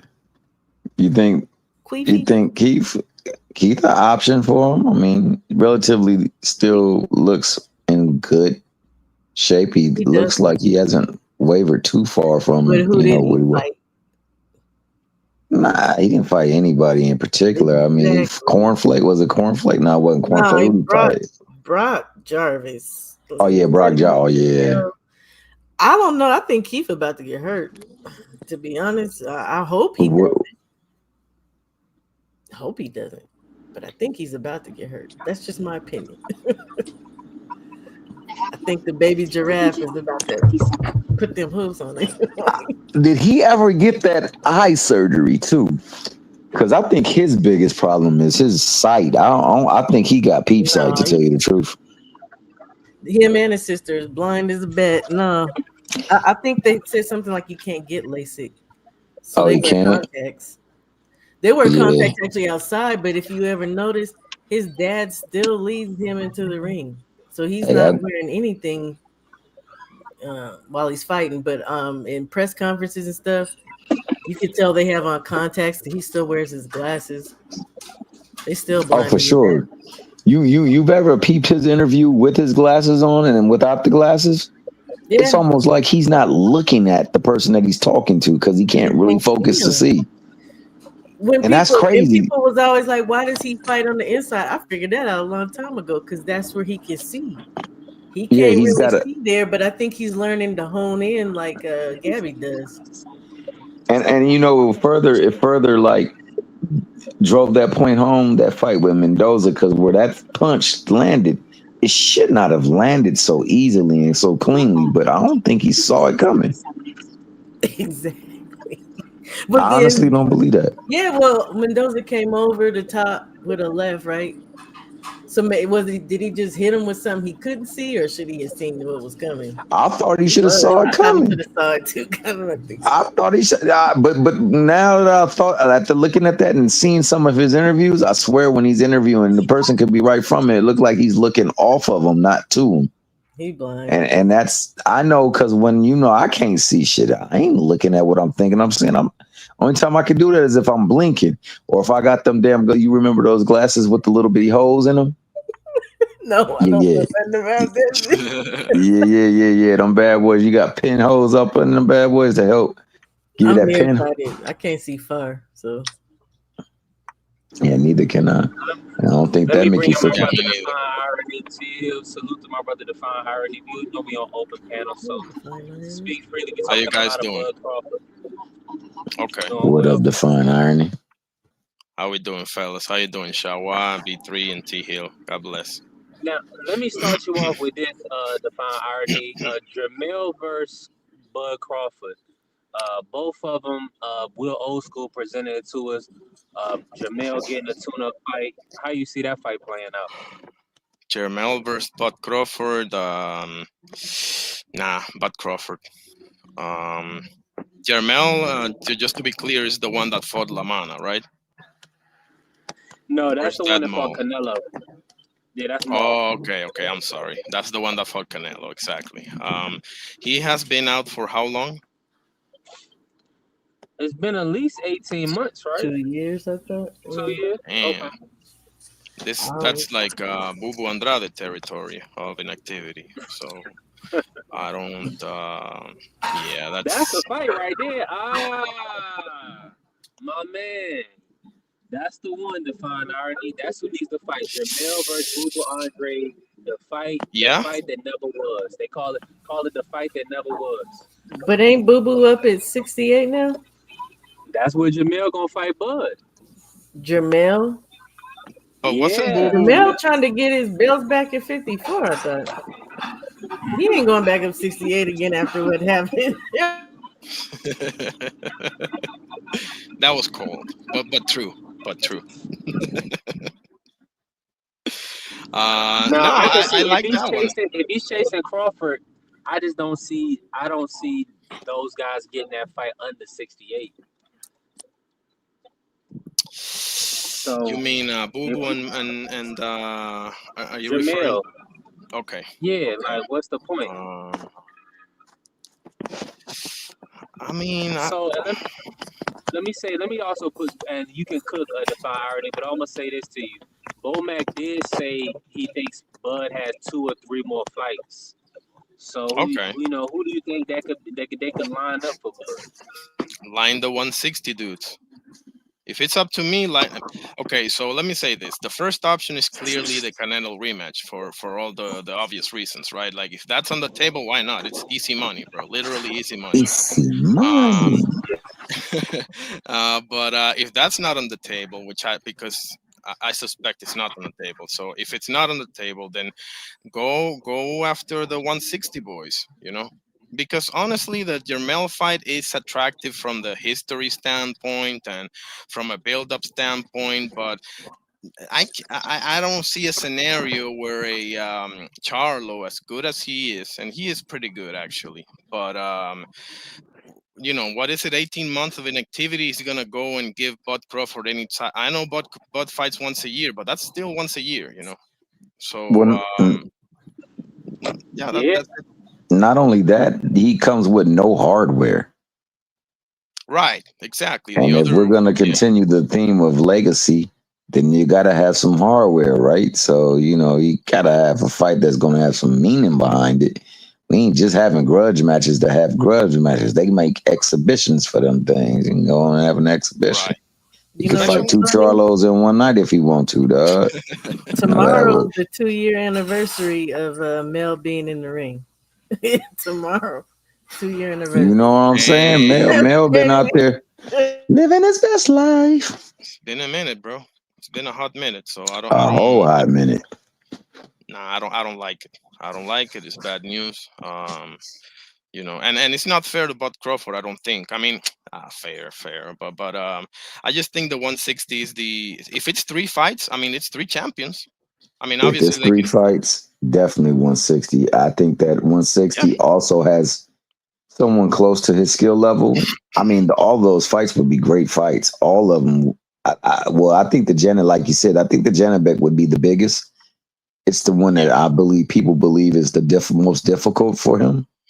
I mean, myself, I don't view it that way, but Janabek definitely can beat him. Uh, he would definitely have to be on the top of his game, and Janabek gonna come to fight. I think But Bud will get him.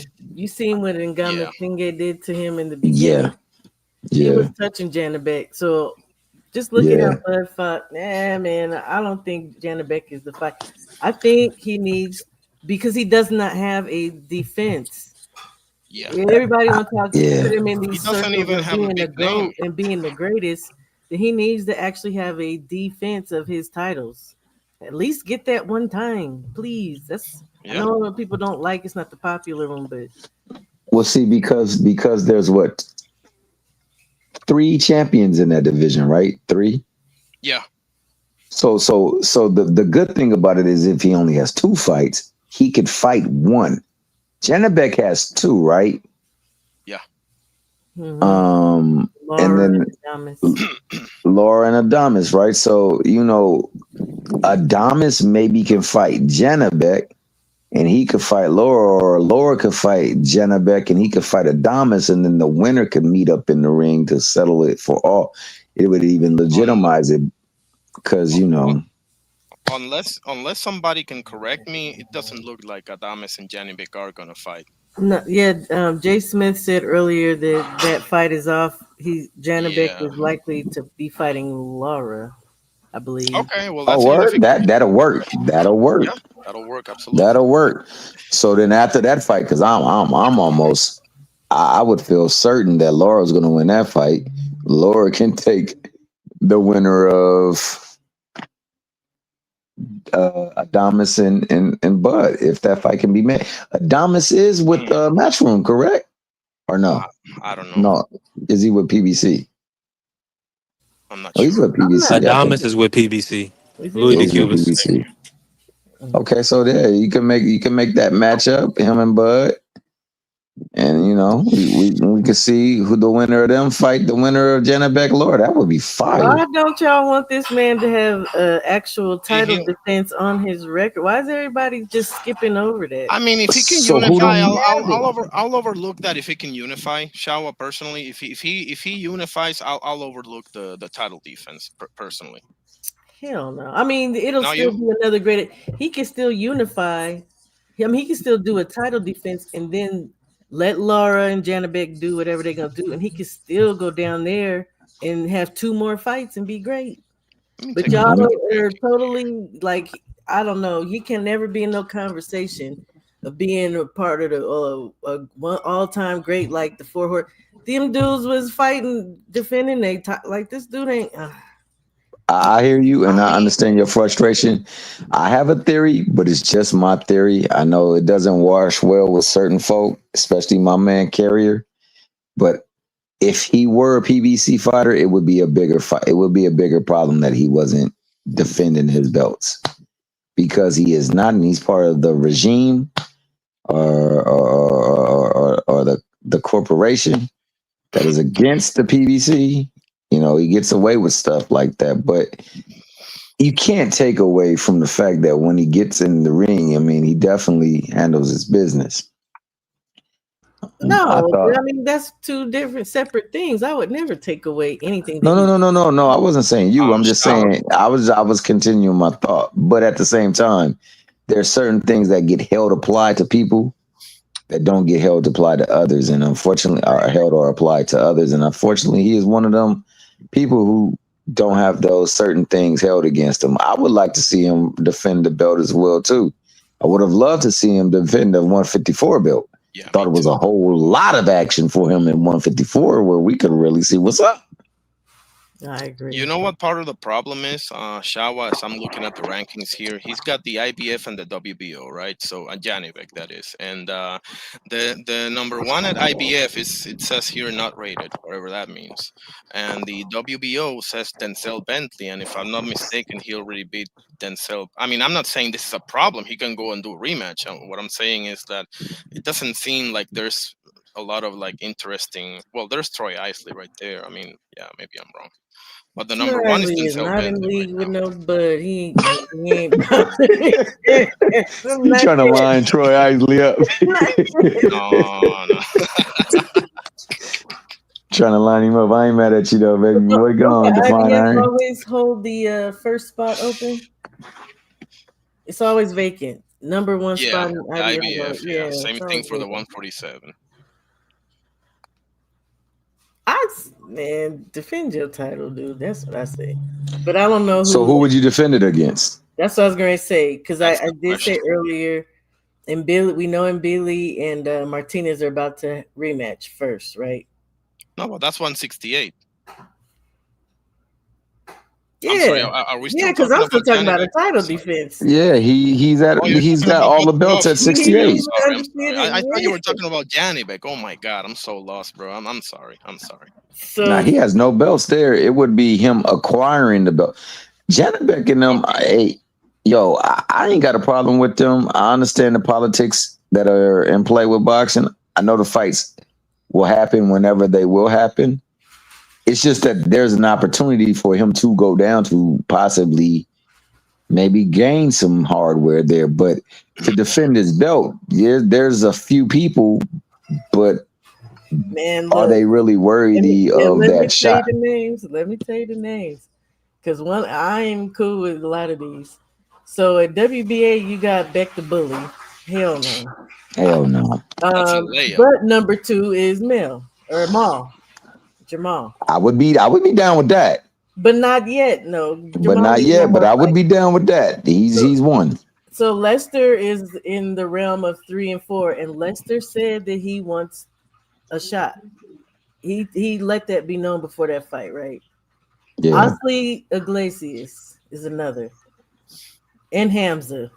These are the people within 1 and 4 of all the rankings. Of course, Canelo is number one, and I don't want to see that rematch. Hamza said he is more interested in the Canelo fight than he is in the Crawford fight. Because he And knows you want to know why? Absolutely. You want to know why? Yeah. For the obvious reason, yeah. Because he's a prize fighter, god dang it. So what do y'all think about Osley? I mean, I think he That's beats the Osley boogeyman too, of the but division, as far as I'm concerned. I think it's only intriguing from the fact that Osalis has been relatively handling folks, but his last fight showed that he can be touched. and that he is very repetitive with Yeah. jab, straight hook, jab, You got that right. Yep. all night. Nobody works. So when you scale up in talent, those things don't usually play as big of or huge of a factor in your success as they did earlier on. So why not just defend then? Why not just and have that on your record? You got easy work. So to me and Billy, I guess Shiraz definitely makes sense because of who he's aligned with. Absolutely. Yeah. But Turkey ain't sacrificing his baby. No.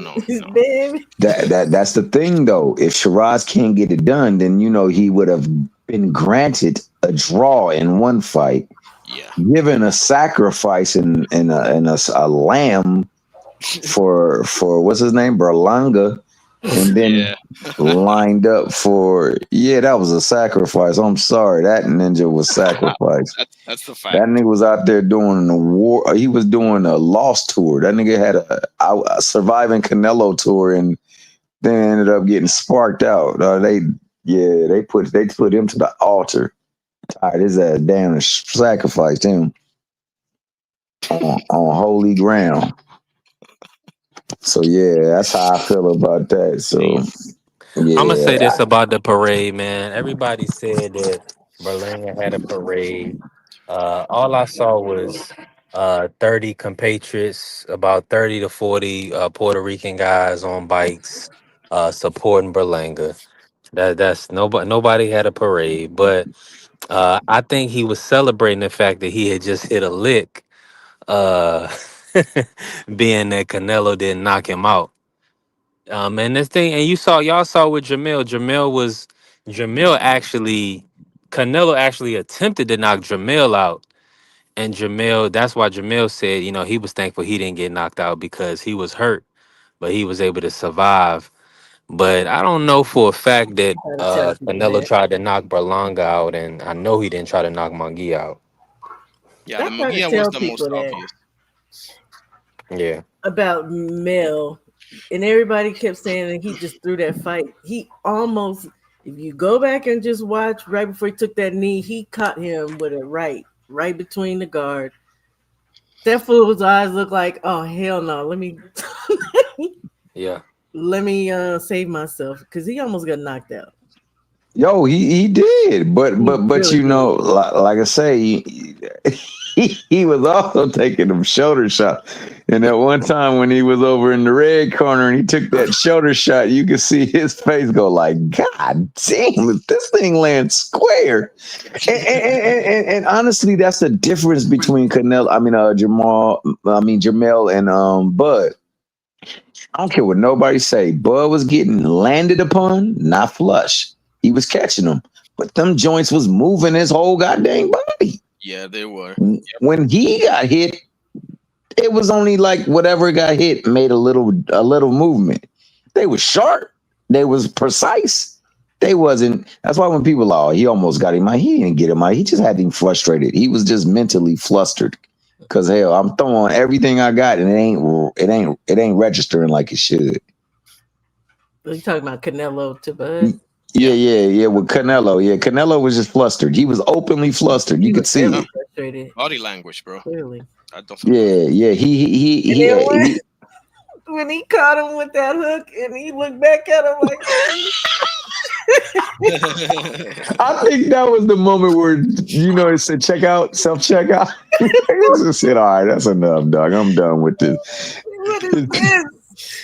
It's different. But see, my husband made this point about Bud, and I said it earlier too, and it's true.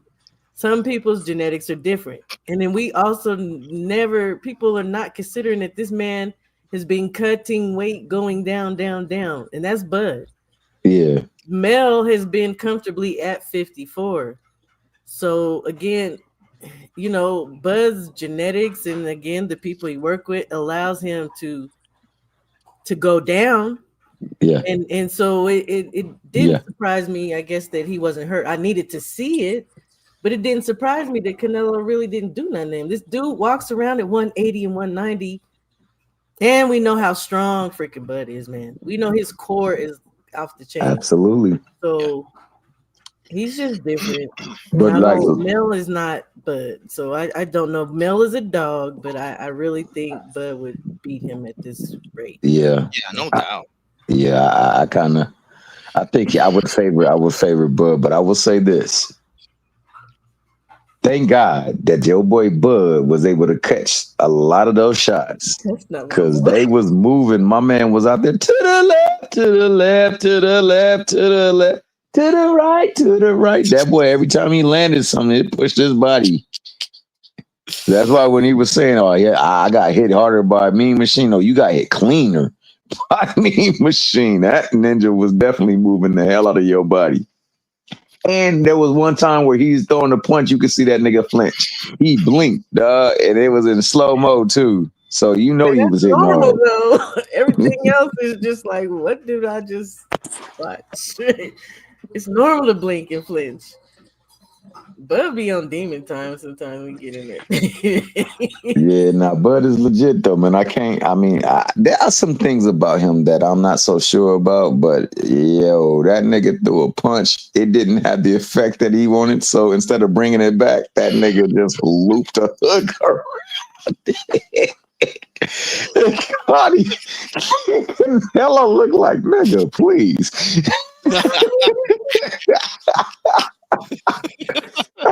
It had me dying, dog. It had me dying. It was bad, man. Like I said, man.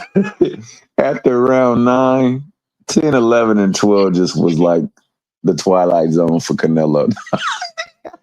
They kept lost all faculties about himself. I'm not gonna lie, I got nervous as holy hell when Bud exchanged with him, bro. I still remember how nervous I got. I was like, what's the point? But yeah. Yo, no, but this is the thing. This was what was beautiful about his performance. See, he ain't gonna just sit there and exchange with you unless he know you got you off balance. And he had him off balance with the movement and the way he was playing. See, he was not only moving, he was hitting him while he was moving at times, dog. So like he never knew when a punch was gonna come. So he couldn't just sit there to give a shot like he wanted to because he didn't know. Because after a while, he was getting checked on things. I agree with that totally. If you don't got no good balance with him, and everybody can say, "Oh, he can't sit in front of him." Yes, he can, because his agility is great enough for him to stick and move. But he really didn't have to because he could take some of them shots, and we know Bud gets hit. I knew that dude was gonna sit in front of Canelo. I just needed to know, could he take the power? Once I saw he could, I was like, oh boy. I think I think people make too much about the Madrimov fight in the end because, I mean, when you make a juxtaposition between that fight and the Canelo fight, there's no way that Canelo style is complete opposite. Canelo. That's why they make a big deal because Madrimov is something a little awkward than what we're seeing. He's not even your conventional Eastern European fighter. Because the rhythm and stuff he uses, I think people were afraid of that because Bud is an unconventional Black American. I mean, we call him a sleek black fighter, but he's still a little bit different. So I think people were afraid of the unknown with Madrimov. Because I see Madrimov take off on dudes. He gave Bud a lot of respect. A lot of respect. He especially in did, the second half. but you know, a lot of people saw Bud looking like Ari Spears, so they was like, yeah, well, if this nigga Madrimov can have him looking like that, Savvy struggling, Canelo sure would. But like you said, it's two different fights, two different styles, and two different abilities. But you know, shout out to Bud and his team because they put on a masterclass, dog, and had my nigga up in there looking like Johnny Quest up in there. Ooh, and he in the comments talking that spit. He said, "What sustained success did he have?" I don't think he did. I don't think he did. Madrimov, that is. No, Man, that's imagine cool. He everybody. touched him, but Bud gets touched. It's nothing new. But at the same time, his two losses are against who though, Junior? I still give him the benefit of the doubt because of that reason. The same thing. You remember when Caleb Plant lost back to back to Canelo and Benavides? I was like, listen, ain't no shame in those losses, buddy. So I'm not Yeah. gonna hold that against him at all. It's So not like he got knocked out in the second round or something either. You know, he won the distance with both. no, definitely he went the distance, but he still gave to be honest, I feel like they both gave each other some respect. They both were a little cautious. Oh yeah, and the respect was worn on his face too. You saw that. I said he had him over there looking like Ari Spears. You seen Ari Spears? Yes. He had the dark patches around the eyes. You know, one eye was a That's little not bit an more closed arrogant than the thing. other. That Yo, is not a Mattermore wasn't throwing elbows or hitting him with open fist palms and whatnot. Punches was landing, dog. Man, TTO was on fire, man. And honestly, you know, them last 3 rounds was like a blessing to because you know they could have easily said, no, you know what? We want to go on and give you a little bit more trouble than you get on the scorecard. But I thought that Bud won the fight for sure. I thought he won the fight for sure. I don't think it was a question. Yeah. I'm not like other people who said, nah, they robbed Madrimov. Nah, they ain't robbed him. I thought he won it. I would say it's No close way. before I said it was some robbery, but I feel Yeah. like Bud did enough to win. A lot of people just hate, man. So when you hate, you go to the opposite extreme of folk. I don't do that. When I did a deep dive on freaking Madrimov. That's why I said I've seen him because he's wild. And he was not really wild in that fight. He was a lot measured. That was a headbutt. Okay, my bad. I'm just saying he was a lot careful in that fight with Bud because I know Nigga, when my name come up, respect it. he knew what he was dealing with. So Madrimov, I've seen him Superman on people like just wild. He did not do that with Bud. They were both respectful of each other's style, power. Yeah, for sure. For Bud sure. did get touched up. He did get touched up. He got touched. He always got touched. And I'm thinking that Canelo looked at it and was like, well, if this Mickey Fricky is touching him, imagine what happens when I touch him. You is not Madrimov, homie. He found that out the hard way. That's why he gave him that look and laid it around. Dog. He looked like that's Mickey Fricky was at where Madrimov was fighting me.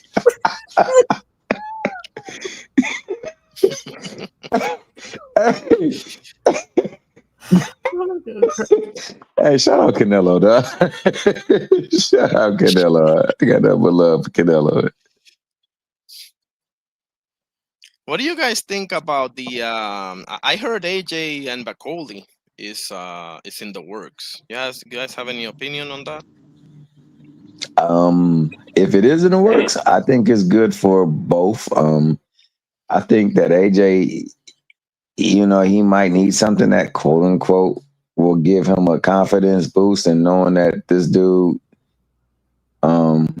is available to hit and sometimes don't come into the ring prepared and in shape could be something that help him get himself back up on the good foot. But at the same time, it's dangerous because Bacoli do sparking, you know, then where does he go from there? It's only the Wilder fight.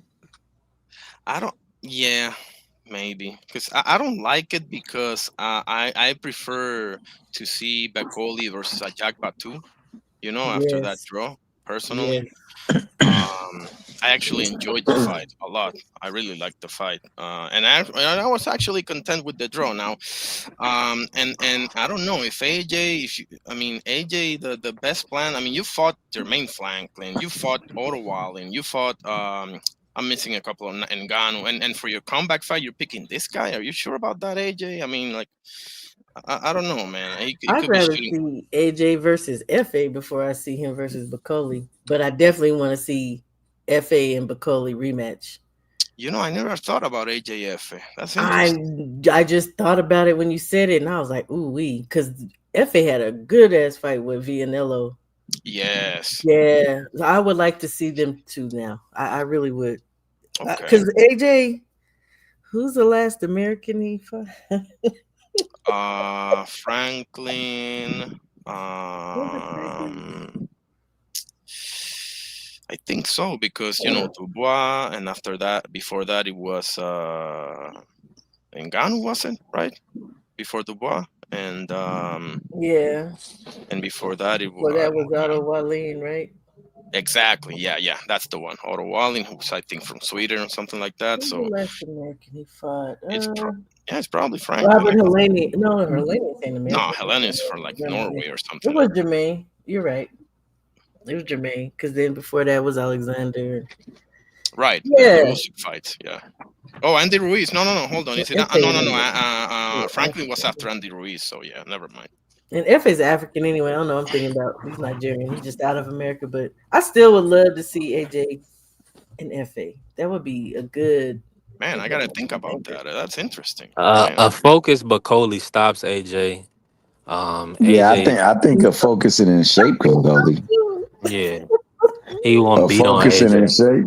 Yeah, I think that well, I don't know what to say of the Joseph Parker one. I'm not absolutely certain on that because that kind of. But after seeing Hellenius and the Hellenius and Wilder fight, and seeing Vanderlei Silva look like get pinky touched by a boxer and get slept, dog.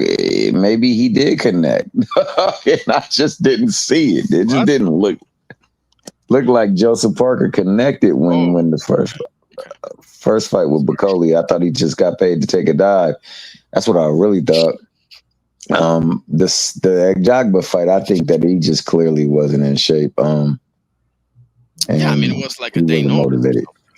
Yeah, he just took it for I'm about to get me a good payday and rock with it. But if he's in shape and he's focused, yeah, I don't think that AJ stands a chance, man. Especially AJ fights with this machismo, and it's not beneficial to him. It belies the fact that his mechanics need to be doing this as opposed as that. You know why I'm not so sure about that, T Hill? Because Bacoli, I was very high on him. Actually, he became my guy at heavyweight when he after the Jared Anderson fight, because he was bouncing, he was, quote unquote, light on his feet, and I was like, damn. I mean, this rhythm is gonna be hard to beat on the heavyweights plus the power, etc. But on the FF fight, he was very heavy, man, and that's a full training camp like that. That's not the Parker, one day notice type fight where obviously you went there for the payday, and that's fine. Agree. Yeah, he's slipping. I'm not. Yeah, I think he's slipping, bro. I think maybe the money is getting to him. I don't know. Or just lazy. But this is could be too, because that's not the guy that I saw against Jared Anderson, where he literally, I know this Jared Anderson, but nevertheless, dude looked like he was gonna be like scary to face. Yeah. You know what I say for Bacoli? Because I just ain't a fan. Bring back Michael Hunter on him. Michael Hunter. Hey, speaking of Michael Hunter, man, have you guys heard anything about him? Because he's ranked pretty high. He still should be fighting Pulev. Is that his name? Kubrat Pulev? Is he still? Yeah, because I think Don King got his way, and the fight with him and Big Baby's off, right? So it's still, and he's number one in the division under Pulev, so it should be Kubrat. Pulev, yeah. Yeah, it should be. I thought he was retired. I didn't even know Pulev was still around, man. Like he's way He's holding past. on to that dang belt for dear life. Oh yeah, it says regular here. What the heck? Who's a Oh regular? man, Oh yeah, Pulev. yeah. What the heck? And Michael's been under him for a long time and was trying to get that fight, but I think when Turkey came with that money offer for Miller, and he was like, "Forget it. I've been waiting for years, and they've been trying to throw somebody else in front of him between him and Puyev." So he's like, "I'm gonna take the money." And then Don King was like, And he's number two. Shawa. uh. Shawa, he's number 2 right now. Hunter. Number 1 is Itauma right now at Oh, WBA. then So, they just did that, and yeah. I still think he still should be fighting Puyev though. I think because that's what that's what Don King was setting up the whole time. Okay. I don't know why they just inserted freaking Moses. I'm not against Shout out Aunt Moses. McQueen. My man said those sparring stories had us thinking Bacoli was George Foreman of the Congo. For real. I And was I'm one of proud them. of people I was making one that of them, man. statement. I Yep. don't think he's nothing like no George. George is Guilty an as OG. charged. You do? Ugh. Yeah, I I'm fell not into that. gonna lie. I thought that he was gonna be a problem for a lot of people, but ever since I thought that, I've been seeing he's been a problem for me. That's well said. That's very well said. Yep, and I second that too. So I hope that it was just him being unfocused and really just grabbing for money, and that he wasn't really putting his heart into it. Because in a division where you literally are a punch away from changing the fight, and that's that in a sport that you're a punch away, but definitely in a division, he has that punch that could change that stuff in a heartbeat. So when he fought Fa, he was still a little big, huh? Very big. Very He was a lot big. So he's just ain't taking it serious. Throw him in there with Zhang.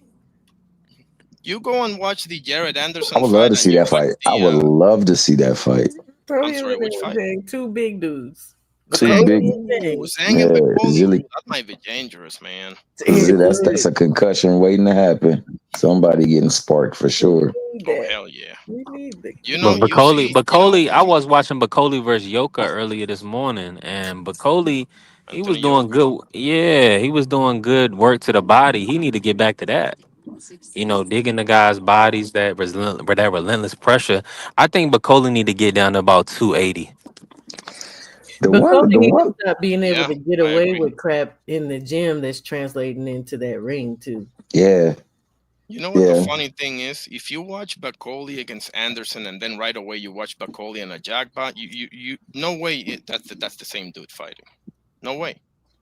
Nah. Completely different, bro. He knew in time that he was fighting Anderson, though, right? He had like a good full 8-week camp. I think so, yeah.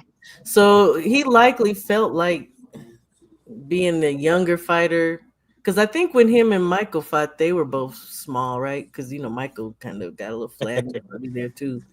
So maybe it was just a mindset that he thought going in, this is a young buck. I need to be on my P's and Q's, and I need to be tight, so I don't know why he would fall off though. I don't know why. Yeah, not good enough for me. It's not. Because you're in the mix. You're like literally one fight, maybe two away from a title shot, right? So calling you the damn book. I think this ain't the time to be slacking. This ain't the stage, to be slacking. I think also what could be a thing was the theatrics that was in play for Anderson and the hype around him. Like, yo, they're building this dude. So if they're building him and they're offering me to fight him, they must think I'm chump change.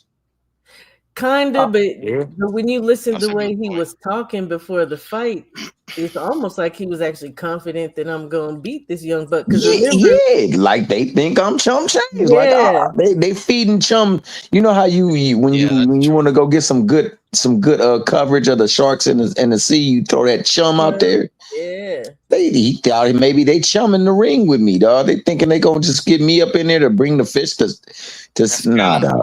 I think it was it's the whole thing too of being an American fighter, young.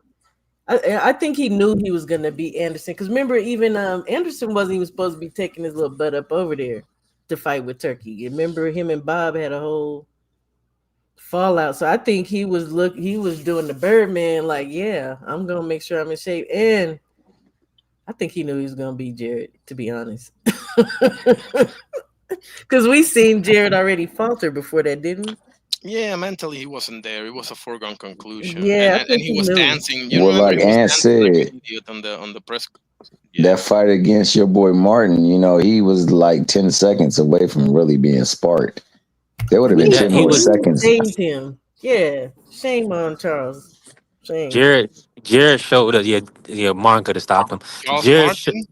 Yeah, Jaws Martin had him hurt. He had him. Yeah, and it looked like he kind Man, of held he him had up that for a nigga in second. the The guy twilight that zone. He is didn't know that the where he was guy at. is that the guy that walks the earth like a god?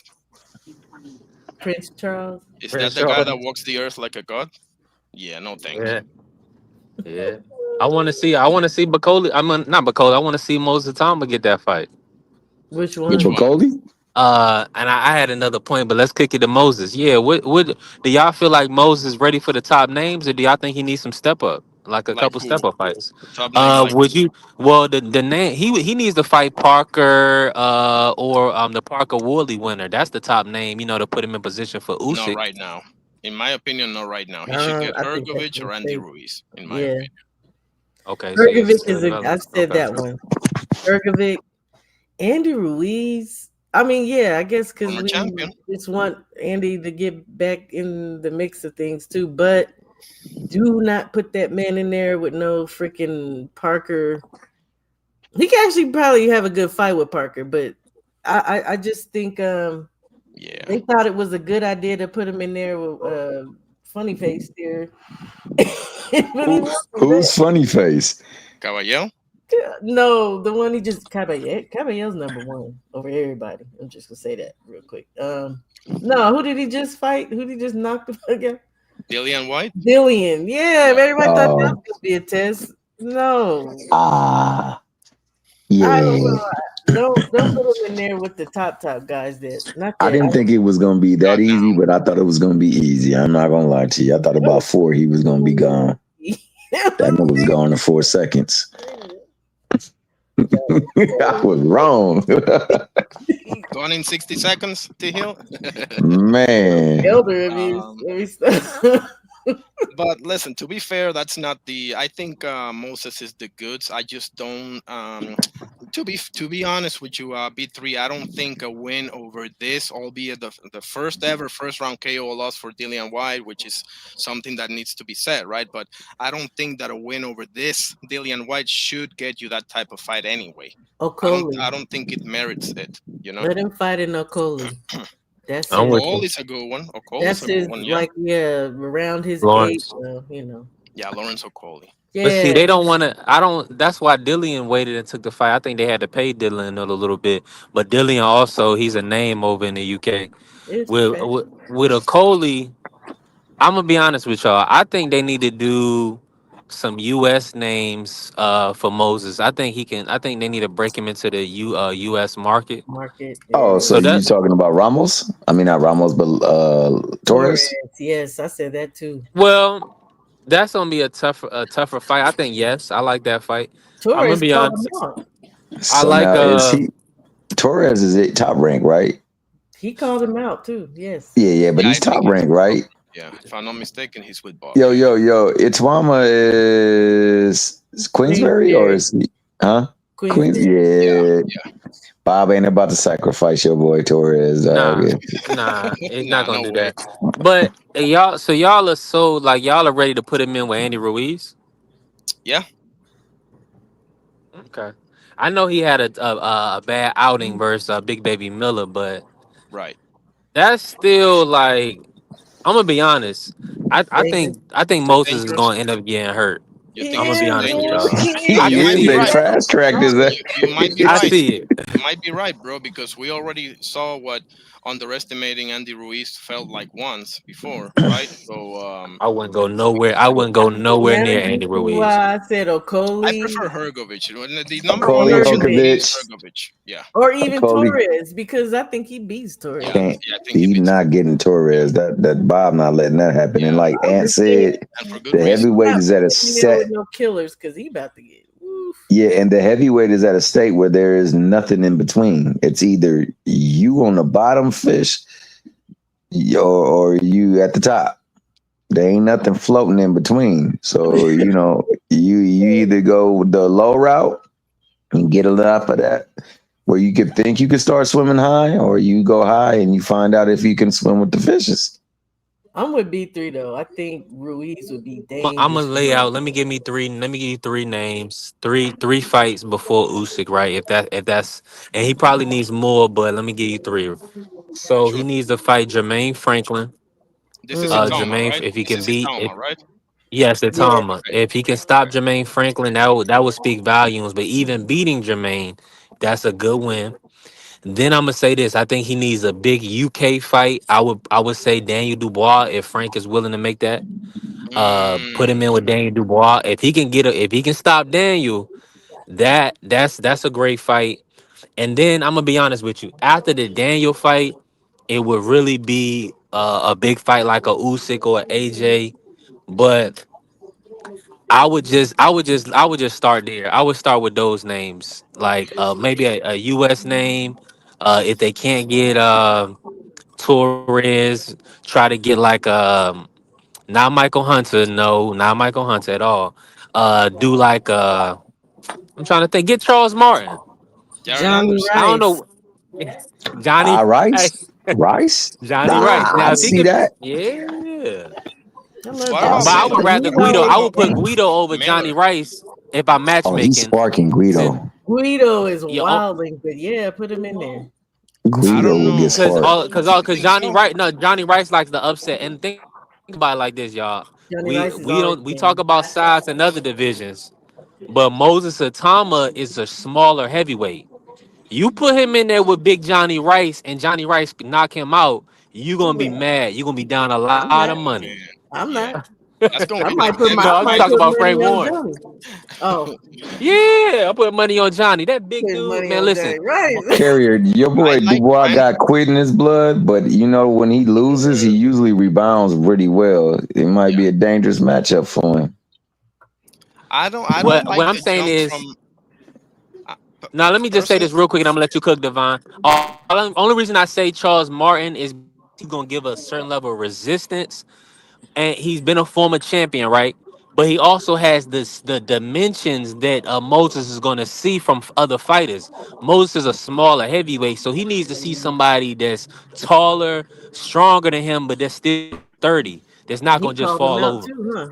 He told him he Yeah, yeah. I like that one, but I don't personally. I wouldn't do the jump from Franklin or who did you just say, Martin, right to Dubois. If I'm gonna get Okay. Franklin or Martin, I would go after that. I would go Hergovich or Ruiz, maybe Okoli, and then Dubois, and then Usyk, obviously, because it's three fights right before Usyk, or is it two fights and then Usyk?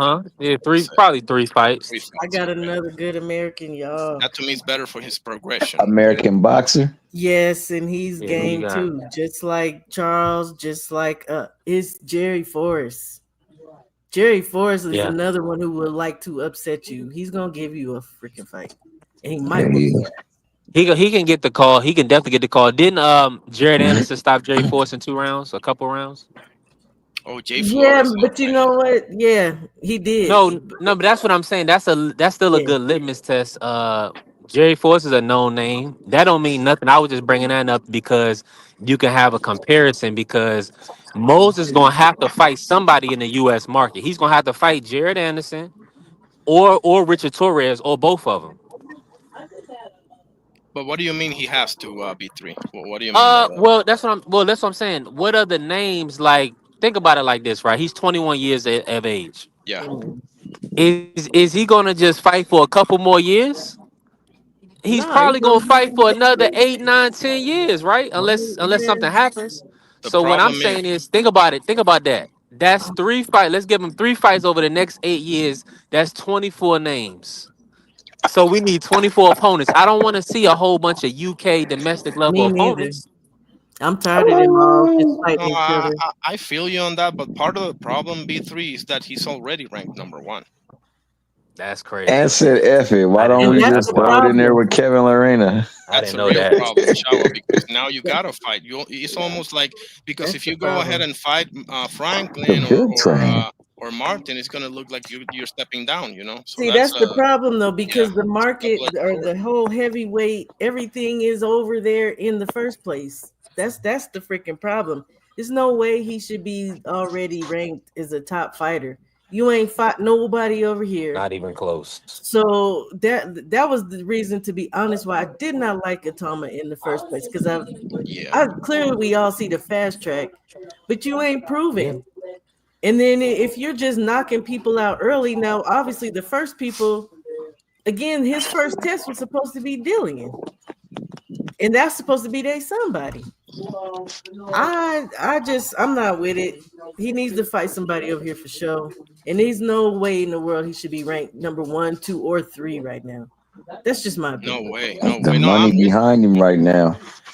I you. And that, agree with you. I think Hergovich would be the perfect yeah, match.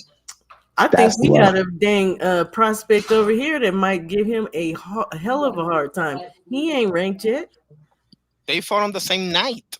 Him Joshua and Edwards. Hergovich. Joshua, who? I'm sorry, Shawa. I said Joshua Edwards. You said they fought on the same night. Yeah, him and Hergovich. They fought on the same card Oh, on the same that night. card there. I'm So talking that's about over here. Somebody, and no more UK dudes. I don't want to see that no more. And I'm tired of them fighting in that little circle over there when we got dudes over here. And what they've been doing is blocking them out of the market. Yeah. We have Exactly. had Michael Hunter. We've had Johnny Rice. These dudes can't even get no goddamn fight. yeah. But they're game opponents. And clearly, like B3 said, they be willing to upset people, but they don't want that's what it is. They don't want Well, no that's black why Hunter American ain't getting fighter. no shot for sure. Yeah. Yeah, he's been forced to fight in Mexico. They don't want no black American champion. They don't even trying to see these dudes over He was here. And number we one got like a week Hispanic ago. heavyweights. They I ain't trying to see these dudes. I swear to you guys, he was number one like a week ago. I could have sworn to you guys that I saw him #1, Hunter, like a week ago. He I was. kid you Yeah. not. He's been It's number terrible. one for a couple of years against under Puyev. But Hey, now they threw up Atoma. That pisses And me off. people But forget he gave no, Usyk fits. it's the flash though. It's the way that he's been able to dispatch of some of his opponents, and the fact that he has a certain appeal. He's from a certain area, and like you said, they are trying to put a stranglehold on that division because it's the only division they really got a hold of right now. you know who we're about to hear next, and it's going to be another UK heavyweight, that Leo Atang kid, and he's Yeah, doing the same yeah, shit as Atoma. But you yeah. ain't proving nothing. Yeah, It's not okay. When we got heavyweights over here, we got what's his name? Price. We got heavyweights over here, man. I forgot what his last name is. Price Taylor. oh He's Yeah, we got been Bryce another, Taylor and yeah. Joshua Edwards. Joshua Edwards, Price Taylor. We got a dude coming out the Olympics like they playing. They are trying to keep Black American fighters, or just American, because that includes the islands. I don't know if they got some No, in South America Central. We got people over here. They just, I they have, trying to keep that stranglehold on it. they are. That's what it is. I mean, you look at it. Ever since they got it out of man, I ain't gonna even say it, but whatever since Wilder was the champion, they've been making it a concerted effort to keep everything over there because really the crux of the sport fluctuates off of the heavyweight division. Yeah, It's always exactly. been, yeah, exactly. It's yep. always been the division of merit around the world. And look, we control this sport in this field. So I agree with you. And unfortunately, Michael Hunter is a testimony to that. And likewise, these younger fighters will be treated that way until we can actually get somewhere where it becomes mandatory for these fights to come this way. Okay, We can so bring them back to Also, this. Huh? there's another elephant in the room. I think that What that we need elephant would to that be? mention, because I don't think, because you go back in the day when it was literally owned by USA, the heavyweights, right? You had like That's a fact. five, six, seven, eight people deep in the division. And I mean, I'm talking about, Larry Holmes days, the you know what I'm talking about, right? And in the Wilder days, who else was there? To be honest with you, I mean, like, you got the Klitschko's, you got They were you know, fading. You had AJ. That's yeah, pretty much there it. wasn't AJ Wilder. there wasn't this big class of American heavyweights. So that's another big part of the problem. Now, the names that you mentioned, hopefully they can bring it back, obviously, because we all know Big Baby Anderson is not that guy. So we do need somebody that He is knows that he's guy. not that guy. Yeah, Exactly. he don't want to be that guy. Exactly. That He don't ninja want was to. on the Oh, interview crying, talking about Yeah. he didn't want to be that Aaron guy. don't God dang want it. it. He said it to Roy, bro. I mean, but are you kidding me, bro? But the Roy tried to pep talk his ass, and that nigga looked at him and started to exactly, cry. Dog, come exactly. on, man. Nah, that ain't what we're looking for, buddy. You can't be heavyweight champion like that. So nah. I think that's the other elephant in the room. The just the talent pool wasn't there for quite a bit. Uh, Yo, all I could think of in conjunction to what you said, I'm sorry for cutting you off, but that scene where they cut to Muhammad Ali and right before he about to walk out to face Foreman, man, and the fact that everybody looked like this nigga was about to go to his execution. And he was like, man, why y'all looking like this, dog? yeah, You know what I'm saying? I come here to fight, dog. I'm about to go out there and I'll take on the whole goddamn stadium if I have to come out victorious. But I'm leaving this bad boy with a victory. Now, if y'all afraid, y'all don't want to be a part of this, stay here. But my fight is out there. And I'll walk out there by myself if I got to. We got to have people that have that mindset instead of being so damn fearful of yeah, the moment and things like that. We got to have people that's ready to go out there and put it on the line because they truly believe that they belong there and willing to do whatever it takes to get there. I appreciated that segment when they showed that, man. It showed that sometimes the fight ain't actually in the ring; it's between the ears, dog, and that's where a lot of people exactly. when cause I watched Bruce Seldon, bro. I swear to God, I love that dude, man. I thought that was gonna be the fight that Tyson was gonna get challenged. Now I didn't know there was other things going on in his life at the time, and I only found out because somebody trains his son. But I thought that was gonna be a fight, and it looked like he checked out before he even got in the ring, man. And this dude looked like a Greek god, dog. That dude was Yeah. in shape. Yeah. Now speaking of my apologies. I just I got a gotta. I got. shower. Yeah. Salute to the queen, man. Appreciate y'all for showing up, Appreciate you, showing us Shower. love today. You got to I gotta. bounce. I got to pivot. She shower had to bounce, but I Yeah. appreciate her pulling up. We're gonna be in here cooking for a little bit longer, as long as I got my brothers in here with me. I gotta ask y'all this. So a lot of talk has been going on about Tank potentially retiring from the sport. Let me ask y'all this, and I want to start with T Hill. Does boxing need does boxing need Tank Davis? And if Tank retires without us seeing Tank versus Shakur, Tank versus Devin, Tank versus Tio, any of those matchups, like, are you okay with that? Are you okay with having not being able to get those great matchups that we've been talking about for the year? Go ahead, Irony. I'm gonna let you cook. I wanted you to Um. cook to Hill, but it's all good. Yeah. Go ahead, Yeah, I'm Divine gonna Iron. cook afterwards. I am not okay with him not giving me at least one of those three fights, because if he would have given me one, I'll be like, okay, you know what? Do your thing, but at least I got to see this, so I appreciate that. Like, I have this memory, even though I may disagree with, a million decisions you've made, right? But he's retiring without fighting, any of those three names you mentioned, right? You mentioned Shakur, who's clearly the number, the one that we all want to see. Like, you put those three names, who do you want to see the most? Is Shakur. I think everybody would agree, or most of us. Tio and Devin Haney, right? So at least with one of those, I can live with. None of those. I mean, I understand that you always said it's about the money. It's not like you said it's for legacy. I want to fight everybody. You're not that type of dude, so I understand that. At least you're honest.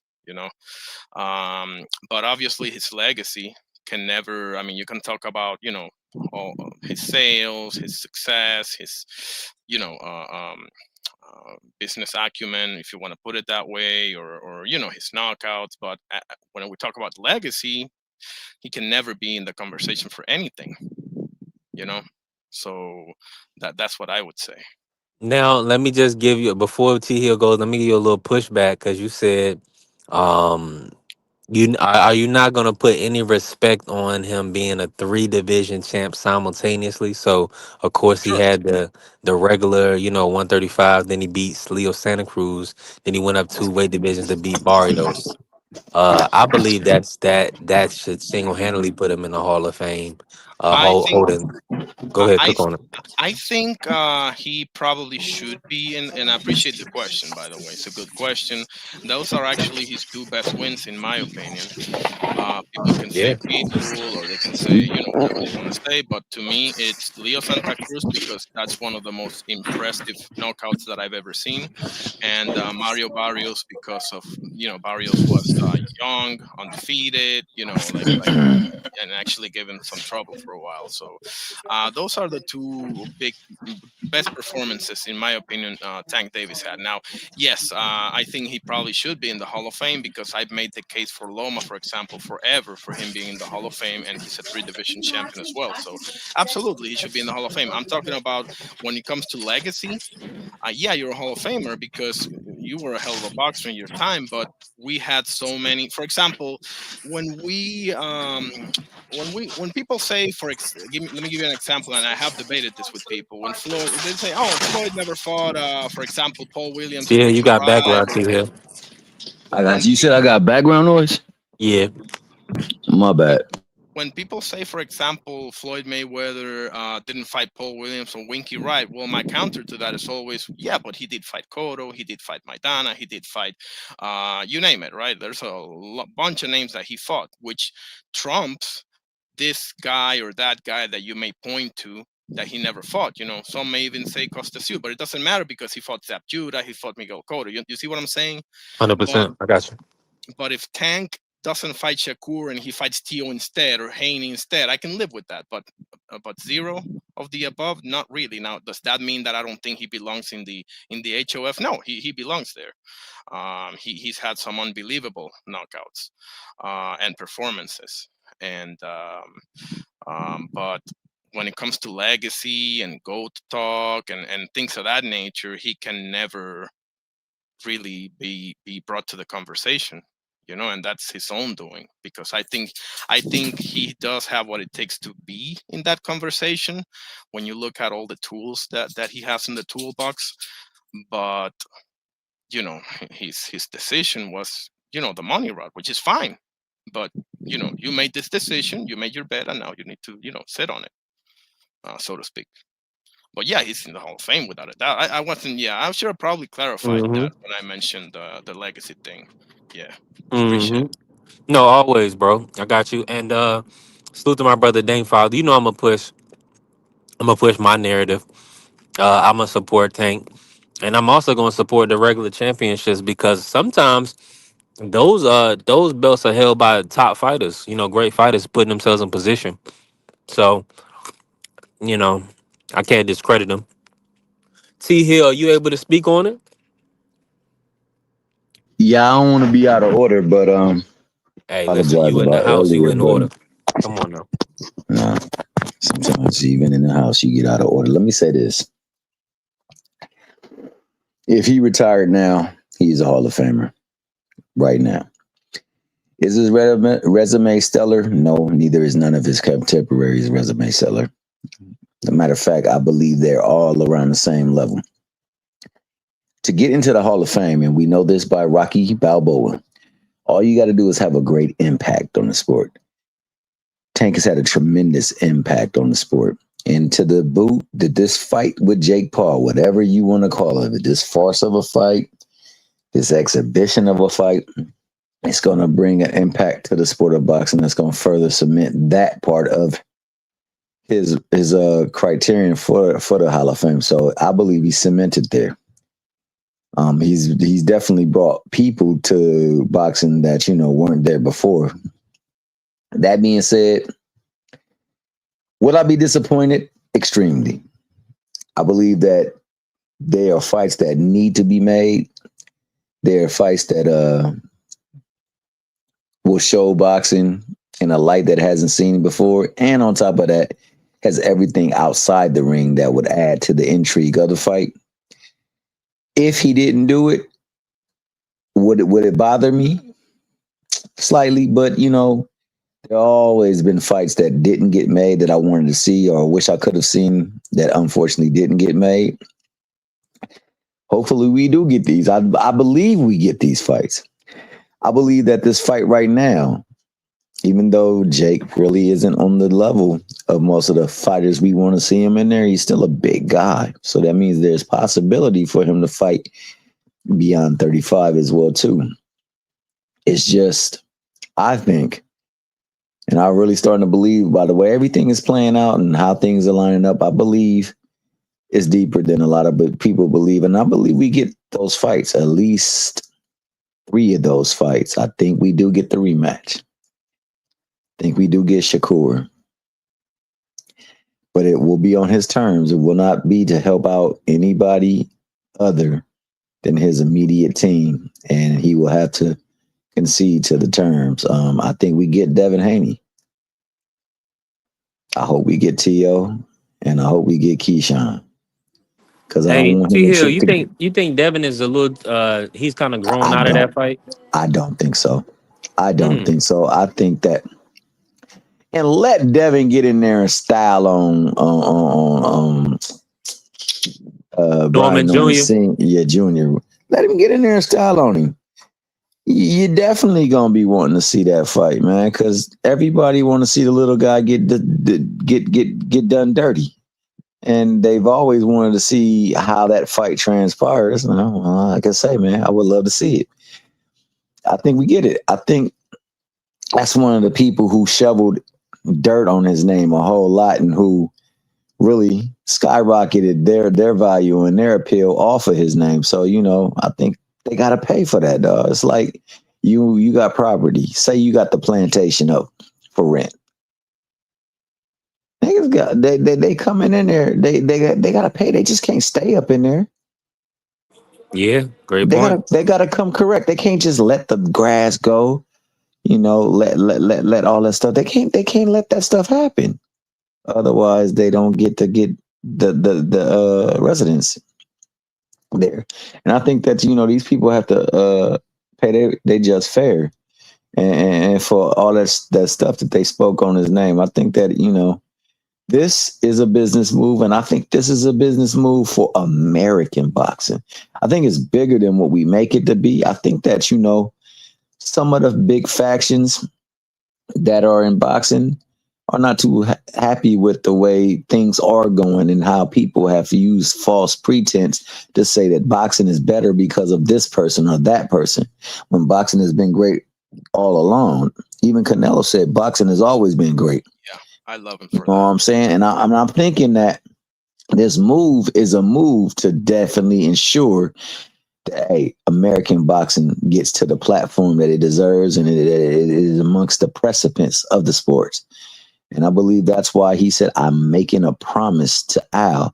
I got to keep a promise to Al. He said that in 4 different interviews. Well, you going to fight Roach, the rematch? Yeah.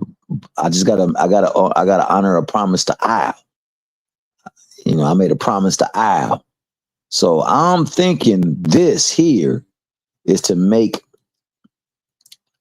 the working relationship between 3 factors in particular: MVP, Top Rank, and the PBC, a very strong and dynamic entity where they work well together in their relationships, business will be conducted further. So I think that that's what this is. And I think that the other fights will happen. I believe that the Roach fight definitely happens. I believe that the Core fight definitely happens because they're relatively within the same ballpark. But you getting in the ring with somebody that's going to be 200 and something pounds, and you're not afraid of that, Mickey Freaky. So you won't be afraid of a nigga that's getting in the ring at 175 or 180. And, that's what I expect. So I hope to see it. If I don't see it, there's still other fights to be made and still other fights to pique my curiosity. I will be disappointed. He definitely is Hall of Fame. He has made a huge impact to the sport. And if dun, dun, dun, dun, dun, dun, dun, dun, got a damn spot in the Hall of Fame, you better believe Tank Absolutely Davis got a spot in there. I'm Come just on, saying. Kill the Rocky. Can we drop the Rocky Balboa, bro? That was a movie that had its place, and I'm cool with him going to the Hall of Fame. Obviously, as a purist, you can have your doubts and everything, but yeah, Tank is for sure a Hall of Famer. But I'm just saying, you know what?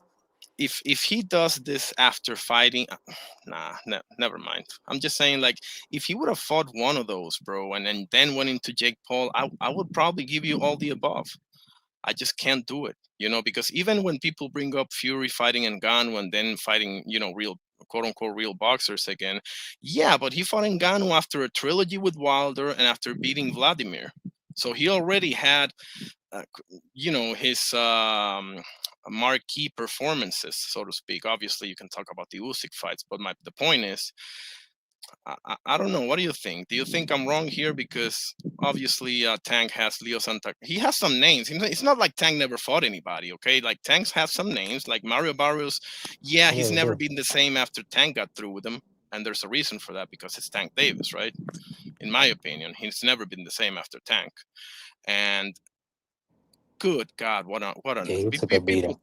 Yeah, people talk about Frank Martin KO. The Leo Santa Cruz knockout is a stuff for decades to come, bro.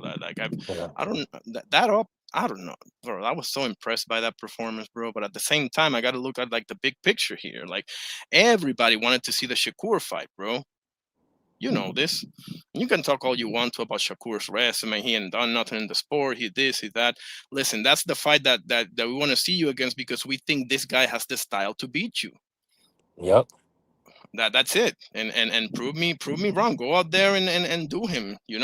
But Hmm. obviously that ain't happening. So yeah. Now, just to pivot, like real quick, define our like we were talking about face of boxing earlier, right? And now that Crawford has beat Canelo, Tank kind of passed the torch. He said, he doesn't want to be concerned with that label. When you think of boxing, or when you think of the face of boxing, who stand out right now? Who's the guy? Is it still Canelo, even though he lost, or what's your thoughts? I think we that's a good question, but I think we need to be clear on what it means to be the face of boxing, right? Because um when it's only one guy, right? So what does that actually mean? Does it mean that you're the one that most people are intrigued to see fighting, or does it mean that you can fill up a stadium if you're fighting me?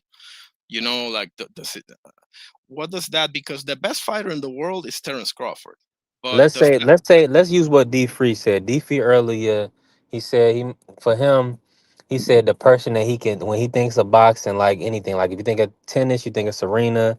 Like if you think of basketball, you probably think of LeBron. Think of football, you may think of Lamar Jackson.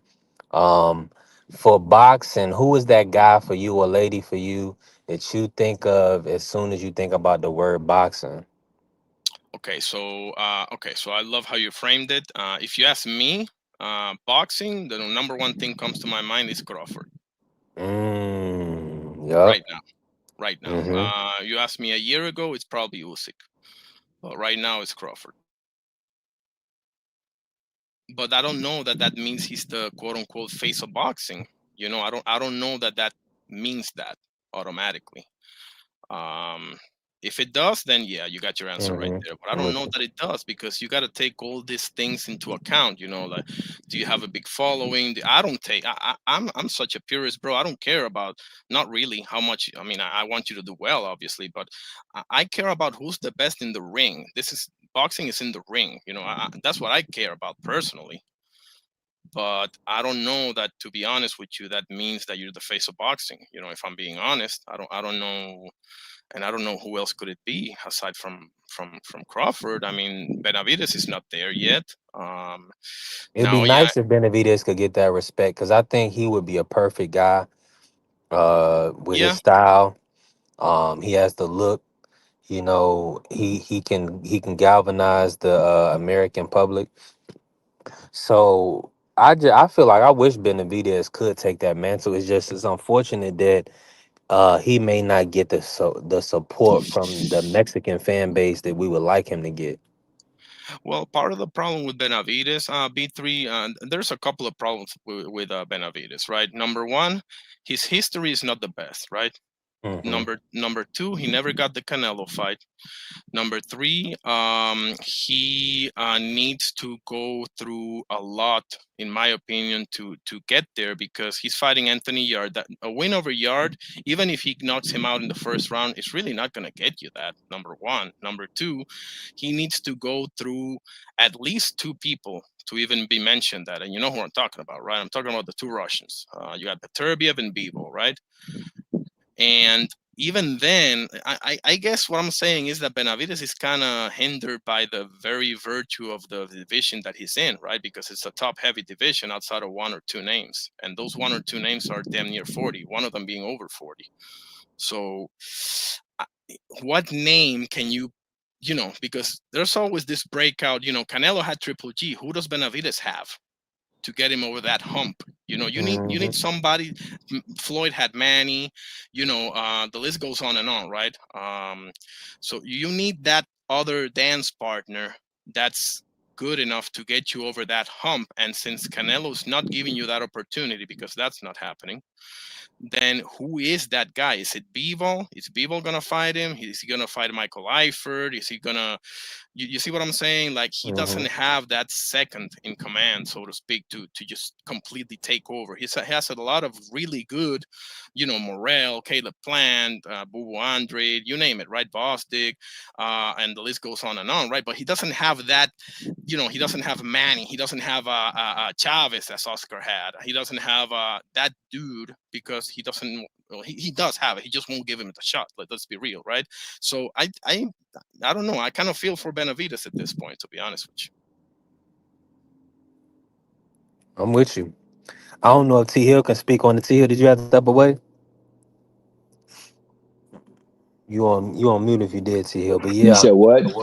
I don't know if you could speak on this right now, but What's that? I want to know it from your opinion. When you think about boxing, the first person that comes to mind, who is your face of boxing or the person that you The kind first of person draw that to? comes to my mind when we talk boxing, Hmm. I think it's the first person that comes to most people's mind when they talk boxing. Usually, when you know you're the face is when they say, "Hey, man, when the next person fight, this next person's fight, that Hmm. person gonna be and still is even sans the Bud fight is Canelo." Then followed shortly thereafter by Tank. Those are the two people that generate the sport. Those are the two people that people are checking in, and unfortunately, those are the two people that many people clamor to see.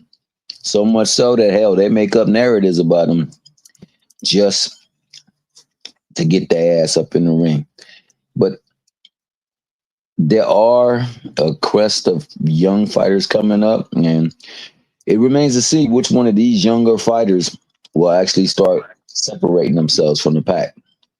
But as it stands right now, unfortunately, and if it ain't Canelo, then it's Floyd Mayweather, because that's what people remember boxing with.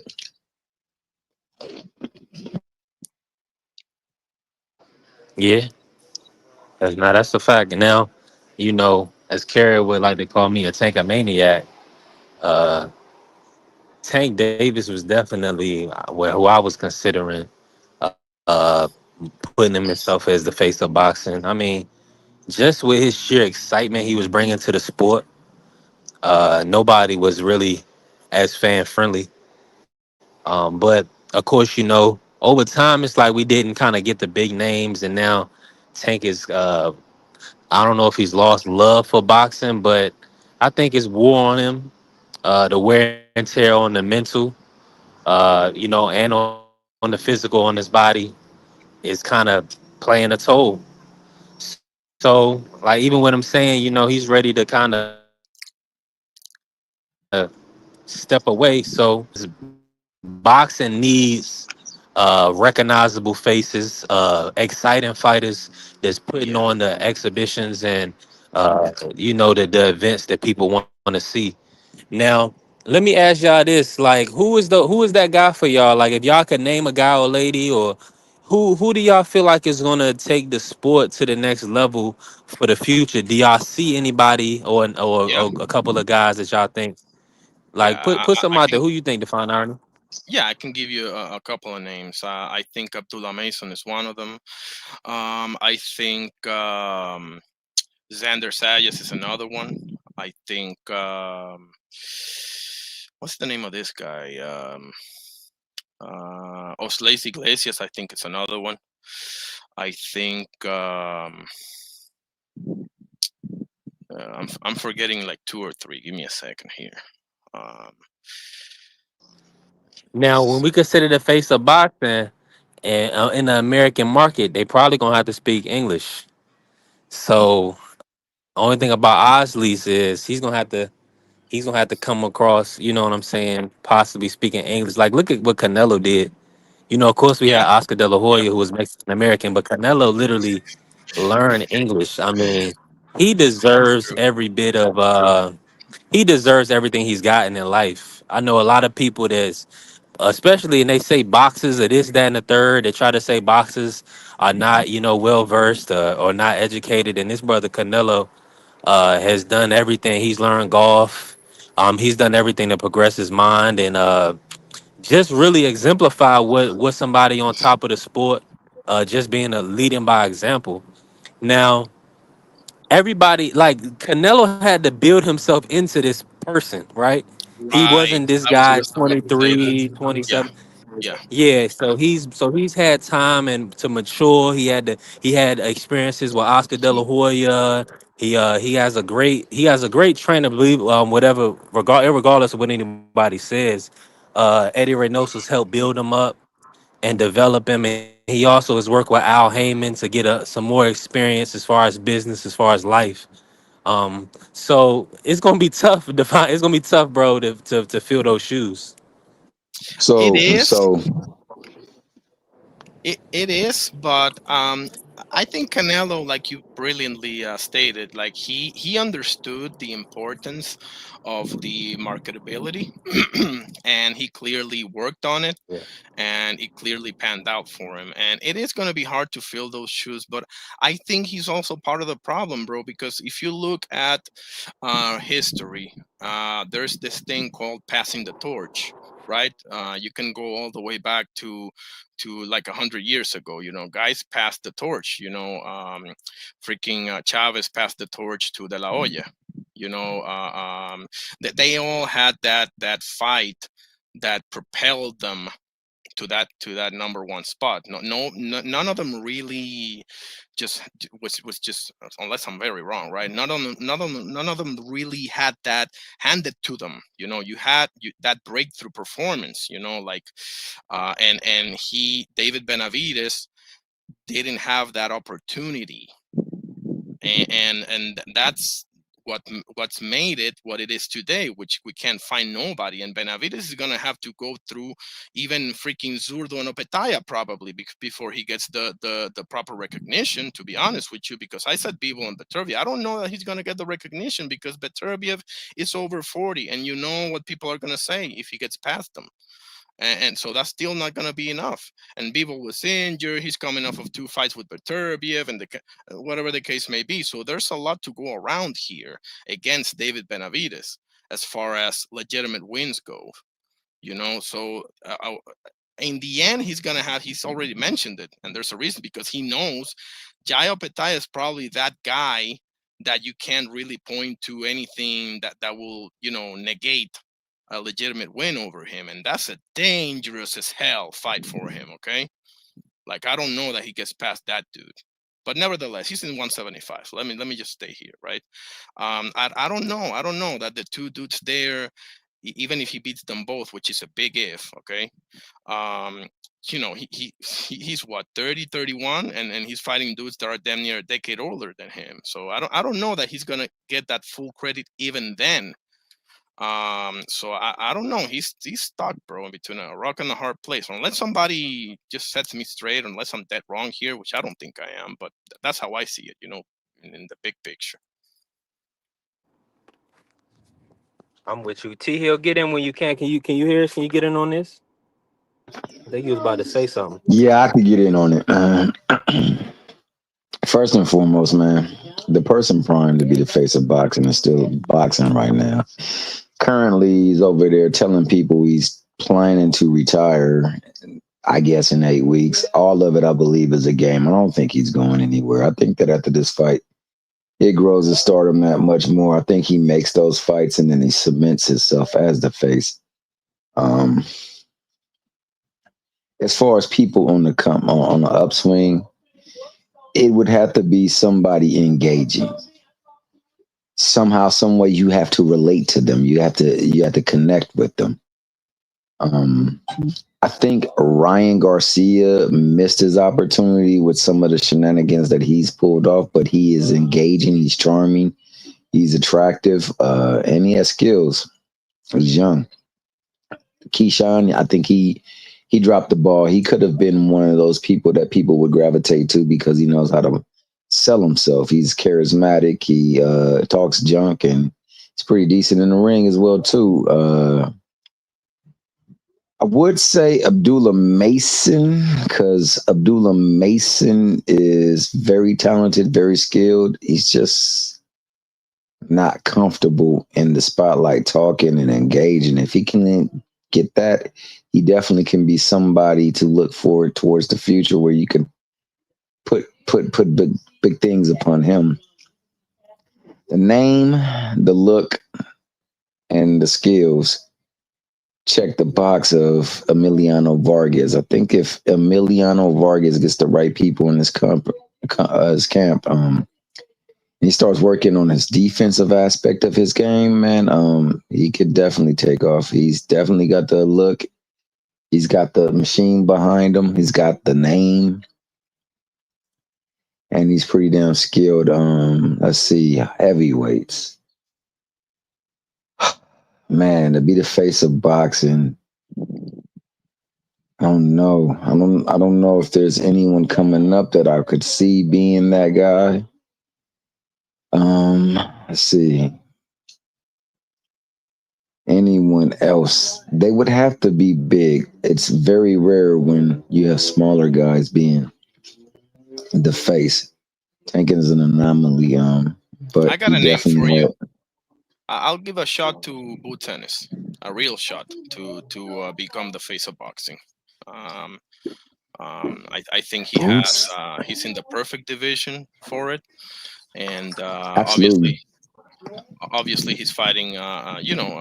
With no disrespect to Ismail Lima, but he's not fighting an opponent that people think it's up to his stature. He's his first fight in the division, so I'm not gonna give him crap for that. Not at all. It's his first fight in the division, and let's see what happens afterward. But if Ennis can beat, I don't know. Let's say if he can beat Fundora and Virgil and Bakram or around those lines, I think he's dead set on becoming the face of boxing, and he has all the tools.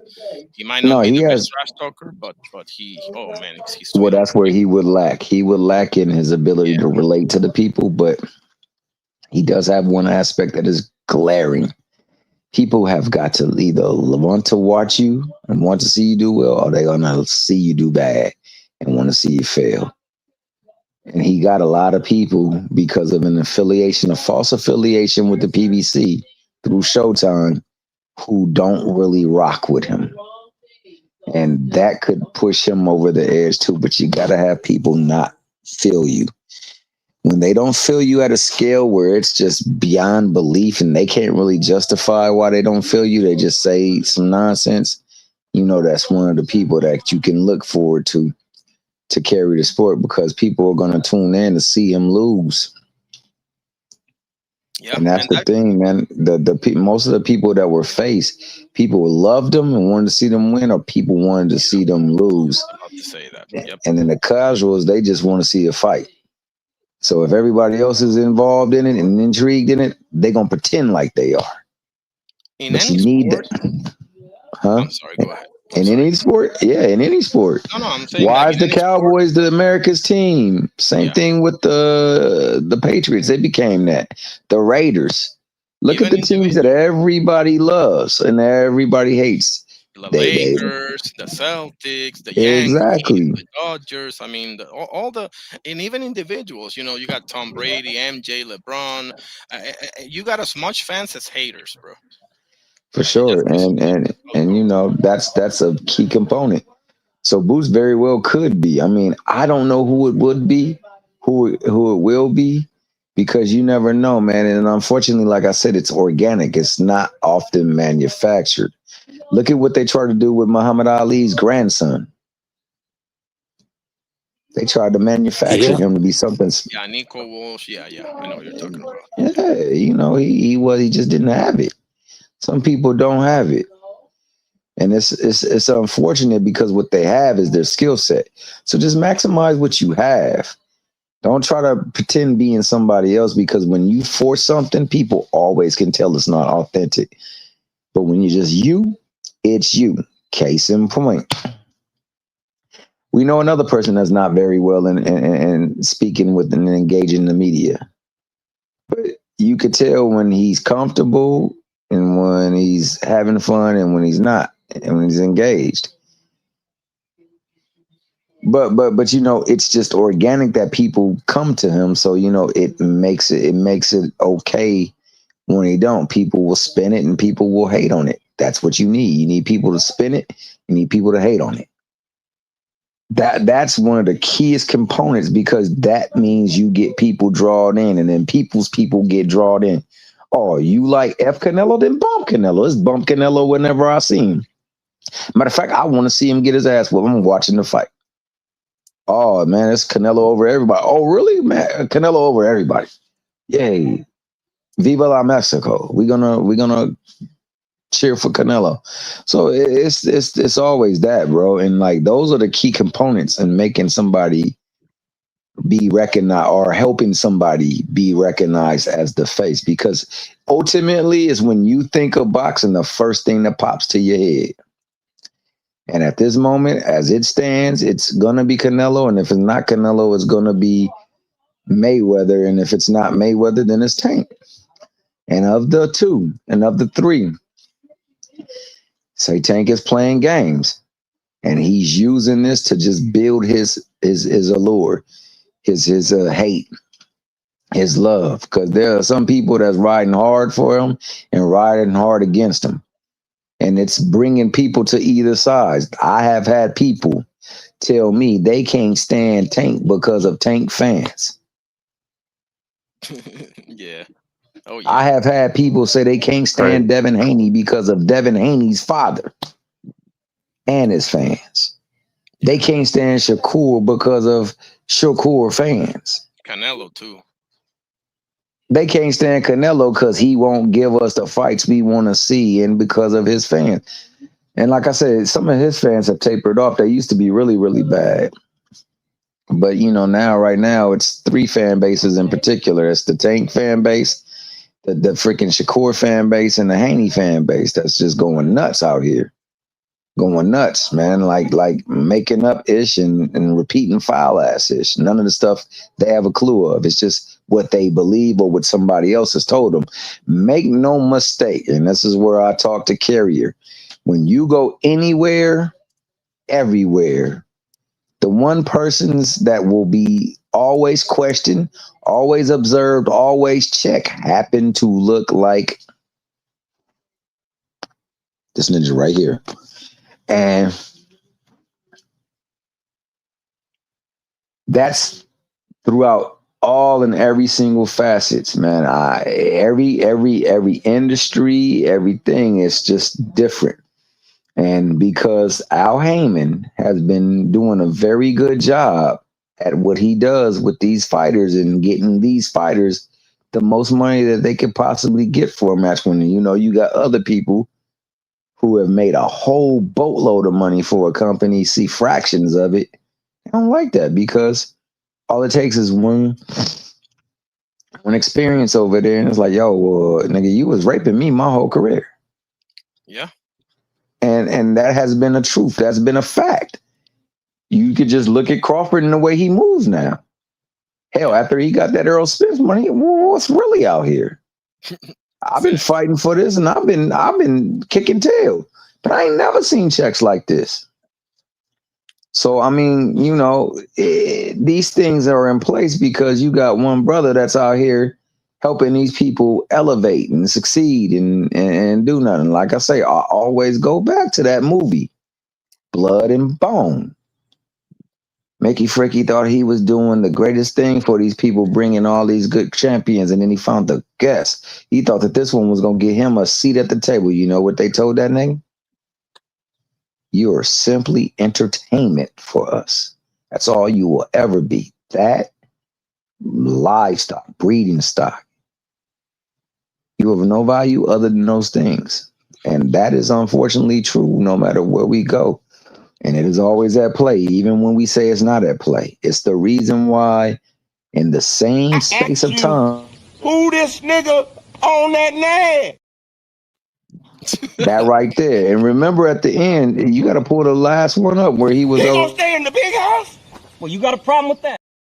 Bro, come on. No, the one where he capped him in the knees when he said, you were right about one thing. He was right about one thing. Oh, Candy. Candy was right about one thing. I am that 1 in a million ninja. but anyway,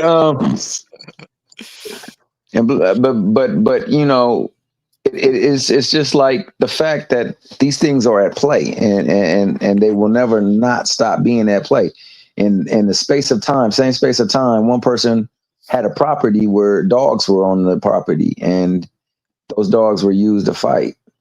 Now, there are circuits where they actually do fight and they're ran by certain folks, but because this brother happened to be on the Atlanta Falcons and he happened to be a major moneymaker on the 11 Falcons and he happened to be black, he was scum of the earth. No, Michael Vick. Okay, yeah. No, relatively not too long after that broke out, there was a kid walked up into a church, told the people, man, he was going through some things and he needed them to pray for him. Sat in the back as they were going through their Bible study, and then they were beginning to pray on him, pray for him. And as they began to pray, he got out a semi-automatic and opened up fire on him, killing all but one, and told them to tell the people what happened there. He was a victim. People he shot. I think they got him a meal or something like that before they took him in. They took him to Burger King, got him a food, said he was a victim. There was another person that was minding his own business on the corner in like fashion, just chilling. They swooped up on him. He fit the description. He was 6'3", 325 pounds. The nigga that robbed the store was 5'11", 175 and lighter. But they got him. But the other dude that went in there and literally shot people was a victim. Didn't get that same courtesy. This shit is at play everywhere you go. Nobody's making that issue up. I wish it were not so, because I don't have that type of energy for folks. I love my people and I love other people, man. I respect other people. I love culture. I love the differences between cultures. It's fire. There are people who don't feel that way. There are people who don't stand other people's culture, can't stand the look of other people, the smell of other people, the culture of other people. They will play their ish. They will eat their ish because that's fire, but they're not. They love our essence, hate our existence. And that is true.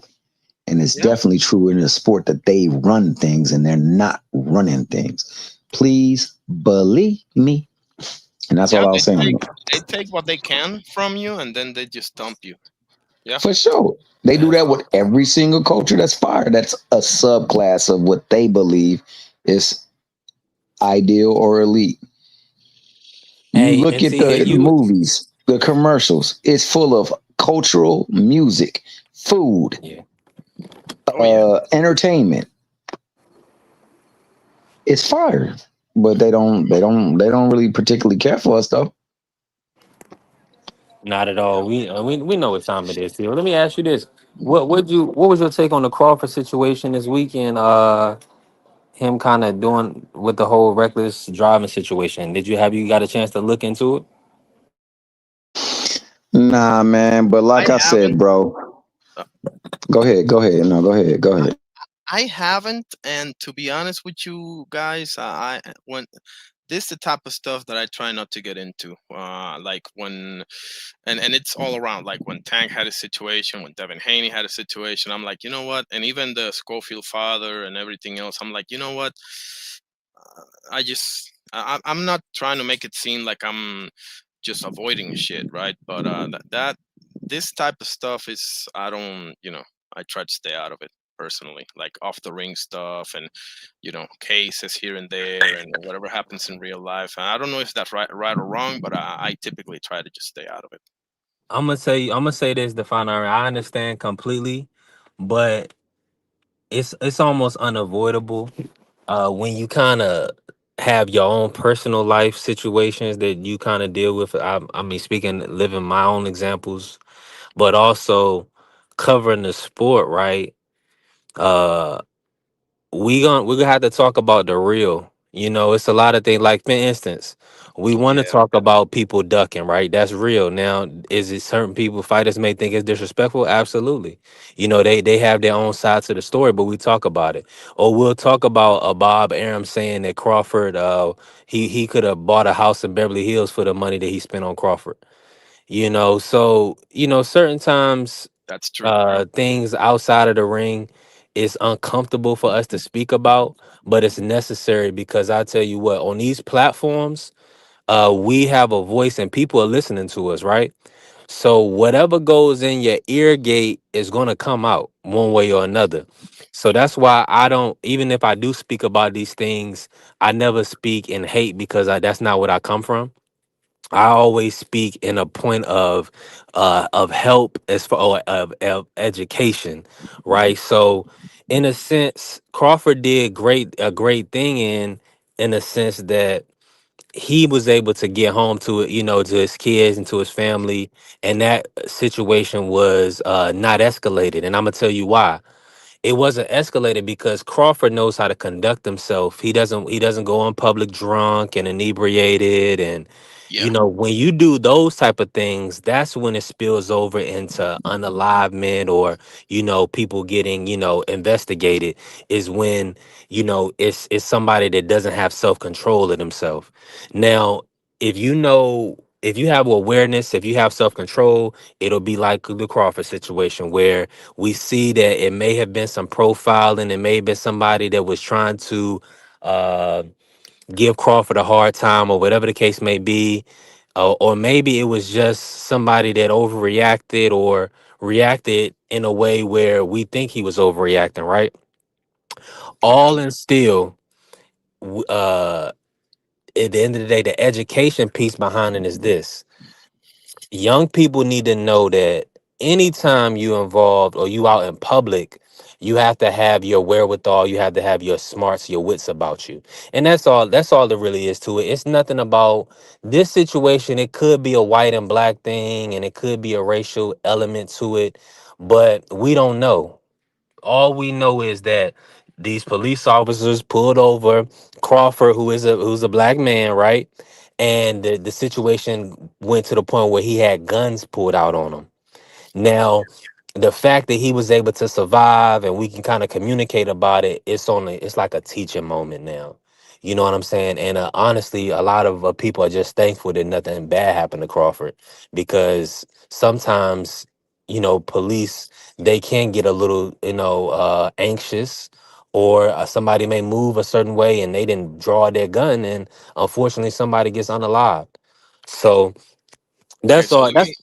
Yeah, cook. Yeah, let, we. let, let me give you a little, and I appreciate everything you just said, right? And I agree with Hmm. you, and that's real good stuff. I just want to explain to you where I come from when I tell you this, right? Because I don't mind having a controversial or heated or tough conversations one bit. I actually kind of enjoy it, but the problem is I have those get out of hand far too many times with people. You understand what I'm saying? And Absolutely. that's when I'm in the now, if this is somebody that I just met, or somebody I probably let loose. But since I respect you guys so much, bro, to be honest, I'm being real, bro, right now.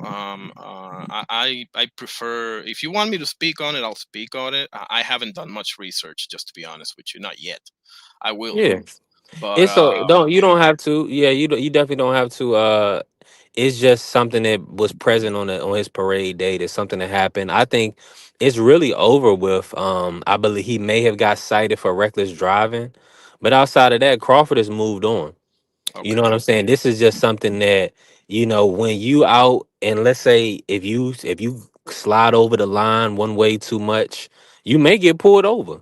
You know what I'm saying? If it could be something as little as that, and then you have to handle it accordingly. But that's normal everyday stuff in the US of A. Police officers, they a lot of times their departments are looking for quotas depending on what time of the month it is. You know what I'm saying? So they be out in full force pulling people over. So it's just all about what we have to do as far as citizens is just kind of, be have our awareness of, who we are and who they are. That's the only difference. A lot of times, people get a kind of all caught up in what the Constitution says and what their rights are and all that other stuff. That's all well and good when you're not dealing with people that are armed. When you're dealing with people that are armed, you gotta use your brain and not your pride and not your heart and not your ego. Just use your brain. You know what I'm saying? That's it. But let's move on, man. Hey, listen. I appreciate y'all brothers pulling up today. Listen, this was a great live, a great cook. We was on here for 5 hours, man. Salute to everybody in the building that smashed the like button. If you haven't followed the channel, follow the channel B3 Picks TV. We definitely working. Make sure y'all lock in with my brother Define Irony One. He does a great job. I haven't been able to catch a live Define. I gotta probably gotta go to your page and do my notifications, but for whatever reason, YouTube don't be notifying. Do you have a set time yet, or you just free flowing? Man, I'm pretty much free flowing. I'm usually going late at nights, Okay. I'm not sure right now. Appreciate it. Okay. No, absolutely. And listen, No, hold make on, sure hold on. yeah, What cook time TL. frame is late at night? What does it follow under, and what standard time were you talking about? Right now in my location is 5:16 p.m. So I would say in about four or Eastern five Standard hours. Time. Okay. So you go on at about what time? Eastern Standard Time. I would say 4 or 5 hours from now, Okay, bet. something like that. Mm-hmm. Okay, so about 9 to 10. Yeah. Gotcha. Ma- All right. I don't know what Yeah. time is it right now in your location, T Hill. It's at 5:16 as well.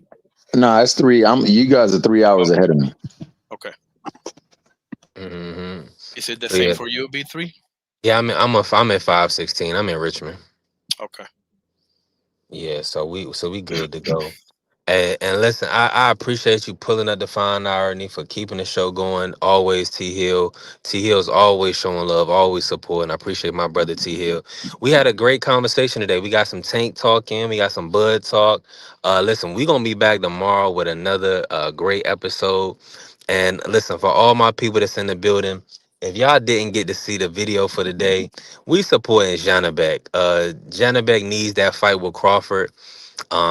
Hey, listen, I'm excited for it. I'm looking forward to it. I'm hoping that's a fight we can get.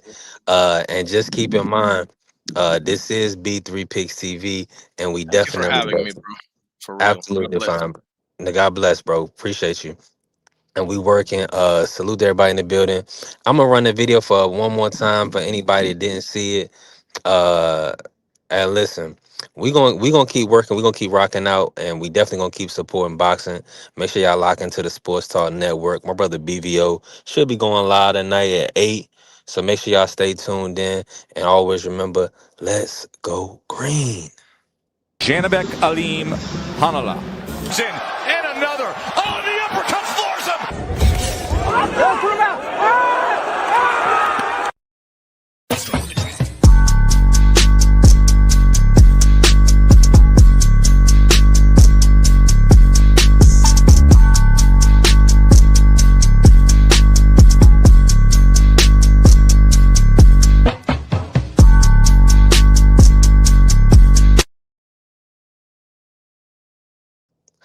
Hey, listen, we had to mix the boxing with the beauties on B3 Picks TV. That's mandatory. Shout out to all the beauties out there. Shout out to all the queens that was in the building today. Angie Baby, the Queen Shawa, Vacay Bay. Salute to all y'all. God bless everybody that was working with us and chatting with us, man. We appreciate y'all. Justin James, Carey, as always. Eddie was in the building. Man, Ann McQueen, my good brother. Oh, my brother said, "What in the King magazine?" Hey, listen, on B3 Picks TV, we multicultural, multifaceted, we don't discriminate. You know what I'm saying, brothers, we got to break up, some of the monotony sometimes. Sometimes we got to, let those juices flow, respectfully. Not too much. Don't let them spill over, man. Just let them flow. But appreciate everybody for tapping in once again. Hey, listen, we going to be back tomorrow. Let's go green. All right, is you motherfuckers finished? Y'all finished? You silly motherfuckers. You got to be soldiers, all right? Soldiers. Not clowns, goddammit. Drive, and you shut the fuck up.